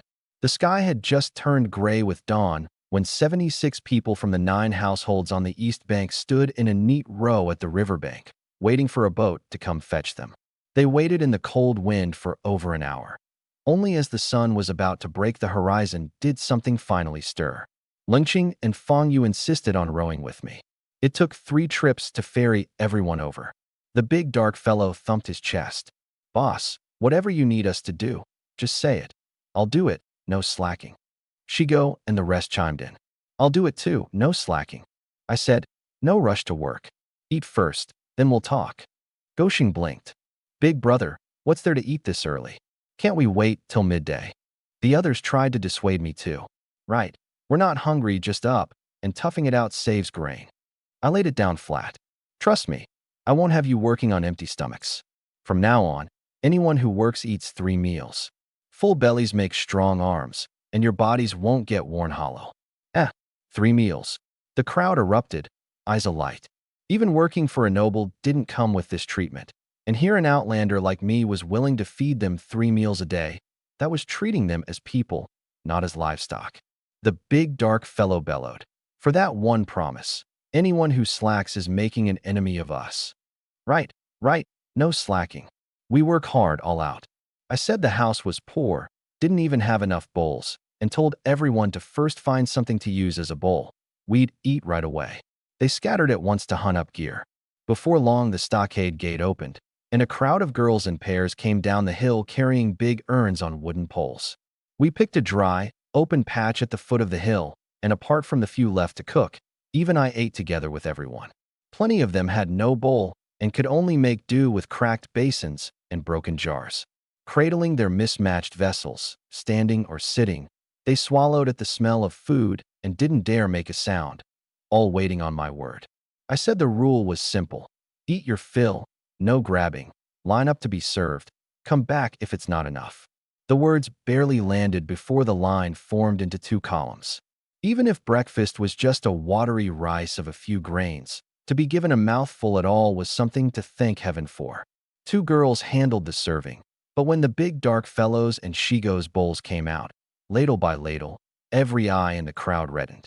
Millet porridge so thick it shone, and another ladle of cooked beans to follow. They couldn't believe it, that a master would let lowly slaves like them eat such fine grain. They swallowed their words and only vowed in their hearts to work themselves to the bone, never to fail this kindness. Food in hand, everyone bent their heads and ate like mad, too fragrant a moment to spare even for talking. The outside women slaves envied my household's girls all the more, feeling that following a master like this was the only way a life was fit for a person to live. In barely a month, those girls of mine had carried themselves differently, faintly taking on the bearing of young women from a great house. This meal, every woman slave ate fine grain to bursting for the first time. Urn after urn hit bottom, and they ached over it. I, though, was like a man with nothing on his mind. I asked whether they'd eaten their fill, and someone said, voice catching, it was the first time they'd eaten so well and so full, and they wanted to count out to me. The slaves dropped to their knees as one, the four men bowing along. I hurried to stop them, saying there'd be none of that from now on. Eat your fill, clean up, and come with me. I took them to the stream gully across from the fields, where a few straw shelters had already been put up. Today's work was clearing the ground and digging clay, with the women shaping brick blanks. I handed iron tools to the four men, and we leveled the ground at the spots I'd chosen in the gully. The stream was 20 or 30 meters wide, swift and ample. I meant to build, at different places along it, a blast furnace, a water-powered bellows, and a water-powered mill. The furnace had to be hidden tight. The mill needed a road an ox cart could travel. The pottery kiln and brick kiln could sit out in the open. The gully was hard granite everywhere. Having assigned the work, I took hammer and stone chisel and went to quarry stone, then had the four men carry the blocks into place, teaching as I chiseled and ground. At midday, I sent a dozen odd girls back to bring the food, and we ate under the straw shelters. After eating, I even let them rest half an hour before going on, and that warmed everyone's hearts, so they worked all the harder in the afternoon. As the sun was about to set, I called it a day and led everyone back to the open ground at the foot of the hill. My girls carried the food down again, and we ate once more. The big dark fellow couldn't help asking why the boss still served the dry kind. I told him that after a full day's work, without a dry meal, where would you get the strength to hold up? Dinner's the old rule. Eat your fill, that's all. We're all family, no need to stand on ceremony. Just don't dawdle. You must cross the river before dark. Crossing at night is deadly. They answered over and over, hearts hot, working harder still. 3 full meals a day. Even without the year-end grain, it was worth it. They ate quickly, and I rowed them across at once. Those who went first had to wait at the bank, and only when all had gathered did they set off together, so no one would rush off and come to grief. Once everyone was across, I rowed the boat back. The boat couldn't be left on the far bank. Lose it, and we'd be stranded. I'd build another later. 76 people had left the settlement before dawn and didn't get back until dark, yet all the way they chatted and laughed, as if they'd struck a great bargain. The settlement folk came out to look at the commotion, and Fong Ping ran over to ask, why so late? You left before light and worked till now. Someone answered, got held up eating. Fong Ping started. They really feed you? What did you eat? Mindful of my instructions, they held firm. What would there be? Same as we always eat. Fong Ping pressed, fed full at midday. Full. Just those 2 words turned the eyes around them red. Saving your own grain meant staying alive. The next day was more absurd still. Before dawn, a few women slaves who'd had only a bit of pale sorghum broth the night before were too hungry and anxious to sleep, and hearing voices outside, they slipped out. It was the same 9 households again, every one bright and eager as if rushing to grab at good fortune. The women simply mixed into the crowd and tagged along to the riverbank. The 9 households weren't familiar with one another, and no one picked out the extras. I rode them over without counting, and only when we landed and took the tally did Fong Yu cry out on the spot. How are there 5 extra? Whose are these? Everyone said they weren't theirs. But the smell of food was already drifting over, the girls bringing it down already standing there. Someone asked anxiously, "Young master, what do we do?" The 5 women slaves dropped to their knees with a thud. "Young lord, don't drive us off. We truly can't bear the hunger. Just let us work one day. We'll eat only a few bites, never slack. Slack and you can beat us to death. We'll accept it." I saw them shaking, thin as rails, and could only wave a hand. "Come along and eat." I turned and told the big dark fellow, "After you eat, rest, and today first put up a few shelters here, so we're not without even a place to eat when it rains." The big dark fellow thumped his chest. I'll get to it the moment I finish eating." The 5 extra women slaves put themselves at the very back, not daring to step up until everyone else had been served. One look in the pot and their minds went blank. It was fine grain. The server, Sanni, even said with a smile, "My young master says, so long as you work well and don't slack, come back for more when you've finished. Eat till you're full." They nearly wept. Breakfast served to the full. This wasn't laboring. This was a life fit for immortals. The more they ate, the more they hated it, regretting they'd ever followed a useless wretch like Song, whose very first night had frozen 2 slaves to death. These 5 who'd slipped and worked a full day, sponged 3 full meals, and went home to the settlement more spirited than anyone. They'd barely reached the stockade gate when their 3 households' masters were already blocking the way, faces black enough to kill. "Where the hell did you die off to all day? I feed and house you, and you go off to be someone else's slaves. See if I don't beat you dead." And right after that, several households across the whole settlement broke into screaming brawls. Being your slave is the curse of 8 lifetimes. Work a day for them, and it's like New Year. Being your slave, I haven't eaten a full meal since the day I married in. Got the nerve? Then divorce me. Once that spread, the whole settlement grasped one thing at once. Work across the river, eat your fill. It's like New Year. The next day, before light, the whole settlement swarmed to the riverbank, Fong Ping among them with a whole crowd of family in tow. I was struck dumb. Why so many people? The big dark fellow looked vexed. I kept telling them no. They'd come anyway, couldn't shake them. Someone in the crowd at once scrambled to call out, "Young lord, are you still leasing fields? Take my family's field too. My whole household will work for you. Just half the year-end grain." I knew well, this year I absolutely could not take the whole settlement in. There wasn't enough seed, nor enough rations, and more crucially, there was the matter of people's hearts. The first batch to follow me were the most willing to obey. If everyone could come in now, those steady, hard-working ones would count for nothing. Let people in next year instead. The old hands would feel pressure, and the newcomers would prize the chance more. I refused flat. Next year, depending. This year there are hands enough, and not that much seed for the fields. Wait until next year, when there are too few hands and seed to spare, then I'll invite everyone. Just then Fong Ping pushed forward, dark-faced, stirring trouble. "We're all of one settlement, and you favor only them. In your eyes is everyone else an outsider." I sneered. "Oh, isn't this Uncle Officer? Weren't you dismissed already?" Fong Ping thumped his chest and cursed. "All thanks to your scheming before the marshal. I was doing fine. How else would I have been removed?" I clapped a hat on him at once.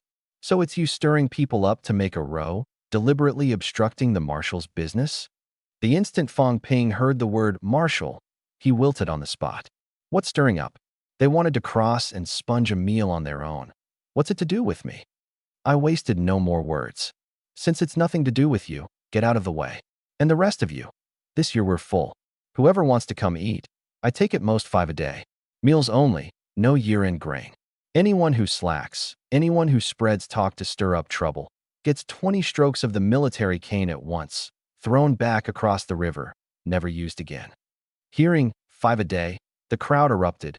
Everyone wanted to squeeze in for that mouthful of full meals. I let out a roar. "Quiet, all of you.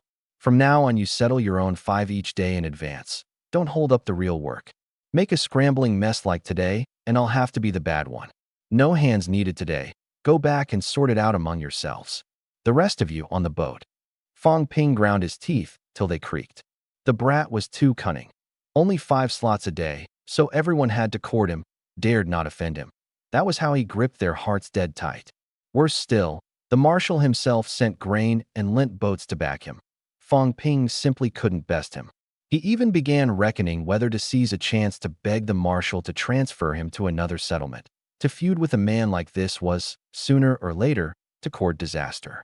100-odd people working together, the progress flew. Red bricks were fired in a great heap. The brick kiln, the pottery kiln, and a permanent charcoal kiln were all built up. The secret little blast furnace and the water-powered forge were quietly finished too. Early one morning, I fetched the people over, took the count, and asked, counting from the first day, "How many days have we worked?" Shigo answered, "Big brother, today's the 7th. I nodded. "The 7th day, today's a holiday." They blinked. "What's a holiday?" "It means a day of rest." Someone grew anxious at once. "Young lord, our lives are cheap. We don't need rest. We're not tired. We've strength. We can do any work." The 5 who just slipped and went white to hear it. They'd heard over the road that this side served not just 2 meals but 3, with beans and millet to your fill, and had figured on coming for a single day of good living, only to find there was to be a rest, and they didn't even get a word in. I settled it. The rule is 6 days on, 1 off. On the rest day, if you've something to do, go do it. If not, and you want to come across and mess about together, that's fine too. We're all family. The food's served all the same. Only then did the 5 breathe easy. The big dark fellow wasn't having it. Eat the boss's grain without working? The others called out too. Eat the food, and you've got to earn it. I waved a hand. Resting doesn't mean lying about like corpses. After breakfast, the women go to the river to dig shepherd's purse and wild scallions. The men load the wheat onto carts and haul it to the mill. At noon, we'll wrap vegetable dumplings. Aim to eat them at 1 meal. Nobody knew what dumplings were, but hearing they were to go dig greens, they did as told. The big dark fellow and the others hitched the ox carts and hauled wheat to the water-powered mill. Built only yesterday, the men didn't even know what a millstone did, until they poured the grain in and stared, dumbstruck. No one had to push it. Borrowing the water's force, it ground wheat into powder. The grinding was fine. I had a few girls mind it and warned them to grind the wheat twice to remove the bran. The flour would come out dark, but it was eaten all the same. Then I took the 4 men out onto the river in the boat, casting the net wide. The water was still cold, but the fish were plentiful. One cast hauled up fish of 2 or 3 gene. Shigo was beside himself. "This net's magic. Cast a few every day, and we won't want for fish all year." I filled a wooden basin with fish and brought it back to shore, killed and cleaned them, and sent them up the hill to stew in the pot. The girls dug back a heap of shepherd's purse and wild scallions too, washed them, and brought them over. I mixed in chives and the like, chopped a big chunk of smoked cured pork for filling, added a little lard, and taught everyone to wrap big vegetable dumplings. The steamer trays, 6 of them, made to the iron pot's size, had been ready a while. Clapped them on and steam. When the dumplings came out, the fish was stewed too. These past days I'd had the men do the main labor while I busied myself fussing with implements. Once the pottery kiln was built, I'd fired a batch of bowls offhand. But the heat was wrong, and they came out only as crude earthenware. The pottery was rough, the first our own girls had ever shaped, barely usable. Take it to market, and you'd likely get a beating. The key work I let no outsider touch. Firing pottery and the like went entirely to our own girls. Brick firing didn't matter. Let outsiders fire bricks, and our own girls focused on the pottery. So today, having tableware at last, I dared call everyone together for a meal. There were no tables. The 8 sat in a ring on the ground. I sat off to one side with the 4 men. In the middle stood a few big soup bowls of fish, the rest all big vegetable dumplings. Plain greens nobody liked, and with no seasoning, we just made these 2 dishes. Yet those 2 dishes left everyone craving and loath to take a bite for fear it would end. The fish was absurdly fresh, not a trace of off-taste. The dumpling skins were fine as anything they'd never seen, so wheat ground to flour was finer than millet after all. Inside there was cured pork and lard mixed in 2. One bite, and the mouth filled with savor. Only now did my girls grasp my words. Wheat is the true fine grain. Wheat hulled and milled to flour could taste this good. By the time we finished, it was nearly 3 in the afternoon. I said there were a lot of dumplings left over, and kept too long they wouldn't taste good, so 2 each to eat on the road. And that was it for the day. Go home early and rest, be at work on time in the morning. The big dark fellow didn't want to leave, said the sun was still high, and begged the boss to give him some work. The others jeered along, saying there was nothing to do at home, begging the young lord to assign more work. I said there was no work today. If you want to work, put in extra tomorrow. Shigo suggested then they'd gather more firewood. They couldn't eat ready-made every day and not even tend the firewood. The crowd seconded it at once and went off to gather wood along the river. They scoured down the riverbank, hitched the ox carts, and hauled firewood back load by load, soon piling a great stack at the foot of the hill. Only when the sun set did they each tuck away 2 big vegetable dumplings and, well content, cross the river home. Working for me was like living a life of immortals, a lively crowd, food fresh and fragrant, and no one willing to part. Ever since the whole settlement scrambled to cross the river and stirred up that mess, the settlement had set a rule: 5 slots a day, the 5 households taking turns, 1 person each. Today it was the turn of a young woman slave from Fong Ping's house to cross. Once across, the 5 deliberately hung back, quietly debating whether to take the 2 big vegetable dumplings I'd given home. Some said they used to eat their fill and go, never bringing the men any food, and the men were still hungry. Why share it out? Others feared being seen empty-handed when the other households had brought theirs, and getting questioned would be more trouble. In the end, someone raised that getting a turn at all wasn't easy, and if the master was displeased they'd be cut next time, so they'd best bring them. Swallowing their anger, the few tucked the dumplings away to carry home. The little slave got home reluctantly too, and handed the 2 morsels of human delicacy to Fong Ping. Fong Ping, fumbling in the dark and unable to see clearly, took them and set them aside, asking whether she'd dug a day of wild greens for the wild lad. The slave said yes, and added that the wild greens were just sprouting and no one on the far bank dug them. So she dug a lot, and afterward gathered plenty of firewood besides. The more Fong Ping heard, the worse it sat with him, and he reckoned inwardly whether this meals for labor scheme of mine really paid off. 3 full meals filled people up, made them work harder, and grateful to me besides. But where would he ever get enough work to keep over 100 mouths going? The next day happened to be the turn for 5 men to cross, so Fong Ping simply traded the 2 big vegetable dumplings for a slot, meaning to see with his own eyes what I had people doing every day, and on what I dared keep so many people. The moment the boat touched shore, Fong Ping and the 5 hurried to make their bows to me. I nodded, well pleased to have 5 more strong laborers today, just right to start the field leveling work. Once across the Xing River, at the straw shelters at the foot of the hill, before long a few girls came down carrying food urns on shoulder poles. The earthenware bowls were already laid out. Breakfast was a flour drop soup they'd never seen. With the water-powered mill, wheat could be milled into flour continuously, and flour drop soup was the quickest to make, just right for breakfast. Fong Ping stared at his bowl. What's this? Flour drop soup. Made of what? How's it made? Sini rolled her eyes at him. What's all the asking for? Eat your food. Fong Ping cursed inwardly. This was plainly some new food the wild lad had come up with, fine-textured, and yet he was willing to feed it to a pack of slaves. What was he really after? Was he buying their hearts? Even his own woman slave dared talk back. He'd settle accounts with the lot of them later. After the meal, he waited to be assigned work. Instead, I rode them all back to the far bank. This time those who'd come along were all settlement folk. My 36 girls hadn't crossed. I spoke up. Today there's just one thing. Burn off all 9 wells of field on this side. No need to cross the river at noon. The food will be brought to the fields.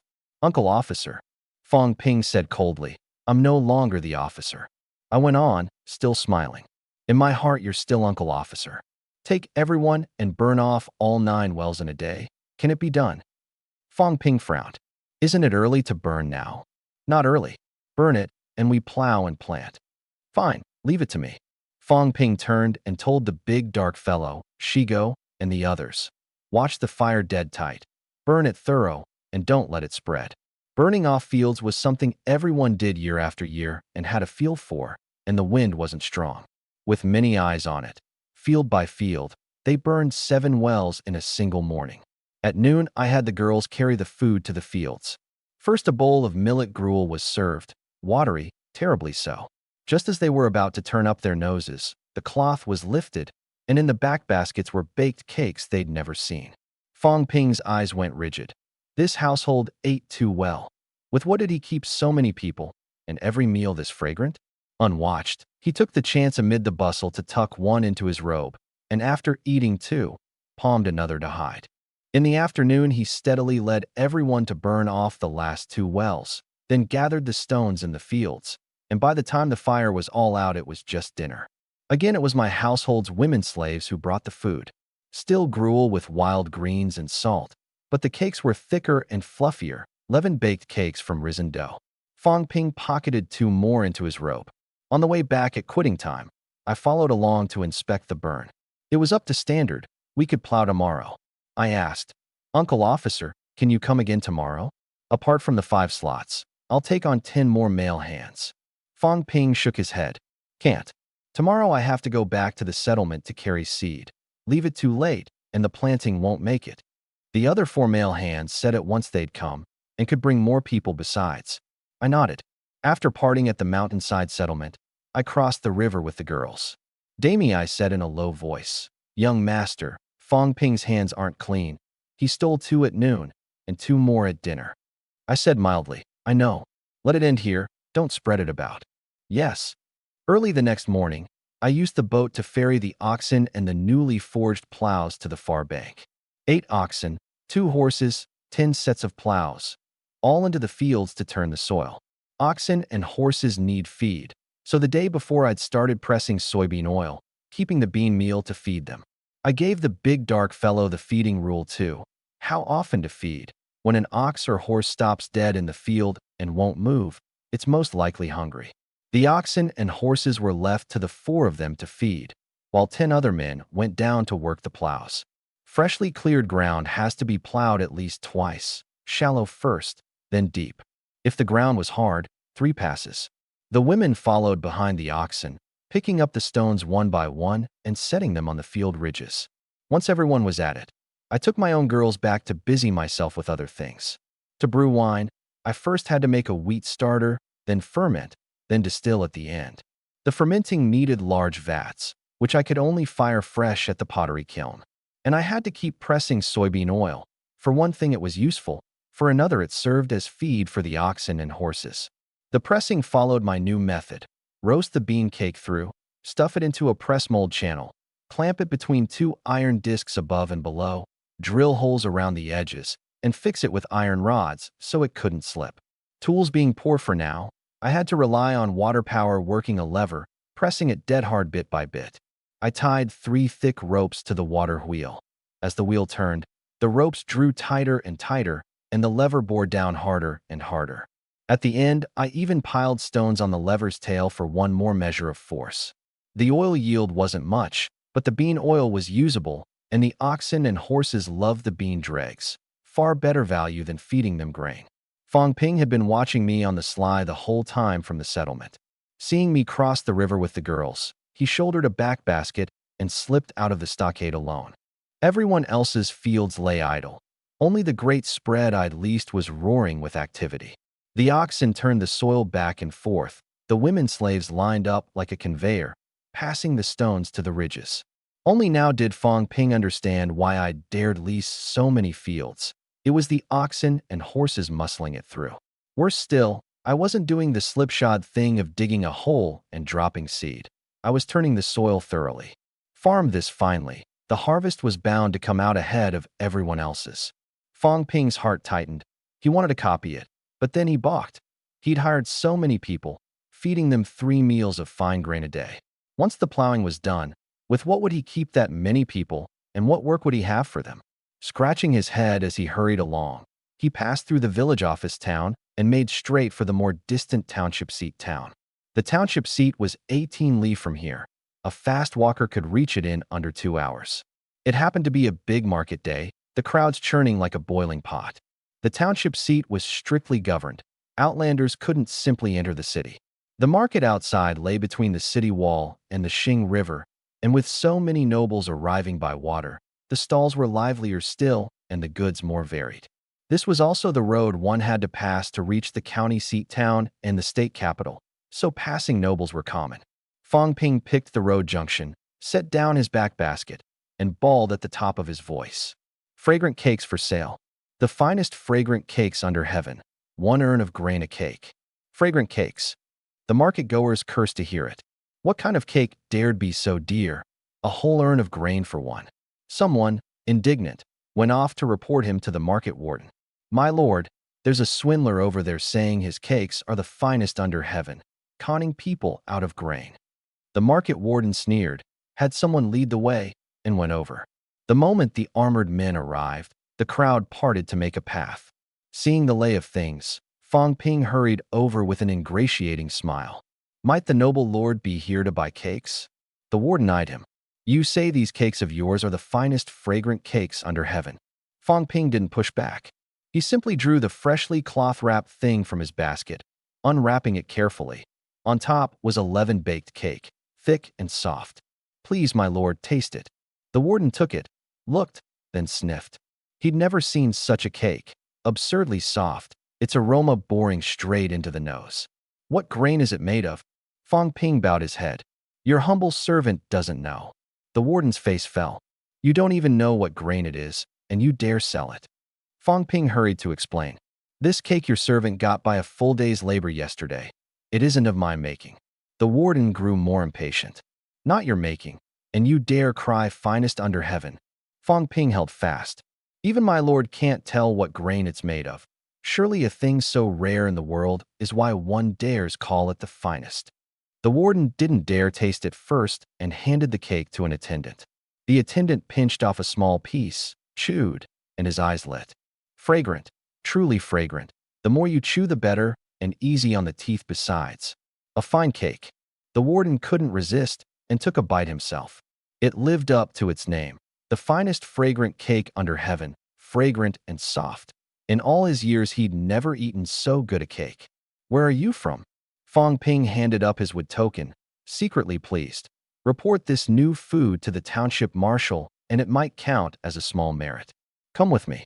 So Fong Ping went into the township seat, and outside the township marshal's residence the cakes were all taken away while he was made to wait. The 4 cakes were soon brought before the township marshal, Zili. The marshal frowned. Offering cakes? He sneered inwardly. An outlander slave, fit to bring food to court favor with him? The warden hurried to explain. My lord, these cakes are said to be the finest fragrant cakes under heaven. Your subordinate dared not be discourteous. They truly are too fragrant. If the kitchen learns the method, my lord could eat them every day, and we'd share in the good fortune. The marshal asked, You've tasted them? We have. He glanced over. The cakes white and thick and dry, as if they'd keep long enough to serve as army rations. He pinched off a piece and put it in his mouth. The more he chewed, the more fragrant, with a faint sweetness. Who brought these cakes? The man waits outside for your summons. Bring him in. Fong Ping was let in. The marshal eyed him. These cakes aren't your making. Why bring them to me? Fong Ping bowed his head. Your servant only wanted to trade for some grain. The warden added a thrust. My lord, he was crying his wares at the market. 1 urn of grain a cake, and was reported to me. The marshal asked, Which settlement are you from? The mountainside settlement, with the Great Xing Mountain just to the north. The marshal waved a hand. Give him 4 urns of grain, beans or millet, as he likes. But Fong Ping suddenly knelt. My lord, might your servant borrow an ox? The marshal said coldly. You, an outlander, want an ox for what? To plow fields. An ox can plow. An ox can pull a cart, so it can surely plow. The marshal blinked. Pulling a cart takes 2 oxen. Borrow one, and what use is it? One can plow too. How? Fong Ping steeled himself. The Liu family in the settlement is plowing fields right now, with 1 ox to 1 plow. The marshal's gaze went heavy. Plowing fields now? Isn't it some days off yet? Fong Ping could only answer, Your servant doesn't know. The more the marshal heard, the more suspicious he grew. 1 ox plowing a field, and able to make cakes like these. He had to go see with his own eyes. He changed into plain clothes, took a few attendants, and with 5 war chariots drove straight for the mountainside settlement. Fong Ping, fretting that he walked too slow, was simply taken up onto a chariot, his 4 urns of millet hauled along with him. They reached the mountainside settlement at noon, and from afar saw a crowd eating by the field's edge. Fong Ping made to holler at them to come pay respects, but the marshal pressed his hand down. The marshal walked over himself. I too was eating at the field's edge, when 5 war chariots pulled up on the road, and a brocade-clad man came over with armored men. The array was grander even than the village marshals. I had everyone keep eating and went to meet him alone. Your humble servant Lu Hao pays respects to the Lord. The marshal asked, Are these your household's fields? Leased by your servant. I gave a brief account of how it had come about. The marshal made no comment and went straight down into the field to look. The whole field had actually been deep plowed, a method he was seeing for the first time. He walked over to where we were eating and looked. In the baskets were white half-sphere things, different again from those fragrant cakes. And in these outlanders' bowls, millet and wild greens gruel. The marshal was struck. Who was so open-handed as to feed outlanders grain this fine? He couldn't help grabbing a steamed bun. I quickly called out, Quick, serve the Lord a bowl of gruel. Dry alone is easy to choke on. The marshal shot me a glance, but said nothing. He took the gruel, the crowd around all watching him. He held the scene down. Eat, keep eating. Only then did everyone let go, the 14 strong men firing on both sides, each cramming 7 or 8 buns into his belly.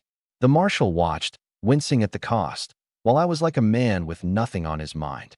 He bit into a bun, soft and faintly sweet, easier on the mouth than the cake, though it lacked a little of the cake's fragrance. 2 buns and a bowl of gruel, and he ate it nodding. He spoke. This thing, what grain is it made of? I answered, wheat. Hulled, milled to flour, and steamed. The marshal frowned. The process is this troublesome, and still you let so many people eat their fill. He understood well enough. I was short of grain, yet dared feed people like this, surely with some other aim. I laid the accounts out. 2 urns of wheat yield 1 urn of flour, plus half an urn of bran, the rest being loss. If my lord wants wheat flour, send me 5 urns of wheat, plus 1 more urn of wheat, and I'll mill you 2.5 urns of fine flour. The marshal's face fell. You, a rustic commoner, dare haggle with the township marshal himself? Even your own village marshal wouldn't dare speak to me this way. I wasn't flustered, I even smiled. A mountain need not be high, with an immortal it gains fame. Water need not be deep, with a dragon it gains spirit. This is a humble room, but my virtue makes it fragrant. The marshal started. He'd never heard these words, and the more he savored them, the more they sounded like self-praise. He was about to flare up when I followed with another stroke. A loyal minister does not serve 2 masters. Having sworn allegiance to the village marshal, Zi Heng, I acknowledge him and no other.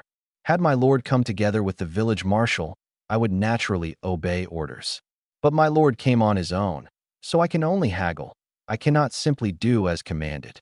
The marshal was choked, unable for the moment to refute it. With a cold snort he turned, hands behind his back, and walked to the oxen at the field ridge, but his eyes were on the plows. The angled draft of the plowhead he grasped at a glance. It seemed to hook the force to the front of the ox, so a single ox could pull it. The marshal asked, This plow, how does it work the field? I said, I'll show my lord once. The big dark fellow led over an ox and yoked it. Tongzhu hoisted the curved shaft plow and went down. Sure enough, 1 ox and 1 man could open the furrow, and not slowly either. The marshal's face changed. This thing was too potent. He turned and pinned me with his gaze. You say you're loyal only to Zi Heng. So why show such a secret to me, the township marshal? I answered without a leak. The village marshal worries for state and people. In anything that benefits state and people, he never hoards. Being his man, I naturally dare not hide it from my own side. The marshal sneered to hear it, but grew warier inside. The boy was loyal on his lips, yet held in his hands the means to change fields and grain. Pressing the thought down, he asked, Farm by your method, how much more grain does 1 well of field yield at autumn? 1 well, counting the common field, was about 230 mu. How could a mu fail to bring even 200 jin? It should come to 2,000 urns. The yield was indeed a great cut above the old way. By that crude planting, 1 well yielded 600 or 700 urns at most. The fields are leased, And you feed them fine grain besides. 3 meals a day, no limit. Eating like that, how many urns are left at year's end? Full bellies make strong arms, and men more willing to give their all. What's valuable about them isn't the grain.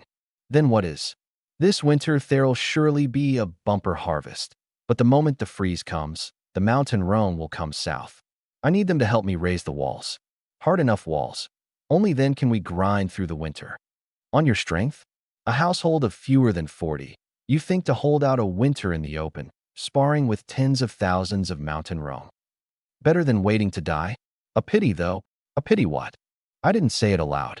What I wanted most was to shed my slave status, and the fastest road was to win merit in war. So I simply laid it bare. Give me 800 riders, and not one roan horse crosses the Xing Mountains. The marshal's face sank on the spot.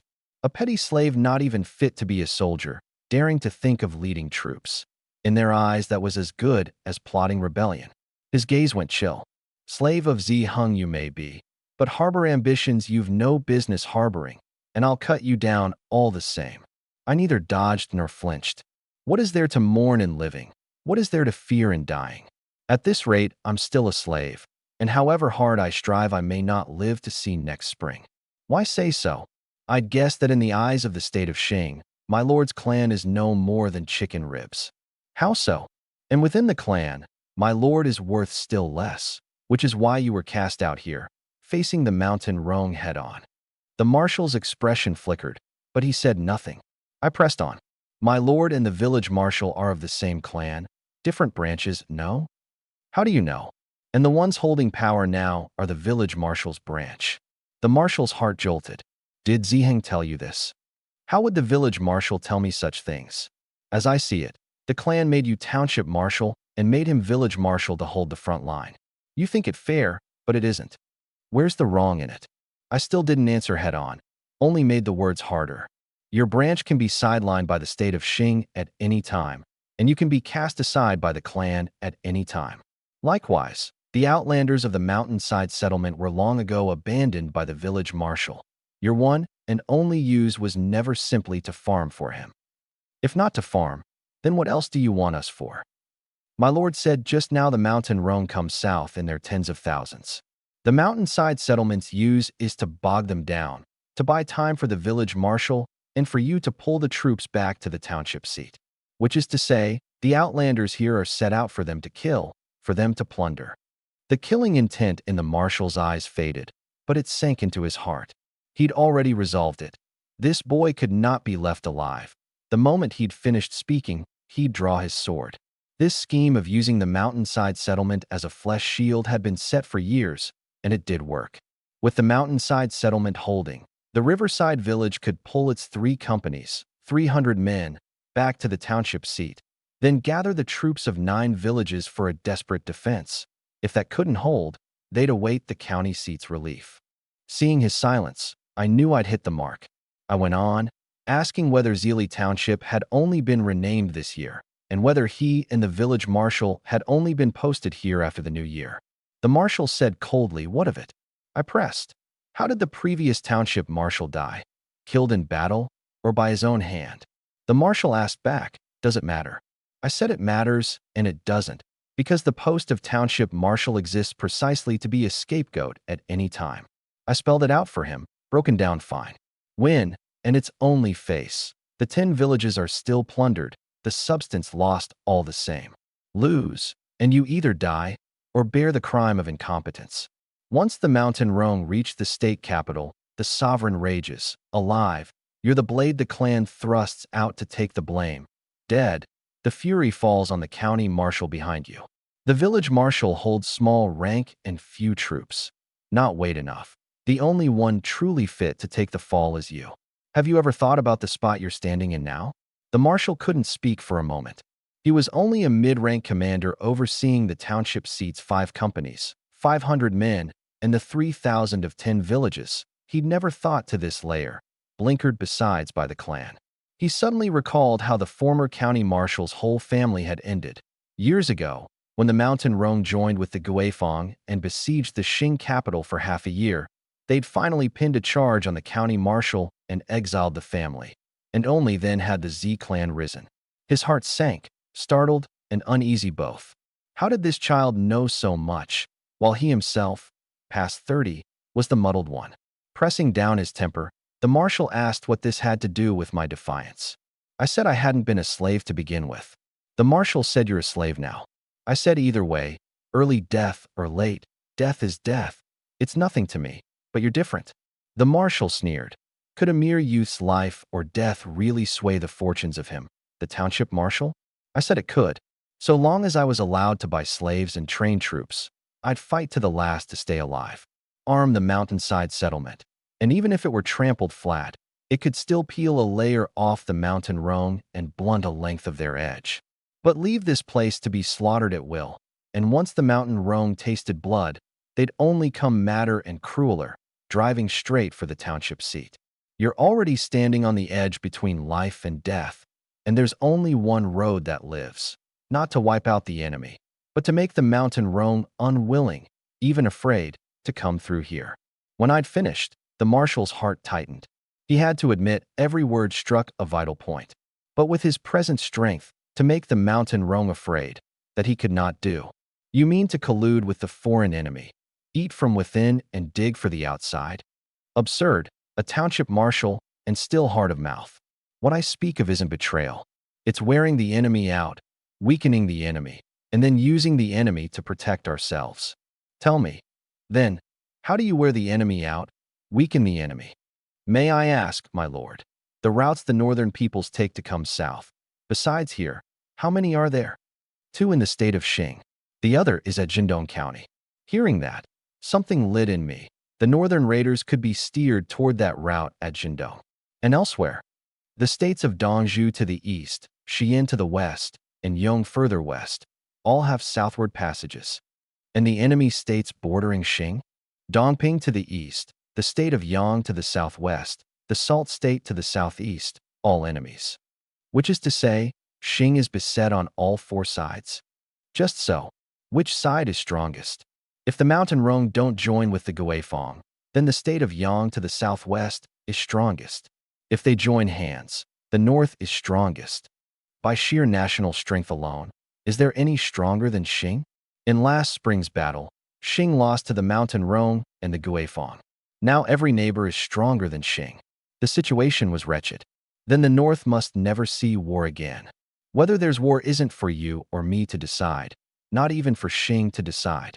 I didn't dare meddle in state policy. One wrong word, and I'd lose my head. So I turned first to settling my own standing. I want to enter office, to buy the mountainside settlement, even the riverside village.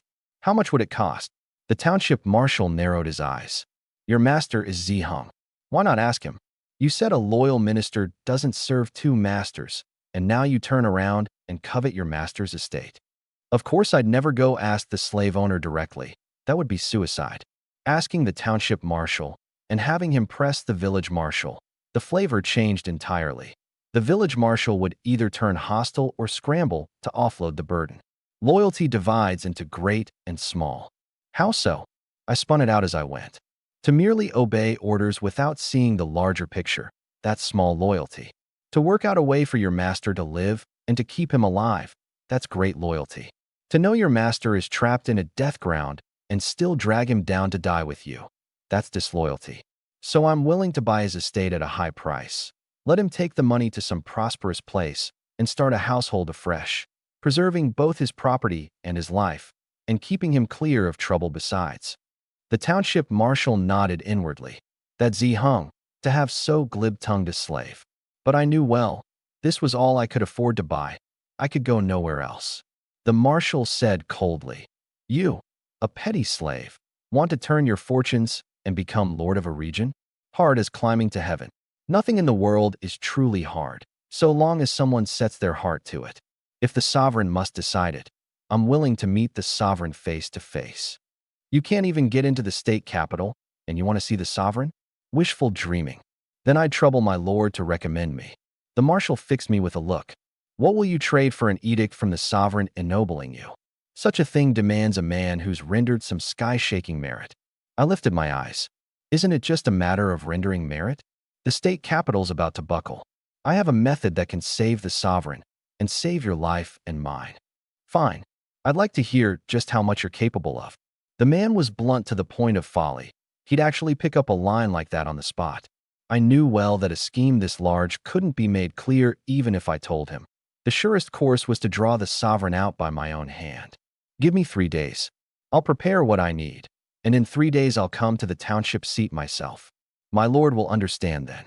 The marshal held in his temper, feeling I was selling suspense, yet couldn't bring himself to press. And the more I held back, the more it seemed I truly had a trump in hand, and the less he dared let me go. This place was a death ground. One misstep, and his whole family went to the grave with him. If this youth could be set up to replace Zi Hung as village marshal, he'd block the front and serve the township marshal's ends both, better than bearing it all alone. He reckoned, push the man up first, but keep the profits clenched in his own hand. How is your wheat flour made? 10 days. In 10 days I'll deliver it to my lord with my own hands. The marshal gave a cold snort, flung his sleeve, and left, respectfully seeing off the village marshal. The people in the fields glanced over, and seeing he paid them no mind, simply kept working. The township war officer, Yen Long, came up. My lord, did that outlander offend you? No. Back. Fong Ping, though, was certain I'd brought trouble on myself, and waited to watch me suffer for it. The moment the marshal left, I led everyone across the river and got straight to work, firing bowls. Dig clay, make clay molds, shape the big vats first, then the second and third vats, and turn out a batch of bowls and plates while at it. The 4 bellows were rigged up too, and we burned hard with resin-rich pine. To prevent cracking, the firing went in 3 stages. First a full day and night with no air blown in, then half a day with the bellows going. Then stop the air and let it bake another night, opening the kiln only once the temperature slowly came down. I hadn't found kaolin, so what came out was colored ware. When the girls saw the finished pieces, they were too excited to speak. They carried only the big vats up the hill to ready for brewing, and buried all the bowls and plates in pits, afraid word would leak and bring a killing down on us. Over these 10 days, while I fired pottery, I first sent wheat across to have the ground sown. In spare moments I chiseled 2 stones into a millstone, reinforced the ox carts with iron hoops, and converted 2 of them into double-shaft horse carts. Salt at home was nearly out, and the wheat seed near gone too. I had to go borrow. When the day came, at first light I took a few girls, brought along the big dark fellow and Shigo, and drove the 2 carts to the village office town, leaving the rest to farm. At the riverside village, I first went to the village land steward to borrow wheat, picked the plumpest to fill a cart, and had Shigo drive it back to Sao. I took the rest straight on to the township seat. It happened to be a big market day, lively as a boiling pot. Sellers of chicks and puppies, of hides and wild greens, of game. Outlanders pressed together bartering. The whole scene full of chances and full of trouble both. I'd brought a little beans, and had lynching, and the others look first for what the household lacked and trade if they could. I took the big dark fellow and drove the horse cart to the township seat's gate, and handed up my wood token. Outlanders weren't normally allowed into the city, but plainly Li had passed the word. One look from the gate guard, and he had someone lead me straight in. When I saw the township marshal, I gave only a perfunctory little bow, not a word of waste. From inside my robe, I drew out a porcelain bowl. It was fired from clay, glowing a yellowish hue, smooth as jade yet harder than jade. The marshal stared at the bowl. What is this? I asked back. Does my lord think this thing, sold across the lands, would fetch a price? The bowl was lighter than bronze, cleaner than earthenware, and better suited to holding food. Sold to the nobles, money was no worry at all. The marshal asked, pressing down his heartbeat, what is its worth? I said, as much as you want, you can have.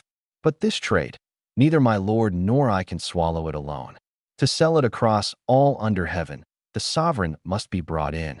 Split the gains 3 ways. The sovereign, backing it, takes 4 parts. My lord puts up no money, only manages it, and takes 3. I supply all labor and materials, and take the other 3 as my toil money. The state grows rich, my lord can raise and arm troops, and I get a way to live. I sneered inwardly. Chin Fizi raised horses for the Zhou king and won a fief. I'm making the sovereign rich. Surely I can beg the title of a landless lord. And even if someone wanted to seize it, it would do them no good. A craft like this can't be tortured out of a man, turned truly hostile, and no one wins. But when Zeely heard it out, he was troubled. The matter was too large. He'd have to report it to the clan first, and the clan, hearing of such immense profit, would most likely want to bypass the sovereign and do it alone. Who'd willingly hand over 4 parts? If it truly could be made without limit, as I said, the Z clan could rise to greatness overnight. I saw him bow his head in silence, joy and anger plain on his face. At a glance I knew he was wrestling with it. So I drove the knife in straight. Does my lord think his clan can outfight the other great clans of Xing? Zeely said dully. We can't. He lifted his head and frowned. Why do you ask? I said, men die for wealth. The moment this thing appears, every great clan will scheme and snatch for it openly and in secret. To hold steady, there's only one way, top and bottom of one mind. Let a single rift open within, and the enemy can drive into the gap. The sovereign always takes the biggest piece. Without me, there's no such thing. Zeely understood. I was saying, the Z clan is dispensable, replaceable at any time. His eyelids twitched with rage, but he dared not flare up. To kill me now would be satisfying, but it would be strangling the road to riches with his own hands. Zeely shut his eyes so as not to look at me, and asked stiffly, and the method for the flower? I said, I know putting it this way displeases my lord. It sounds like coercion, but the logic stands plain there whether I say it or not. I truly do want to help my lord, and help the Z clan. And it isn't only this bowl. The village marshal is brewing wine together with me right now. Perhaps he won't report it to the clan for the moment, but sooner or later it can't be hidden. The moment those words landed, Zeely's heart eased somewhat. But unwilling to admit he'd misjudged, he could only snap back coldly. Such logic is beyond this township marshal. I asked you, where's the flower method? I answered, on the cart outside the residence. Zeely blinked. What is it? It takes a cart to haul. A millstone. He'd never seen the thing. Only on going out the gate did he learn it was 2 great stones chiseled into round discs, with a stone mortar beside them. The stone was frighteningly hard. The bronze chisels it must have ruined to carve it. The thing itself was worth money. By my account, you first pound the hulls off the wheat in the mortar, then have a household slave push the millstone to grind the kernels into powder. And this makes the finest fragrant cake under heaven. I brought out, too, dried old leaven and lye refined from wood ash, and laid out the method point by point. The marshal heard it through and sighed. Such trouble just to eat a fragrant cake. Yet I could take this whole method and feed it to a pack of outlanders, and keep them in it besides. No wonder my name had spread so wide. The marshal spoke on the spot. Offering this, I'm well pleased. What reward do you want? I wouldn't take it. I ask only to serve under my lord hereafter, and to keep my lord pleased. I seek no reward. The marshal laughed aloud. Attendants, ready wine. But a millstone was this dear. The marshal couldn't simply take it for nothing. First he said he'd grant grain. Then, thinking my cart's too few to haul it, he gave outright a frightening amount. 20 cartloads of wheat, plus 40 oxen and 20 ox carts. Half was payment for the millstone, half for the cake-making craft. Such a secret method, in another's hands, would most likely go to the grave untold. That I'd teach it meant he couldn't let me come off the loser, and it bound the bond tight, smoothing the porcelain trade to come. In truth, the wheat was only 600 urns, 10,000 some gene. What was truly valuable was the oxen. The marshal even had men drive the ox carts all the way back for me. Out of the township seat, I met up with Lungqing and the others, who'd already traded for goods. As I'd instructed, they'd traded a urn of salt from the official salt stall. Lungqing also wanted to raise some chicks to build up everyone's bodies. While at it, I traded for 6 puppies and got a pair of tabby cats to keep down the rats. The horse cart led the way, 20 ox carts trailing behind, a grand procession back to the mountainside settlement. I'd thought they were only helping haul grain. I had no idea the ox carts were granted to me. At the riverbank, the old man leading the convoy, seeing hands enough to unload and afraid he'd not make it back before dark, asked, Young lord, might we go on ahead? We've still the river to cross. Too late, and we won't get back. I said, unload first, then take some dry rations for the road. But the old man replied, the marshal gave the order. These oxen and carts are all granted to the young lord. I was struck dumb on the spot. The township marshal had laid out far too much, 40 oxen handed over just like that. The two girls were even more thunderstruck. Every time the young master went out, he came back with great things, and this time he'd led home a whole herd of oxen. I gave the order at once. "Beware, cross first and bring back all the dry rations at home. We can't send them off hungry." Uer rode over and soon carried back 2 baskets of steamed buns. The 20 Outlander drivers took the rations, thanking me 1,000 times, and took their leave. They'd all eaten very full at noon, and knowing they had a long road, and that it was food granted by the marshal, no one dared waste it. Past the mountainside settlement, seeing fine steamed buns the likes of which they'd never eaten, the 20 split half a bun each, and ate it weeping on the spot. Never in their lives had they seen anything so fine and soft, so fiercely fragrant, so good it made them want to cry. The more they thought, the more absurd it seemed.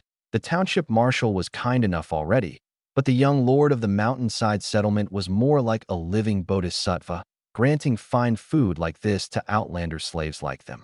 Back outside the township seat, they saved the buns, unable to bear eating them, and pressed them all into their children's hands. The township seat was unlike the mountainside settlement.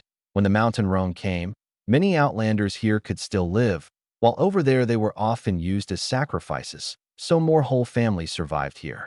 Within a few days, the name, the young lord of the mountainside settlement is a great kind soul, had spread. The people of the mountainside settlement had been living off working for me to begin with, and the moment they heard grain was to be hauled across the river, they all rushed to lend a hand. Fong Ping came too. Hearing there were 20 ox carts of grain, he hurried over to see for himself. He happened to catch me handing the grain to the drivers as they bowed and took their leave. Still a good way off, Fong Ping charged up and blocked them. "Where's this grain hauled from? You don't look like Riverside Village folk." The driver answered, "The township seat." Fong Ping pressed, "So many oxen. How is it you don't even want the carts and just head back?" The other said, "The oxen and carts were all specially granted by the township marshal to the young lord across the river." Fong Ping froze on the spot. Only one thought left in his head: impossible. He'd offered cakes to the township marshal, reported intelligence, and gotten only 4 urns of millet. I plainly had fine things and didn't offer them. Shouldn't the marshal have been angered? On what grounds did he reach out and grant so many oxen? He knew best of all how dear an ox was. Once plow oxen came into use, they'd only grow dearer. And he'd seen with his own eyes how I could plow a field with a single ox. The marshal should have gripped his oxen all the tighter. How had he instead sent away 40? On what grounds? On what grounds at all? The whole settlement, men and women, turned out to unload the grain from the carts, carry it onto the boats, ferry it across, and store it. Done in the blink of an eye. I wouldn't let them work for nothing. I had the girls make plenty of food and treated everyone to millet and wild greens gruel and steamed buns under the straw shelter at the foot of the hill, and took the chance to speak. I said, "Before, with few oxen, I couldn't lease all your fields. Now, by the township marshal's great kindness, 40 strong oxen have been granted. These oxen are enough to plow the whole settlement's fields. Whoever's willing to lease their fields out, settle it, then come work for me. Meals provided, and work points besides, 10 a day for a man, 8 for a woman. Work points can be traded for grain, and for cloth, shoes, and such." My reckoning ran harder still inside. The road to standing was taking shape. This year, come what may, I had to plant my feet here as a landlord. After the autumn harvest, I'd still have to guard against the northern bandits, and I needed to gather hands early to build the works. Best to draw both people and land together into one place now. The settlement folk had long envied those 8 households. 3 meals of fine grain to the full, grain shared out at year's end.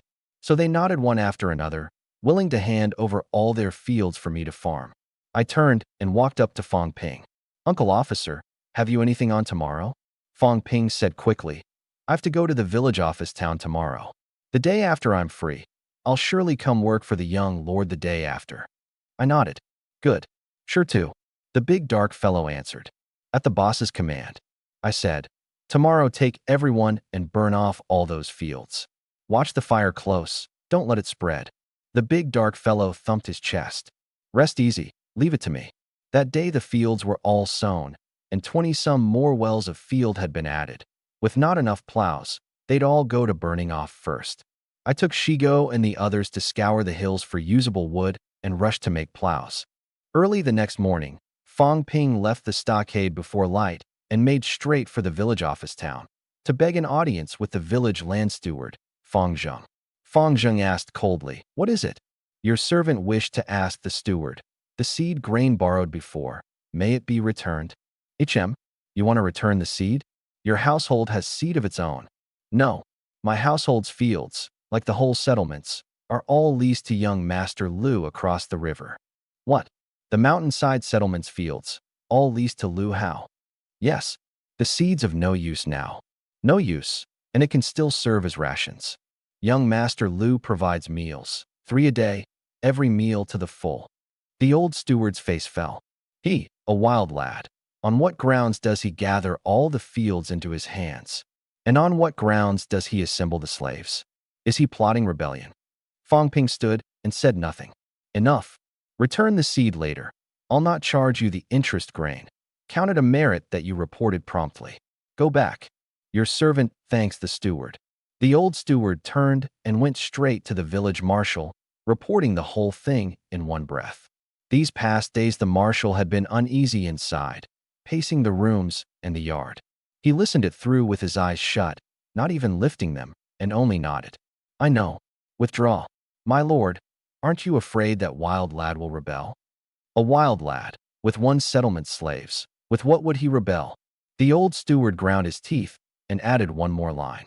Fong Ping also said the township marshal granted him 40 oxen yesterday, 40 strong oxen.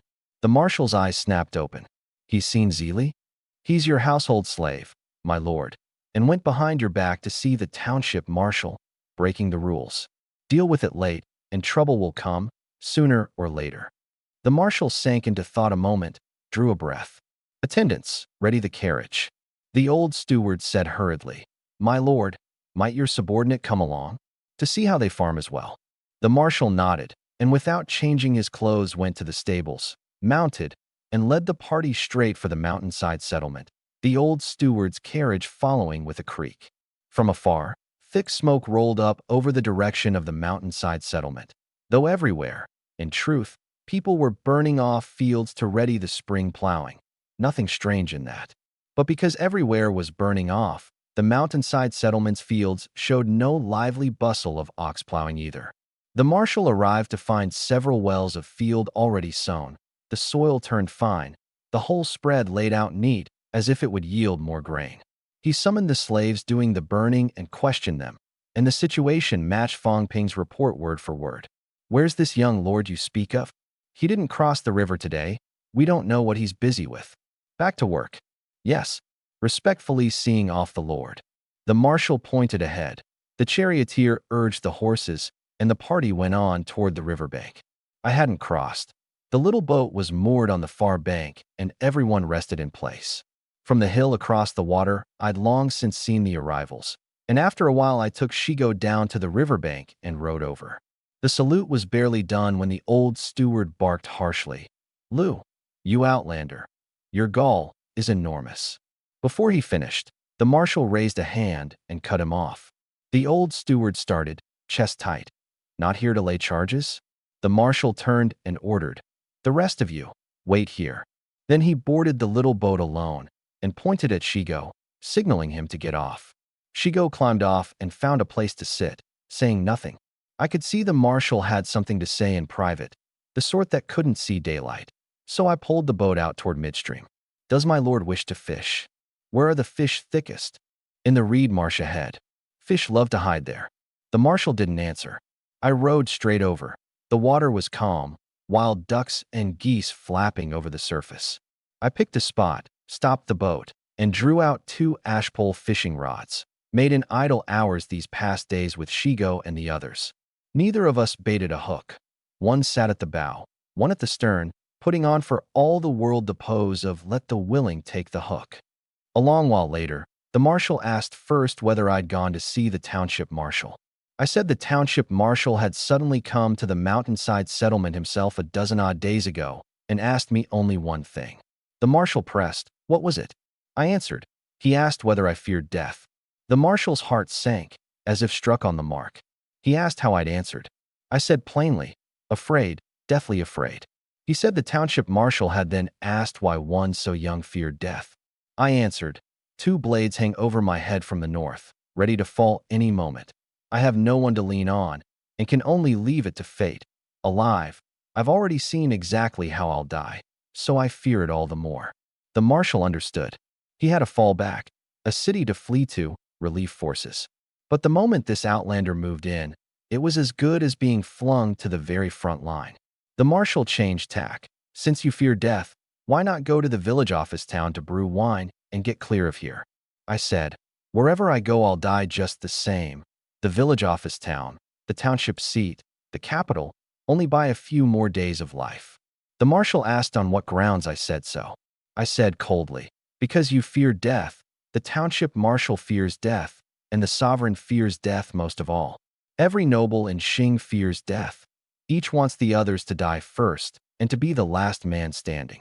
The canyon could clearly be held with heavy troops to guard the gate of the state, yet they only plant a settlement here and pull the soldiers back. The more soldiers, the further back they hide. This war is reckoned first as each house's private affair. No one is willing to truly bear it. The marshal didn't flare up, he followed it along. Fearing death is human nature. Don't you fear it too? From that reply, I guessed he was after that wretched glass cup. I asked back, my lord can't sleep over life and death either, can he? The marshal dropped the act and named his price outright. Living's easy. I'll offer the supreme treasure to the sovereign. You come with me to brew wine, and you'll live. I understood. Go with him, and I'd become his lackey, and the road to lordship would be cut off. I laid it bare. My lord can go, but the clan can't. What you're wrestling with is whether to offer the treasure and slip away alone, and then be struck from the genealogy, or to hand the cup to the clan and let the clan pick a son to its liking, send him out with backing to set up a separate house, and keep the family line.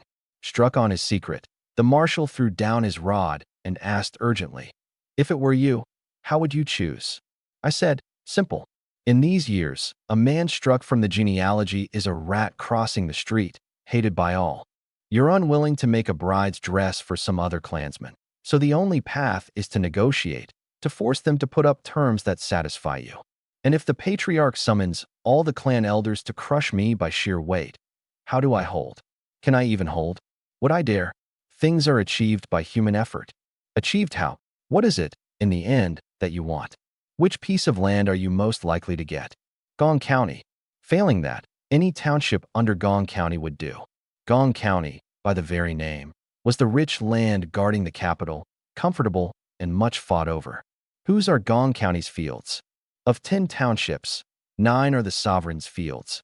Only 1 belongs to the county marshal. I understood at once. What he wanted wasn't fields, but to take cover in Gong County and make money brewing wine on the side. I'll help you get a township under Gong County, and you give me the mountainside settlement. I'll help you take Gong County itself, and you give me the riverside village. Aren't you afraid of death? Help me move to Gong County. Come there with me to brew wine, and you needn't die. What I meant to rely on was this mountain range. How could I run off to a place with no resources? If you move to Gong County, I can only stay here. Why? Gong County is the sovereign's domain. Only those he trusts can dwell there. To get over there, you need not only terms, but the sovereign's trust. I can be your terms. Staying here and drawing the sovereign out, I can make that trust for you. The marshal wouldn't have it. Isn't the supreme treasure enough to trade for 1 township in Gong County? I asked back. Then how do you square it with your clansmen? The marshal gritted his teeth. So long as you get me 1 township and I don't break with the clan, I, Zihung, swear it. The riverside village is all yours. I struck while hot. Have you told the clan about the wine? No wine's come out yet. I haven't. Tell them now. And the supreme treasure? Hide it away as a family heirloom. Let no one know. When the day comes to truly trade for a city, bring it out then. The marshal was stirred at once. Without offering the treasure, you can still get me a township? I nodded. A while back the township marshal came to me wanting to ennoble me. I gave him the porcelain trade. Porcelain plus wine. Those 2 profits are enough to move the sovereign. I have a way to get you a township in Gong County without your tearing the face off the clan. The marshal asked again, does Zeely leave too? He can't. From the day he renamed the township seat Zeely Township, he nailed himself to it. Unless he wipes out the mountain Rong and the Guifang, he can only be buried in Zeely Township. Only then was the marshal reassured, and he lowered his voice. But it's perilous here, and the sovereign can't possibly come in person. If he doesn't come, what do I do? I said. You just report the brewing truthfully to the clan.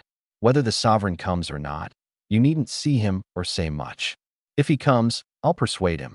If he doesn't, we use wealth and goods to buy his nod. A wise ruler wants power, a foolish ruler wants money. Whether the sovereign dares come would also show what kind of man he is. This couldn't go smoothly all the way. The biggest variable was whether the Z clan could tolerate an outlander rising, and they'd certainly never be content to let a household slave and the sovereign wrest the trade's reins from them. I was already braced. The Z clan would lash back like men gone mad at any time. Village marshal or township marshal, they were only the Z clan's small fry. The truly ruthless ones were still behind them. To turn one's fortunes within a slave system was wickedly hard to begin with, and the head could come off at any moment. The play had only just begun, now to see how I'd lay down my cards. The marshal asked, truly report the brewing to the clan? I answered, wine's a great trade. Can you swallow it alone? My wine is the finest under heaven. Your whole clan couldn't swallow it. It can only be done by 3 parties together, the sovereign, your clan, and me. I drove the point home. The wine's in my hands. Gong County's in the sovereign's. You want Gong County, so I'll use the wine as terms to push you up and won't let anyone elbow you out. The marshal needed me to escape this death ground, and I needed him to have the iron will to climb. Only with the 2 of us bound on one rope was there a play. The marshal had no bottom to it, but with the deal laid out, he could only steel himself and do it. He pressed. The grain came early. Where's my wine? I said, once the spring sowing's done, the first batch should come out. The marshal wanted a firmer guarantee.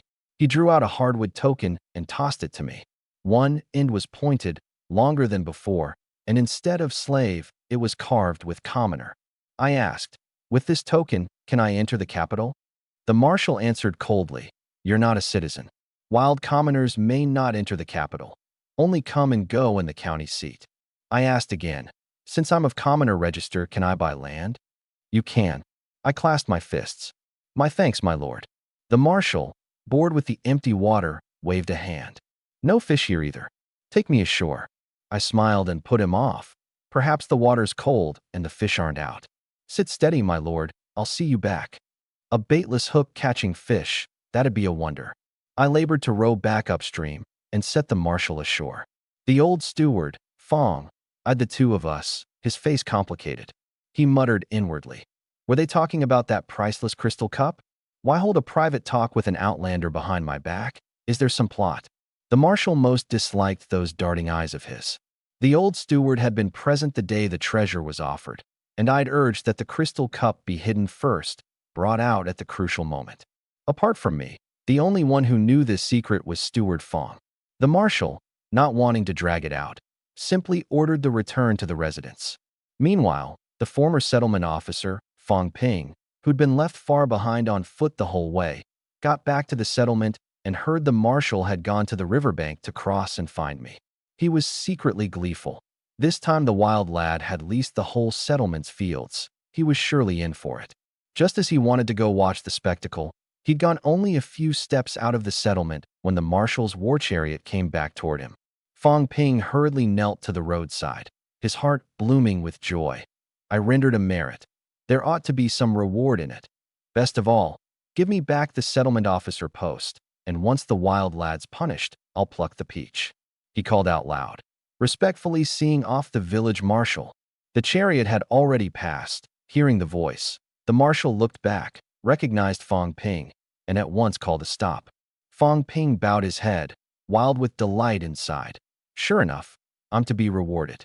But the marshal said coldly, attendants, hang him from a tree and club him to death. Fong Ping was dumbstruck on the spot. I carried tales for you, and you turn around to kill me? He cried frantically, my lord, I'm wronged. It must be that vile little man Lu Hao framing me. I beg my lord to investigate. Your servant is wronged. You wild slave, daring to wag your tongue everywhere. Death at your door, and still you won't admit your fault. Still you talk nonsense before me. Drag him off. 50 slaps to the mouth first, then club him dead, and hang him at the settlement gate as a warning. Yes. 2 guards dragged him off, fired blows from both sides until the corners of his mouth split, and once he was half dead, hauled him to the settlement's road junction, hung him on a crook-necked tree, and clubbed him until the breath was gone. What a slave owner hates most is precisely this sort. One who carries the family's shame outside and draws outsiders in. Like keeping a white-eyed wolf, an ingrate. Though, truth be told, it's plainly the slaves who keep them. From the very start I'd said I wasn't a born slave, only a man fallen on hard times. By my learning and ability, the marshal had no choice but to lean on me, and now I no longer counted as a slave, but as a commoner. Don't slight that commoner. The standing lifted me at once, even above a settlement officer. Not only could I buy land, I could serve in the army and march to war, which also meant I could lawfully carry weapons now, no longer waving a plain ash pole to bluff people, but bearing real iron. Back on the far bank, I handed the work of making plow frames to others and slipped into the secret base by the stream. In the mechanism room, I shifted the water wheel's gearing, sending the wheel's force over to the fan side. Then I smelted ore, packed sand molds, and cast plowshares, and forced out 2 pieces of fine steel besides, one to make a red-tasseled spearhead, one to forge a sword. I shifted gears again, letting the wheel drive the forging hammer, and clang by clang hammered out a 100-fold forged sword and a spearhead.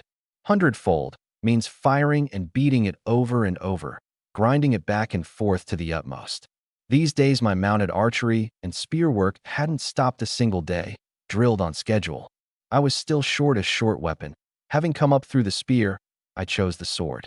Sword work, like the spear, attacks chiefly by the thrust, with the occasional throat sweep, not by the saber's hard hack and chop. Defense too relies on the deft flick of a sword flower to knock a weapon aside, not on rigid blocking. Sword and spear both feed on finesse, drilled to mastery. They're the fastest killing tools. But against heavy armor, they fall short of things like the G and the dagger axe, which crush by weight. So I could only drill the thrust to viciousness. Every spear locks the throat. Every sword takes the neck, striking only the thin places, steady, true, ruthless, one stroke to a life. While the village marshal Zi Hung was off finding me, on the other side the township marshal of Zili Township, Zi Li, had already boarded his war chariot and left the city, making straight for Jinbei County. Back at the county seat, he went home first, only to be told his father was in the fields, busy with the spring plowing alongside several of the elders. He paid his respects to his mother, handed her a baked cake brought from the township for a taste, and at once hurried out to the fields. Everything in Jinbei County belonged to this one branch of the Zi clan. Zi Heng's grandfather, Zi Long, served as county marshal. His father, Zi Ruo, served as county war officer commanding the troops. His uncle, Zi Chong, served as county land steward, in charge of household registers and fields. Zi Li's branch, its grandfather had died young. His father, Zi Yu, served as county works officer, overseeing construction. Earlier, Zi Hung had sent the ox nose ring method back to the clan. Now, going by the shoulder shaft ox cart, they'd reworked it into a straight shaft plow and were testing ox plowing with the 2-ox beam method. The whole family gathered in the field, testing and boasting as they went. Zi Li's branch praised Zi Hung as brilliant beyond measure, the clan's great hope. Zi Heng's branch in turn extolled Zi Yu as the foremost master craftsman, his plow built like a marvel. Just as the boasting hit full swing, a war chariot came tearing up. Zi Yu frowned. "You're not minding the township. What are you doing back?" Zi Li got down, bowed first to the assembled elders, then answered. He'd meant to offer the treasure, but with Zi Heng's whole family present, he had to swallow it. As it happened, they were testing the plow, so he used that as a pretext and said politely, "The spring sowing nears. Your son happened to learn a new method of cultivation and came specially to report it to the clan." The words had barely landed when someone snapped coldly. "The ox plowing, you mean? Zi Heng sent word of that long ago. Surely you didn't learn Zi Heng's method and sneak back to steal the credit? The moment Zeely returned, he'd seen 2 oxen in the field dragging a great plow, laboring along. Is this the new method Zeely brought back? It is. He blew up on the spot. That's all wrong. What madman made a plow this big? 1 ox to a small plow, and a single man can plow. Yet they want 2 oxen and 3 men just to budget? That was as good as cursing his own father before the crowd, and offending the village marshal branch besides. The county works officer stepped up and slapped him. Father, why hit me? For not knowing the rules. Since ancient times, what cart or plow ever used fewer oxen and horses? If you've got the ability, explain, how does 1 ox and 1 man plow? Holding in his temper, the township marshal grabbed a stick and drew the shape he'd seen in the dirt, gesturing the plow's dimensions. A 16 or 17-year-old lad shoulders it and walks off, and at the field's end tucks it under his arm to turn around. Others didn't believe it. How could it be so miraculous? He held fast, would not budge. I saw it with my own eyes, 1 man steering the plow and driving the ox, and the field came out plowed smooth and clean. With the words out this far, his father, before the crowd, could only steel himself and have the craftsman rework it accordingly. One trial, and sure enough it worked. 1 ox, 1 man, the whole field done. The crowd broke into praise, while inwardly cursing Zeely for not knowing better. Zhang's father is your direct superior, and you snatch the credit before everyone. Isn't that courting death? In county warfare, grand strategy was set by the county marshal, who oversaw the whole. The one who actually led the troops and held command over each township's forces was the county war officer. Even if the Sima favored his 3rd son, an unloved eldest was still a son of his own blood. Yet Zeely was still pleased as anything, never sensing he'd offended people to the core. His father's face was black as a pot bottom. Reported your business, and still not crawling back to the township? When bandits come, what'll you hold them with? But Zeely said, Father, your son has another important matter to report. Speak. Best said back at the residence.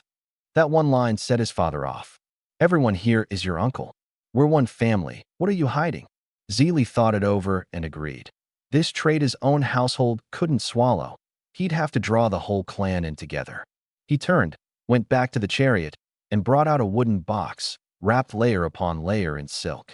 He peeled it open layer by layer, lifted the lid, and revealed a great earthen yellow porcelain bowl.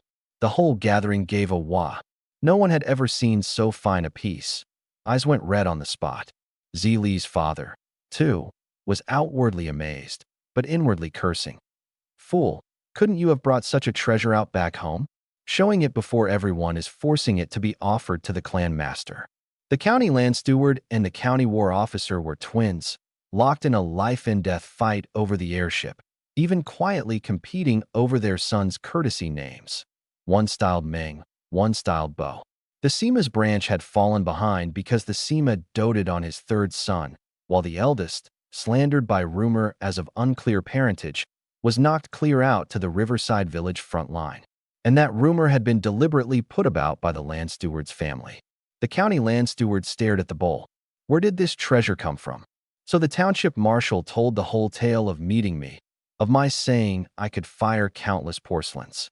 At the end, pressing down his excitement, he said, he says he can supply as much as you want, but this trade's too big. Our family alone can't swallow it. It must be offered to the sovereign, done by 3 parties together. The county land steward's gaze went cold. 3 parties? Where do 3 parties come from? Zeely said plainly, the sovereign, our Z clan, and Lu Hao. The land steward turned on him at once. A household slave fit to share in the spoils. The skies turned over. This man, he absolutely cannot be left alive. Zeely dropped to his knees. Uncle, no, you must not. Zeely's father charged up with a great slap. Wretch, you're a son of the Z clan. Instead of disciplining the household slave, you stick your neck out for him. Do you want to be struck from the genealogy? Zeely said urgently. Lu Hao laid out the stakes plainly. The sovereign can't be left out. Lu Hao can't be done without. Only the Z clan can be swapped for another at any time. Several elders erupted on the spot. Traitor, daring to use the clan master as a bargaining chip. Indulge him further, and the outlanders will rise in rebellion too. A man can be killed, but if he dares say he can supply as much as you want, it means the thing is his to make. First, force the craft out of him. Right. Hand over the craft and then die, or we'll see he dies without a whole corpse. Zili's father slammed the table. Leave this matter to me. The Sema sneered. That traitor is my son's household slave. It's not your place to meddle. The two quarreled outright on the spot, and the land steward smoothed it over. Don't fight. Let the clan master decide. The Sema still wasn't having it. A trifling matter, no need to trouble the clan master. I'll handle it for my son. Mid-quarrel, another war chariot raced up. The village marshal hadn't returned to the village office town. He'd come straight to the county seat, reporting the brewing as I'd instructed, and had brought half a flask of leftover wine for everyone to taste in turn. The county Sema snatched it, took one sip, and was struck dizzy by its fierceness, yet greedier still inside. This finest brew under heaven is my son's household slave's doing. Give it to others, and isn't that letting them off cheap? So he simply hugged the flask and went glug glug glug to the bottom, coughing, eyes rolling, and before he could even pass the flask along, he toppled with a thud, dead drunk. Seeing the Sema down, the others seized the chance and arranged things at once. Have Zihing go back and watch me dead tight. Let me not run. Have Zili return to the township as the second checkpoint, sealing Zili township off dead. Ignoring the drunken Sema, they carried him off toward the county marshal's residence to confer with the patriarch over the two crafts, the treasure bowl and the brewing. Jinbei County was the Z clan's ground to begin with, and the further the patriarch talked, the more ruthless he grew. At worst, torture the craft out of me and let the Z clan do it themselves. Why share with the sovereign? Sell north to the mountain Rong and the Guifang, sell east to the neighboring states, and use the chance to make friends with the feudal lords besides. Once war flared in Xing again, simply collude from within and without, force the capital into chaos first, and take the sovereign's place. When you could be the sovereign, why stay a subject? So the matter was settled. The next day, to be safe, the patriarch sent the Sema and the land steward to handle it together, deliberately setting these two mortal enemies to act side by side. The works officer insisted on climbing aboard the chariot too. The porcelain bowl is something Zili brought in. You can't leave me out. They passed through Zili Township first to pick up the township marshal, then through the riverside village to pick up the village marshal, and at last made straight for the mountainside settlement. From afar they saw oxen and herds plowing the fields, with a spread of women behind them sowing seed. The efficiency of the work was absurdly high. The men all stared, dumbstruck. A thought turned over in someone's mind. This boy truly has a gift for managing land. If he'd hand over the two crafts obediently, perhaps we could spare his life and let him manage the Z clan's fields. The spring sowing was a race against time. I had to direct it myself. I'd spotted the arrivals long since, told everyone to keep working, and went forward alone to pay my respects. Once the greetings and introductions were done, the three old men muttered inwardly, "How is it a mere youth? Were such peerless methods truly his doing?" The Sema, the village marshal's father, Zirua, saw the sword hanging at my waist and jabbed his whip at it.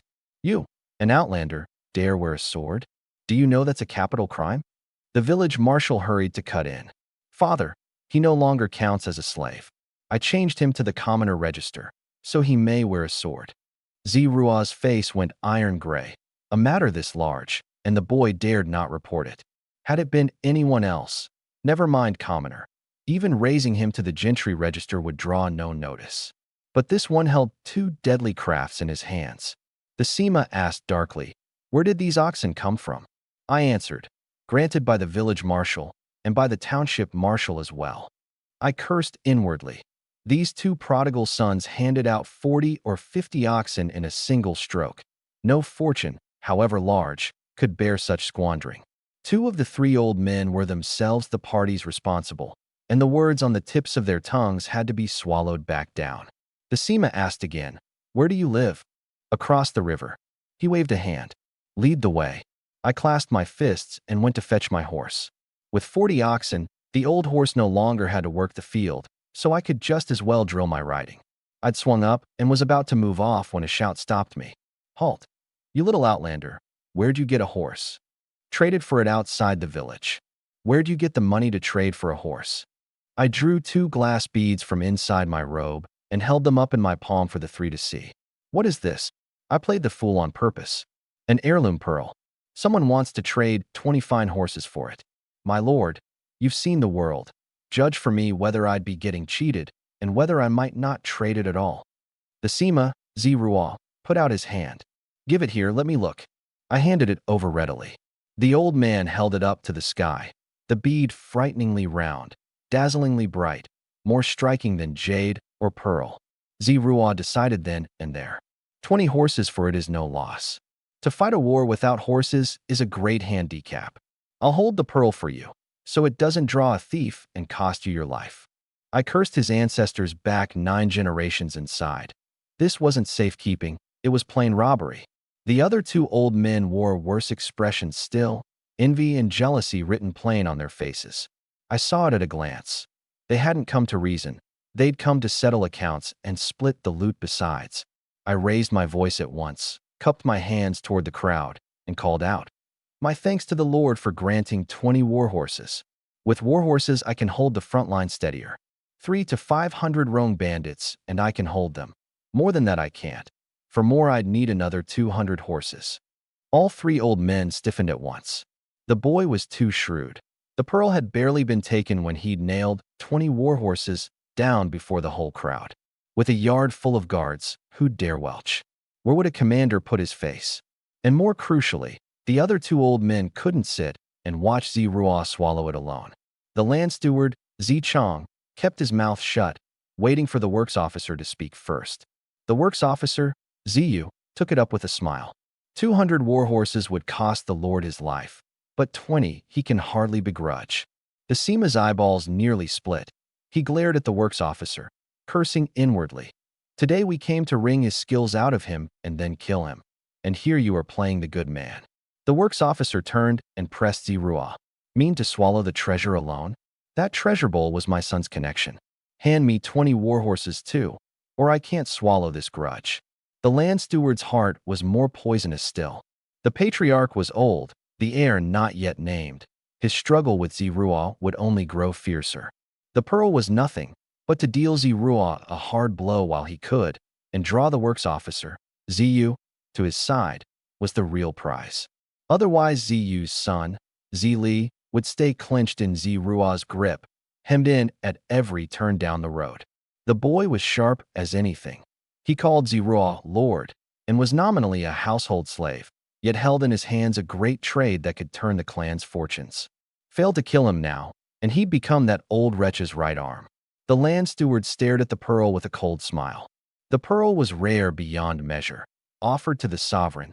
Never mind 20 horses, even 200 top war horses could be traded for it.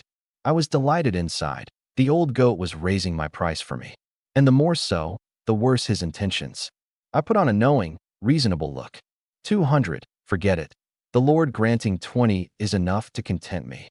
The land steward turned at once to light the fire. Is Zirua truly so benevolent? Even his household slave dares call him stingy to his face. Zirua was already galled over 20 horses, and now jacked up to 200 by the land steward. His face went green with fury. But he'd taken the man's pearl first, in the wrong from the start, so he could only press the anger down and ask in a low, dark voice, "Do you know what kind of man I most despise in my life?" I heard it. This was meant to force me to bow my head and play the slave.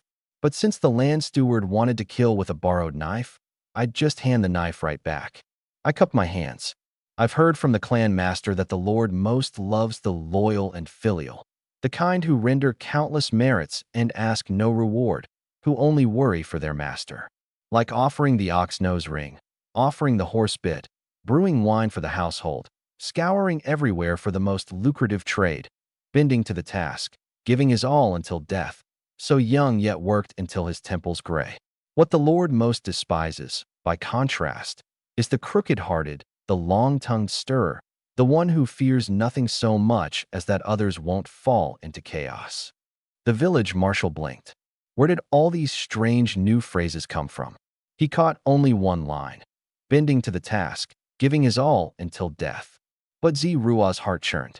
The ox plowing and the horse handling were both this boy's doing. The wine was his brewing too. To truly kill him, the one who'd lose most was himself, and the one who'd profit was that old wretch, the land steward. The land steward grew more anxious inside.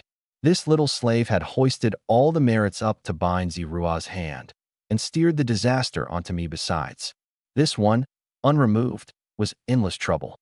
The land steward cut in first. You're mistaken. What the Z clan most hates is a dog of a slave who doesn't know how high heaven is. Want horses? Say so straight. And you dare brag 200 war horses can hold off 5 or 6,000 of the enemy. If you can survive under 200 guards, I'll see you get 200 horses. If not, that's contempt of your master, clubbed to death. He pressed Zeruah with another line. Zeruah, a household slave this blind to rank and station. Must I discipline him for you? Slap his mouth first, then boil him and feed him to the dogs. I cursed the sinister old bastard silently, account noted, and I bit straight back through the opening. I bowed toward Zeruah. My lord, since the worthy uncle is so generous as to put up 200 war horses, I'll gladly try. Win, and they're the lord's. Lose, and it's my fate to die. I'll go on ahead. Once I've won, I'll come pay my respects again. And my lord, don't forget to claim the horses from him. Giving the land steward no opening to cut in, I turned and walked off. I wheeled the horse and tore along the field ridge path toward the crowd plowing. The girls were right there, every one gripping an ash pole. I rode up, told Lungching to hand over the ash poles, and had them go at once to the far side of the field, no lingering. Zeruah's heart jolted. If the boy truly won, that old wretch's 200 horses would fall right into his hands. He gave the order at once. What are you standing there for? You, and you two companies, go take him fast. The county grand seaman's trip was urgent business. Apart from the war chariots, all of it was cavalry, a full 1,000 riders. He picked 2 companies of 100 each, and chose 2 shrewd squad leaders to give chase. The 2 squad leaders understood well. This chase must not truly be won. And more crucially still, all these fields belonged to the young lord and had just been sown. Whoever trampled the ground would have to replow it himself. So the pursuers formed a single long snaking line and chased dutifully along the field paths, never able to work up any real speed. I rode the old horse, slow, but lightly burdened. The frostbreak trees left at the field edges had gone untrimmed, branches sprawling every which way. With the 100-fold sword hanging at my side, whenever I met a branch I could cut, I lopped it off with one stroke on the horse's momentum, leaving the branches strewn crosswise to block the path. The pursuers were only going through the motions to begin with, and blocked by the branches they fell further and further behind. I cut toward the riverbank and soon vanished.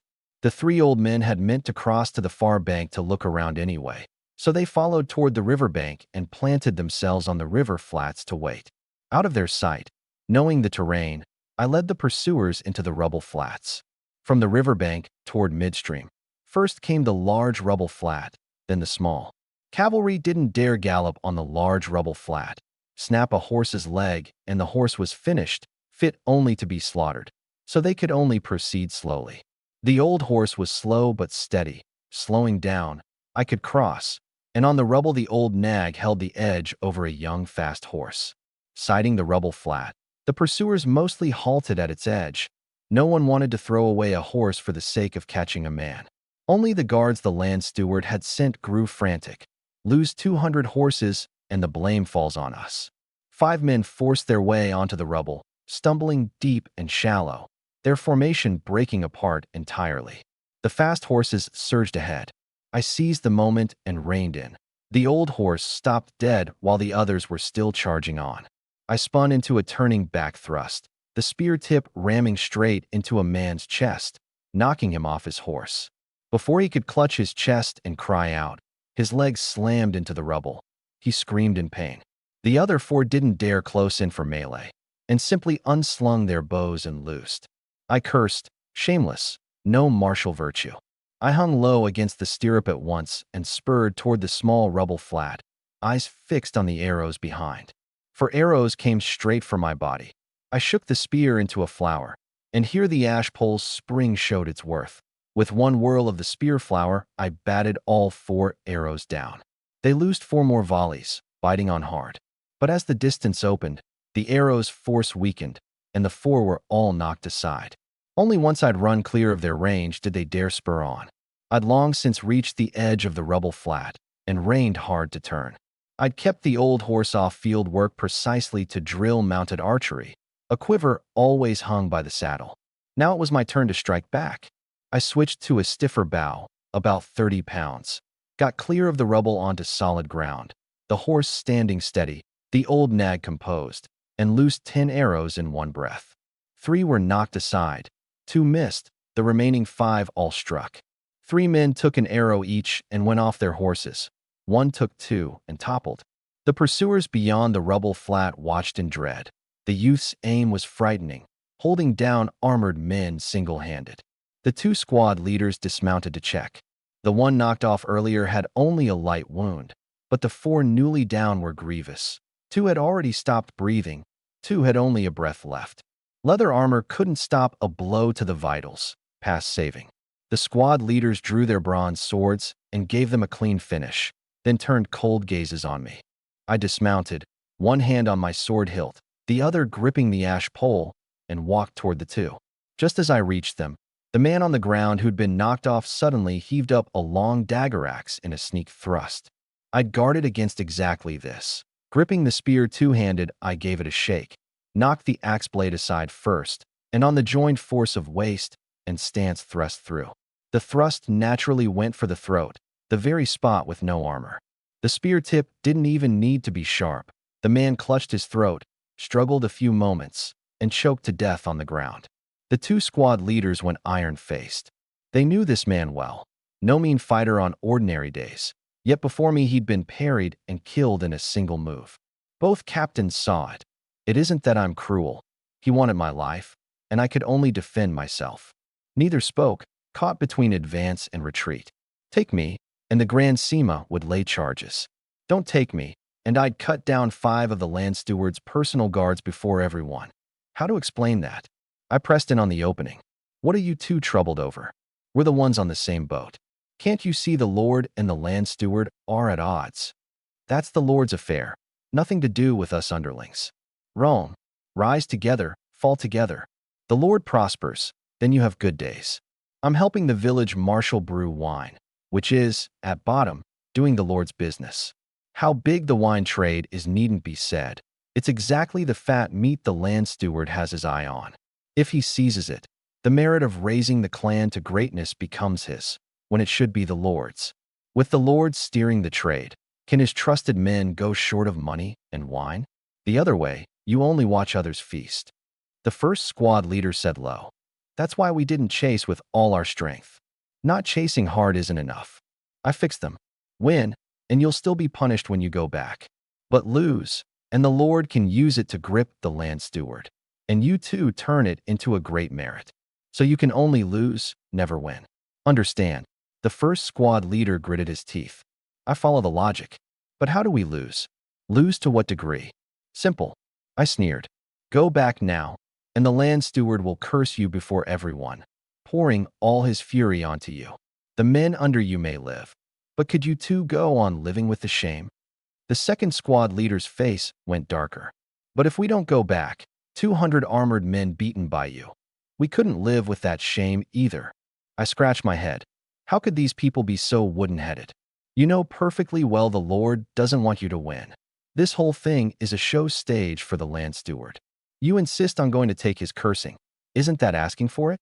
Go back without a scratch, and isn't it as good as telling everyone you conspired to set him up? Where would the Lord put his face? Let the heat pass and concoct some excuse. Say you lost badly. That's all. By then there'll be no witnesses to the contrary, and the land steward will have no time to dog you. In the end it becomes, the land steward owes the Lord 200 war horses, and if there's a fuss, it'll only come at me. With the Lord shielding you, what's to fear? Unless you mean to eat from within and dig for the outside. The 2 exchanged a glance. True enough, going back to face the Grand Sima would only embarrass him. But to what degree do we lose? I said, simple. All of you dismount. Give me the horses, and I'll drive them back to settle the account. The two erupted on the spot. Impossible. A horse is a life. Man lives. Horse lives. Man without horse is no man. I flared. Brothers, this matter's deadlier than going into battle. With this many of you chasing me, if the horses are still there, why aren't you chasing? Even one man left has to chase. So long as someone pursues, it doesn't count as a loss. Horses still there and you not chasing. That's a capital crime. No one's fooled. Only with the horses gone do you have grounds to stop, grounds to say you fell into a trap. The two thought it through, cold sweat down their backs, and clasped their fists at once. Thank you, young lord, for the waking word, else we'd truly have thrown our lives away. We'll repay it in days to come. I waved them off. Don't stand on ceremony. Take your brothers and find somewhere to hide. Come out once it's over. The two agreed, turned, and ordered everyone to dismount. The armored men, utterly baffled, carried off the 5 corpses, abandoned their horses, and withdrew. I tied the 5 captured war horses into a string. The weapons I left untouched, the leather armor too. Once the men were gone, I drove the horses into the fields. Meeting up with Lungqing and the others, with those 5 added, I picked out 45 good horses and had the girls drive them to hide in the eastern stream gully. Without my coming to fetch them in person, no one was to show their face. The big dark fellow kept leading the plowing. Alone, I drove the rest of the horses along the village road, straight for the riverbank.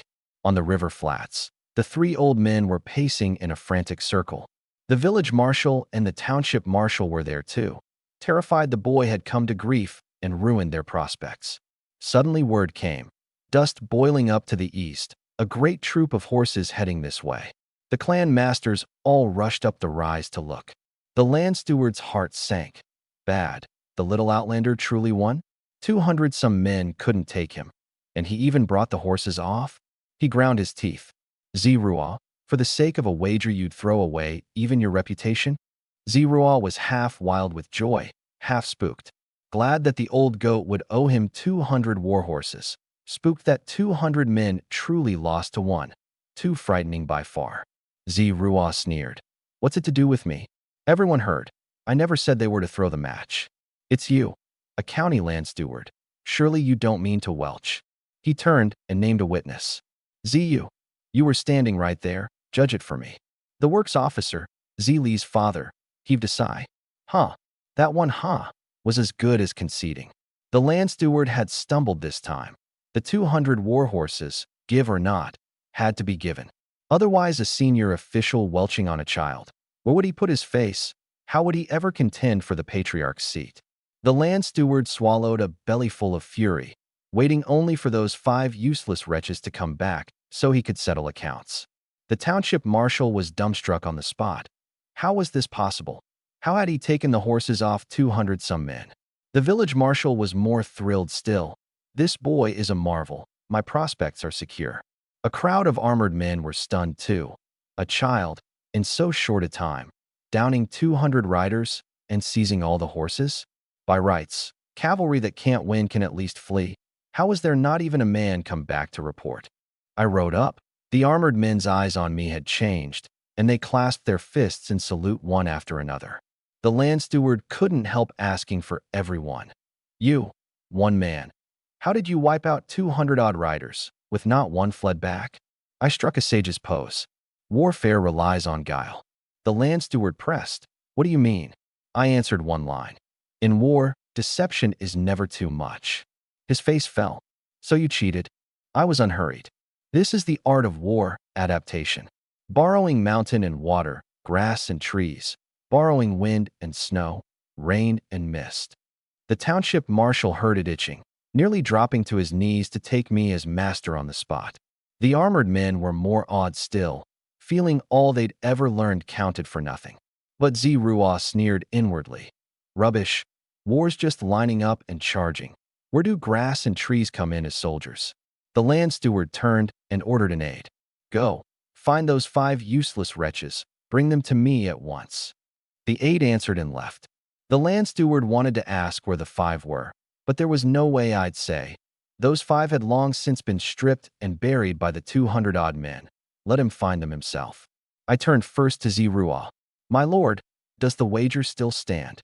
Zerua washed his hands of it. He wagered with you. What's it to do with me? I sighed. Forget it, then. And I'd meant to offer the 200 horses I'd won to the Lord for the war.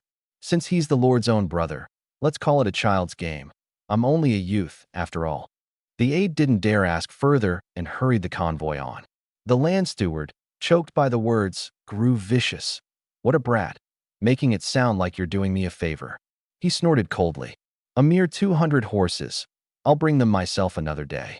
But inside he ground his teeth. I dare deliver them. Do you dare take them? I stared at Ziraw and said nothing. He frowned. What are you staring at me for? I threw it back. Don't you know?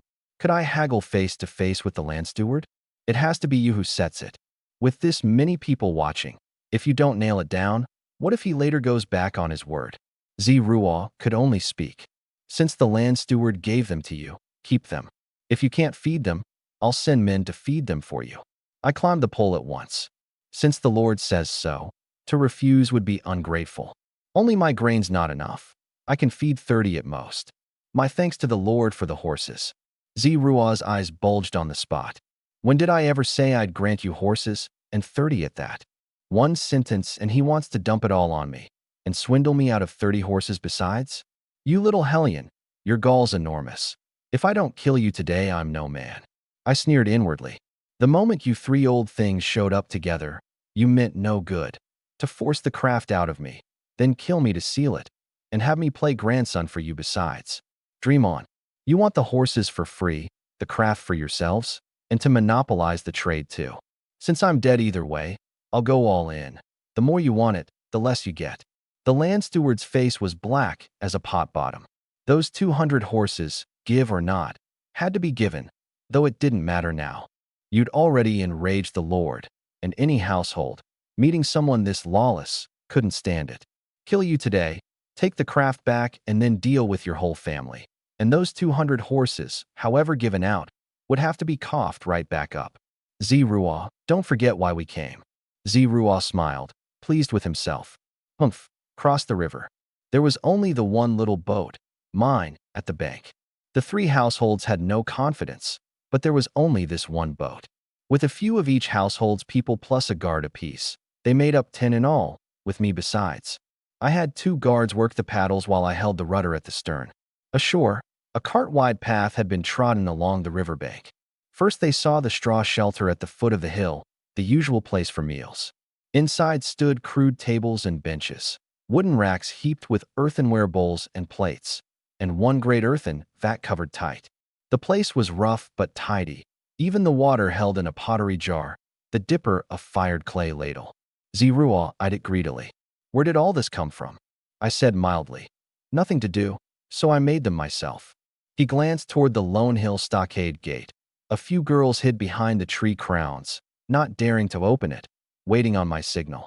He asked coldly, where's the grain my son's brewing wine with? On the hill. Ziraw wasted no more words and went straight up. I waved a hand, and the tree crowns of the stockade gate were drawn aside. On the hill there were 2 more walls of tree crowns, walling the people off from the oxen, horses, and sheep.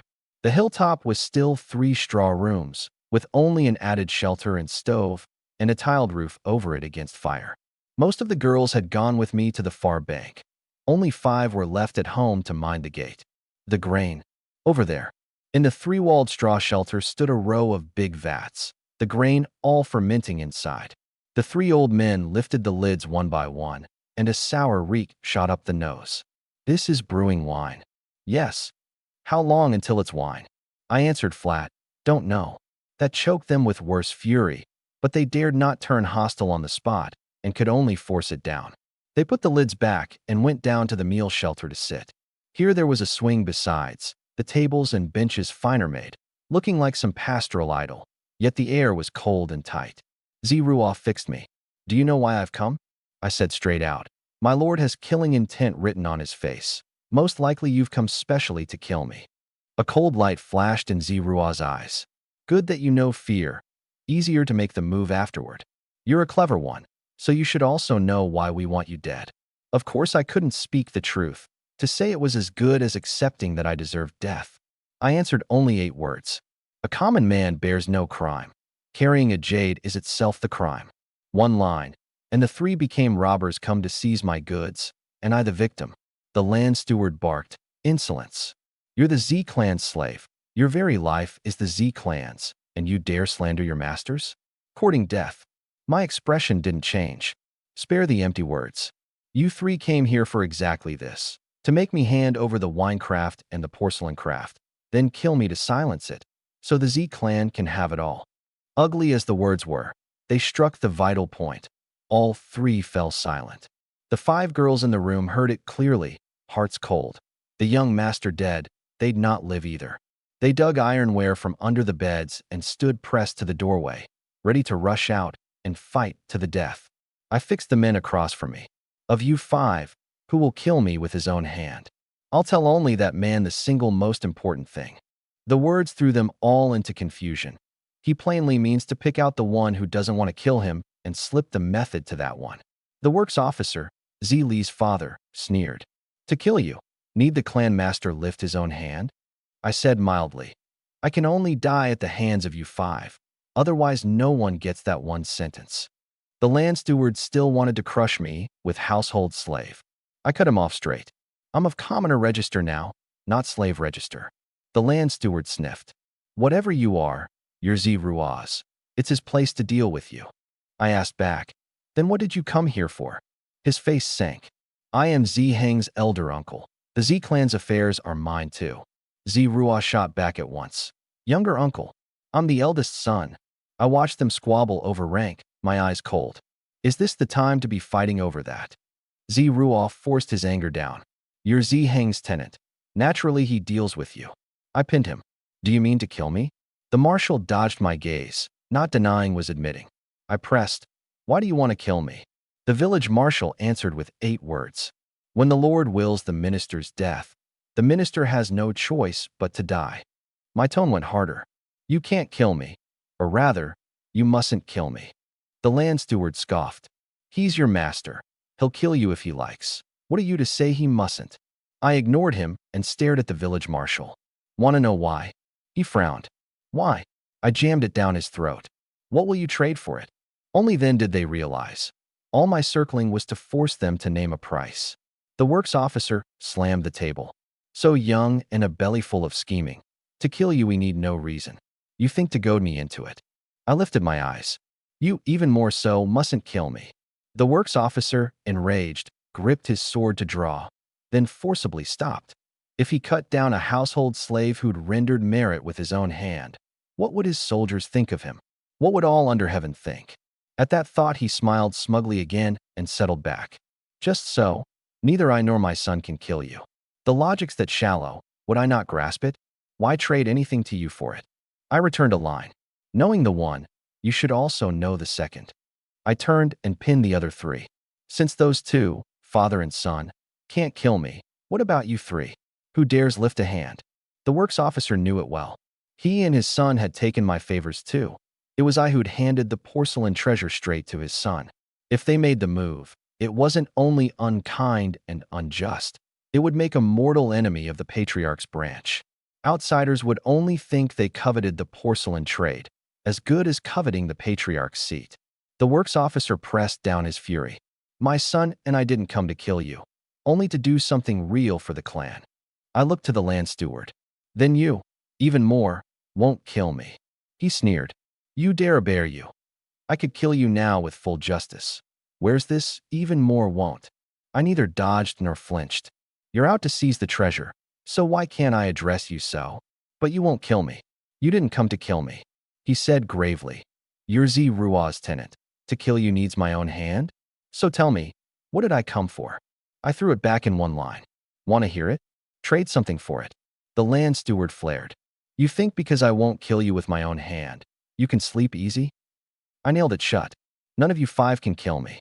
Your men making the move is the same as you doing it yourselves. Whoever moves comes to grief. As for how badly, you most likely know the one and not the second. Want to know? Bring sincerity to trade." 3 old men, extorted on the spot by a youth, blew up at once. They rose together and drew their swords. The storeroom door was shoved open. The 5 girls stood in the doorway, each gripping a weapon. The guards, along with the village and township marshals, drew their bronze swords at once. I said gravely, "It's all right. Back inside. No one comes out without my order." Someone tried to speak. "No buts. Back." The 5 girls had to withdraw into the room. The 3 old men leveled their swords at me. "Don't think we don't dare kill you. Run wild before me, and I'll have you hacked into 10,000 pieces." I stayed seated, my tone mild as small talk. There's no free windfall under heaven. The more free a thing is, the crueler the hidden price behind it. Do you know why I dare lay out the 2 most lucrative paths right now? I swept a glance over their raised swords. Don't put on the show of boundless fury while you each wait for the other to strike first. It's written plain on your faces. You're all calculating against one another. You don't necessarily even want the money-making methods. What you want is the greatest power in the clan, isn't it? I drove it into the soft spot. But do you know, this one trip decides the lives of all 3 of you. By your ages and offices, above you there's surely an old patriarch near 70. He's anxious to pick from among you a new patriarch who can raise the clan high. All 3 of you have a chance, and all want to please him. But blinded by gain, you can't see that the key to success or failure is me. Set against me, even those 2 money-making methods aren't what matters most. The 3 were silent, none willing to be first to say the line, "On your strength." I didn't press, and let them catch a breath. I turned to the village marshal. "Why must you kill me?" He didn't answer. I pressed. "For the clan's greatest interest, is that it?" He nodded. I fixed him. "But do you know what your so-called greatest interest of the clan actually is?" He asked back, "What is it?" "If I've not guessed wrong, what you want isn't me, the man, but the money-making methods for the wine and the porcelain treasure. Once the money piles up, the clan can turn its fortunes, and in the end, even reach for the throne and change who sits in that chair. Isn't that it?" The village and township marshals truly did want me dead for exactly this. But who would dare own it? Sheer nonsense. I sneered. Your old patriarch has fretted his whole life, sons and grandsons by the heap, and not one fit to shoulder the load. Never mind benevolence. Not even one who won't forget righteousness at the sight of gain. The 3 old men, cursed to their faces, couldn't keep their composure. "Enough. You really think we don't dare kill you?" I fixed them. "Kill one and try. Whoever raises the blade, his branch can wait to be trampled by the whole clan and sidelined outright. Until the craft was in hand, no one dared truly strike, else he'd become the whole clan's sinner." Zerua pressed down his anger. "Cut the talk. The wine method and the treasure method, where are they?" I asked back. "These 2 most lucrative skills of mine, to whom do you think I should hand them?" "You're my farmer." "To me, naturally." "Then do you know why I do one with the village marshal and one with the township marshal?" Zerua cursed. "I most hate your kind, the disloyal sort who eats from within and digs for the outside." I laid it all bare. Originally, the village marshal and I brewed wine in peace. The wine passes through the clan's hands, yields a little to the sovereign, and builds good ties with the other great clans, and the trade lasts. The clan holds the trade. The village marshal holds the channel, which means you hold the money bag too. With military power and a money source both, the old patriarch could hardly help but name you. And I gave the porcelain treasure to the township marshal. Would his branch dare swallow a trade this size alone? They'd surely come back to cooperate with the village marshal, that is, with you. By then the township marshal's branch would all owe you favors and would back your rise. You were a near certain bet, and then with one round of blundering you handed the chance straight to this land steward. I simply don't understand. These 2 trades both started on your own estate. You could have come to talk yourself. Why insist on bringing these 2 along?" Zerua was struck speechless. Why had he brought them along? First, that day he'd drunk too much, and they'd all pushed the matter up to the patriarch together. The whole clan wanted to seize the 2 trades as clan property under sole control. He couldn't shield me against the pressure of the whole clan. Second, reckoning himself my master, to forcibly wrest the craft away was a great merit, and on that merit he'd contend for new patriarch. Once he truly became patriarch, wouldn't the craft return to his hands anyway? Third, clansmen kept fanning the flames. A household slave who hides a matter instead of reporting it and dares set terms with his master is rank treason. If you can't even keep a household slave in line, on what do you take charge of the house? To establish authority, You must use household law to deal with this thorn first. But when it came to the actual move, he found I simply didn't play by the script. At the first meeting, I'd drawn everyone's attention to the 2 pearls. Then I dragged it to the wager over war horses. Now, talking craft, I'd circled to who dares kill me, who can kill me. And the more they talked, the more they were led by the nose, like a fist driven into cotton. The more Zerua thought, the more it choked him. Could it be that doing nothing at all is the way to sit secure as patriarch? The land steward stared at me, cold inside. The instant I saw the porcelain treasure, I felt something was off. A trap, sure enough. If this was a snare the boy set long ago, his scheming runs frighteningly deep. 2 generations of the whole clan together couldn't outreckon one child. The land steward burned with fury, longing to butcher me on the spot. But I'd long since broken the whole sequence down for Zerua. For the land steward to move now would be hard. After all, the land steward held the money, the Sema held the troops, and over half the Z clan's military power was clenched in Zerua's hands. The land steward felt his hands and feet pinned. He wanted to strike, but had no one to carry it out. The works officer, Zili's father, was bitter inside. He'd meant to take a gamble, get the porcelain method as a chip to draw allies and flip the board. Failing that, split off the household and still prosper. But now he saw clearly.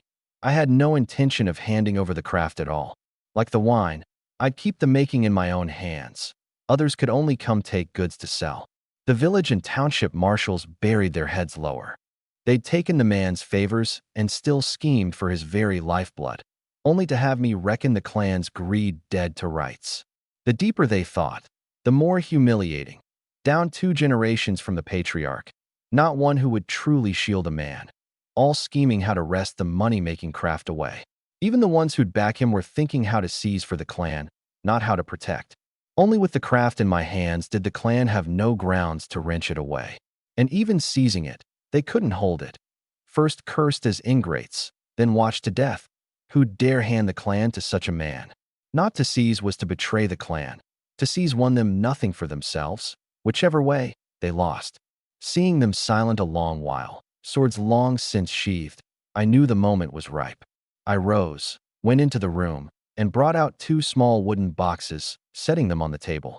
I said, "One is the method for the porcelain treasure, one for the wine. Follow what's written and you'll produce porcelain treasures and brew the finest wine." So, to whom should I hand them? You 3 say? The 3 old men's eyes differed. Zerua and the works officer shot me a look, the meaning clear. That earlier bit of cooperation is void. Want to talk? Bring fresh sincerity. But the land steward was secretly pleased.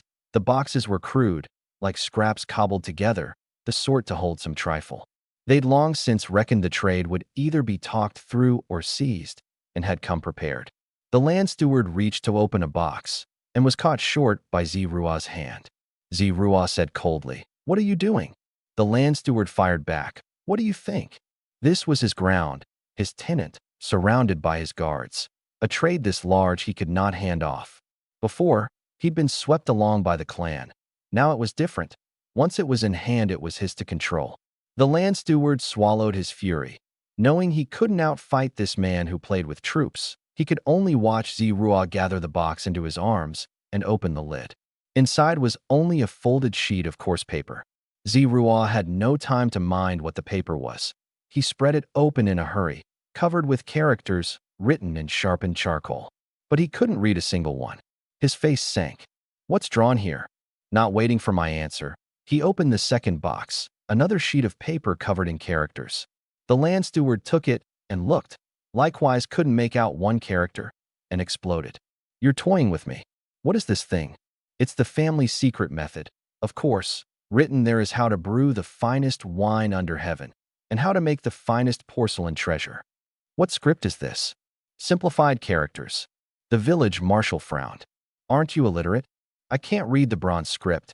That doesn't mean I can't read other scripts." Zerua demanded. "Then what does it say?"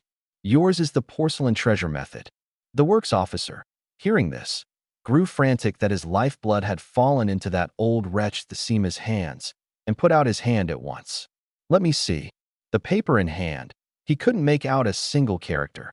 His face went darker still. Holding it was as good as holding nothing. Zirua snatched the paper back and slammed it down in front of me. Read it,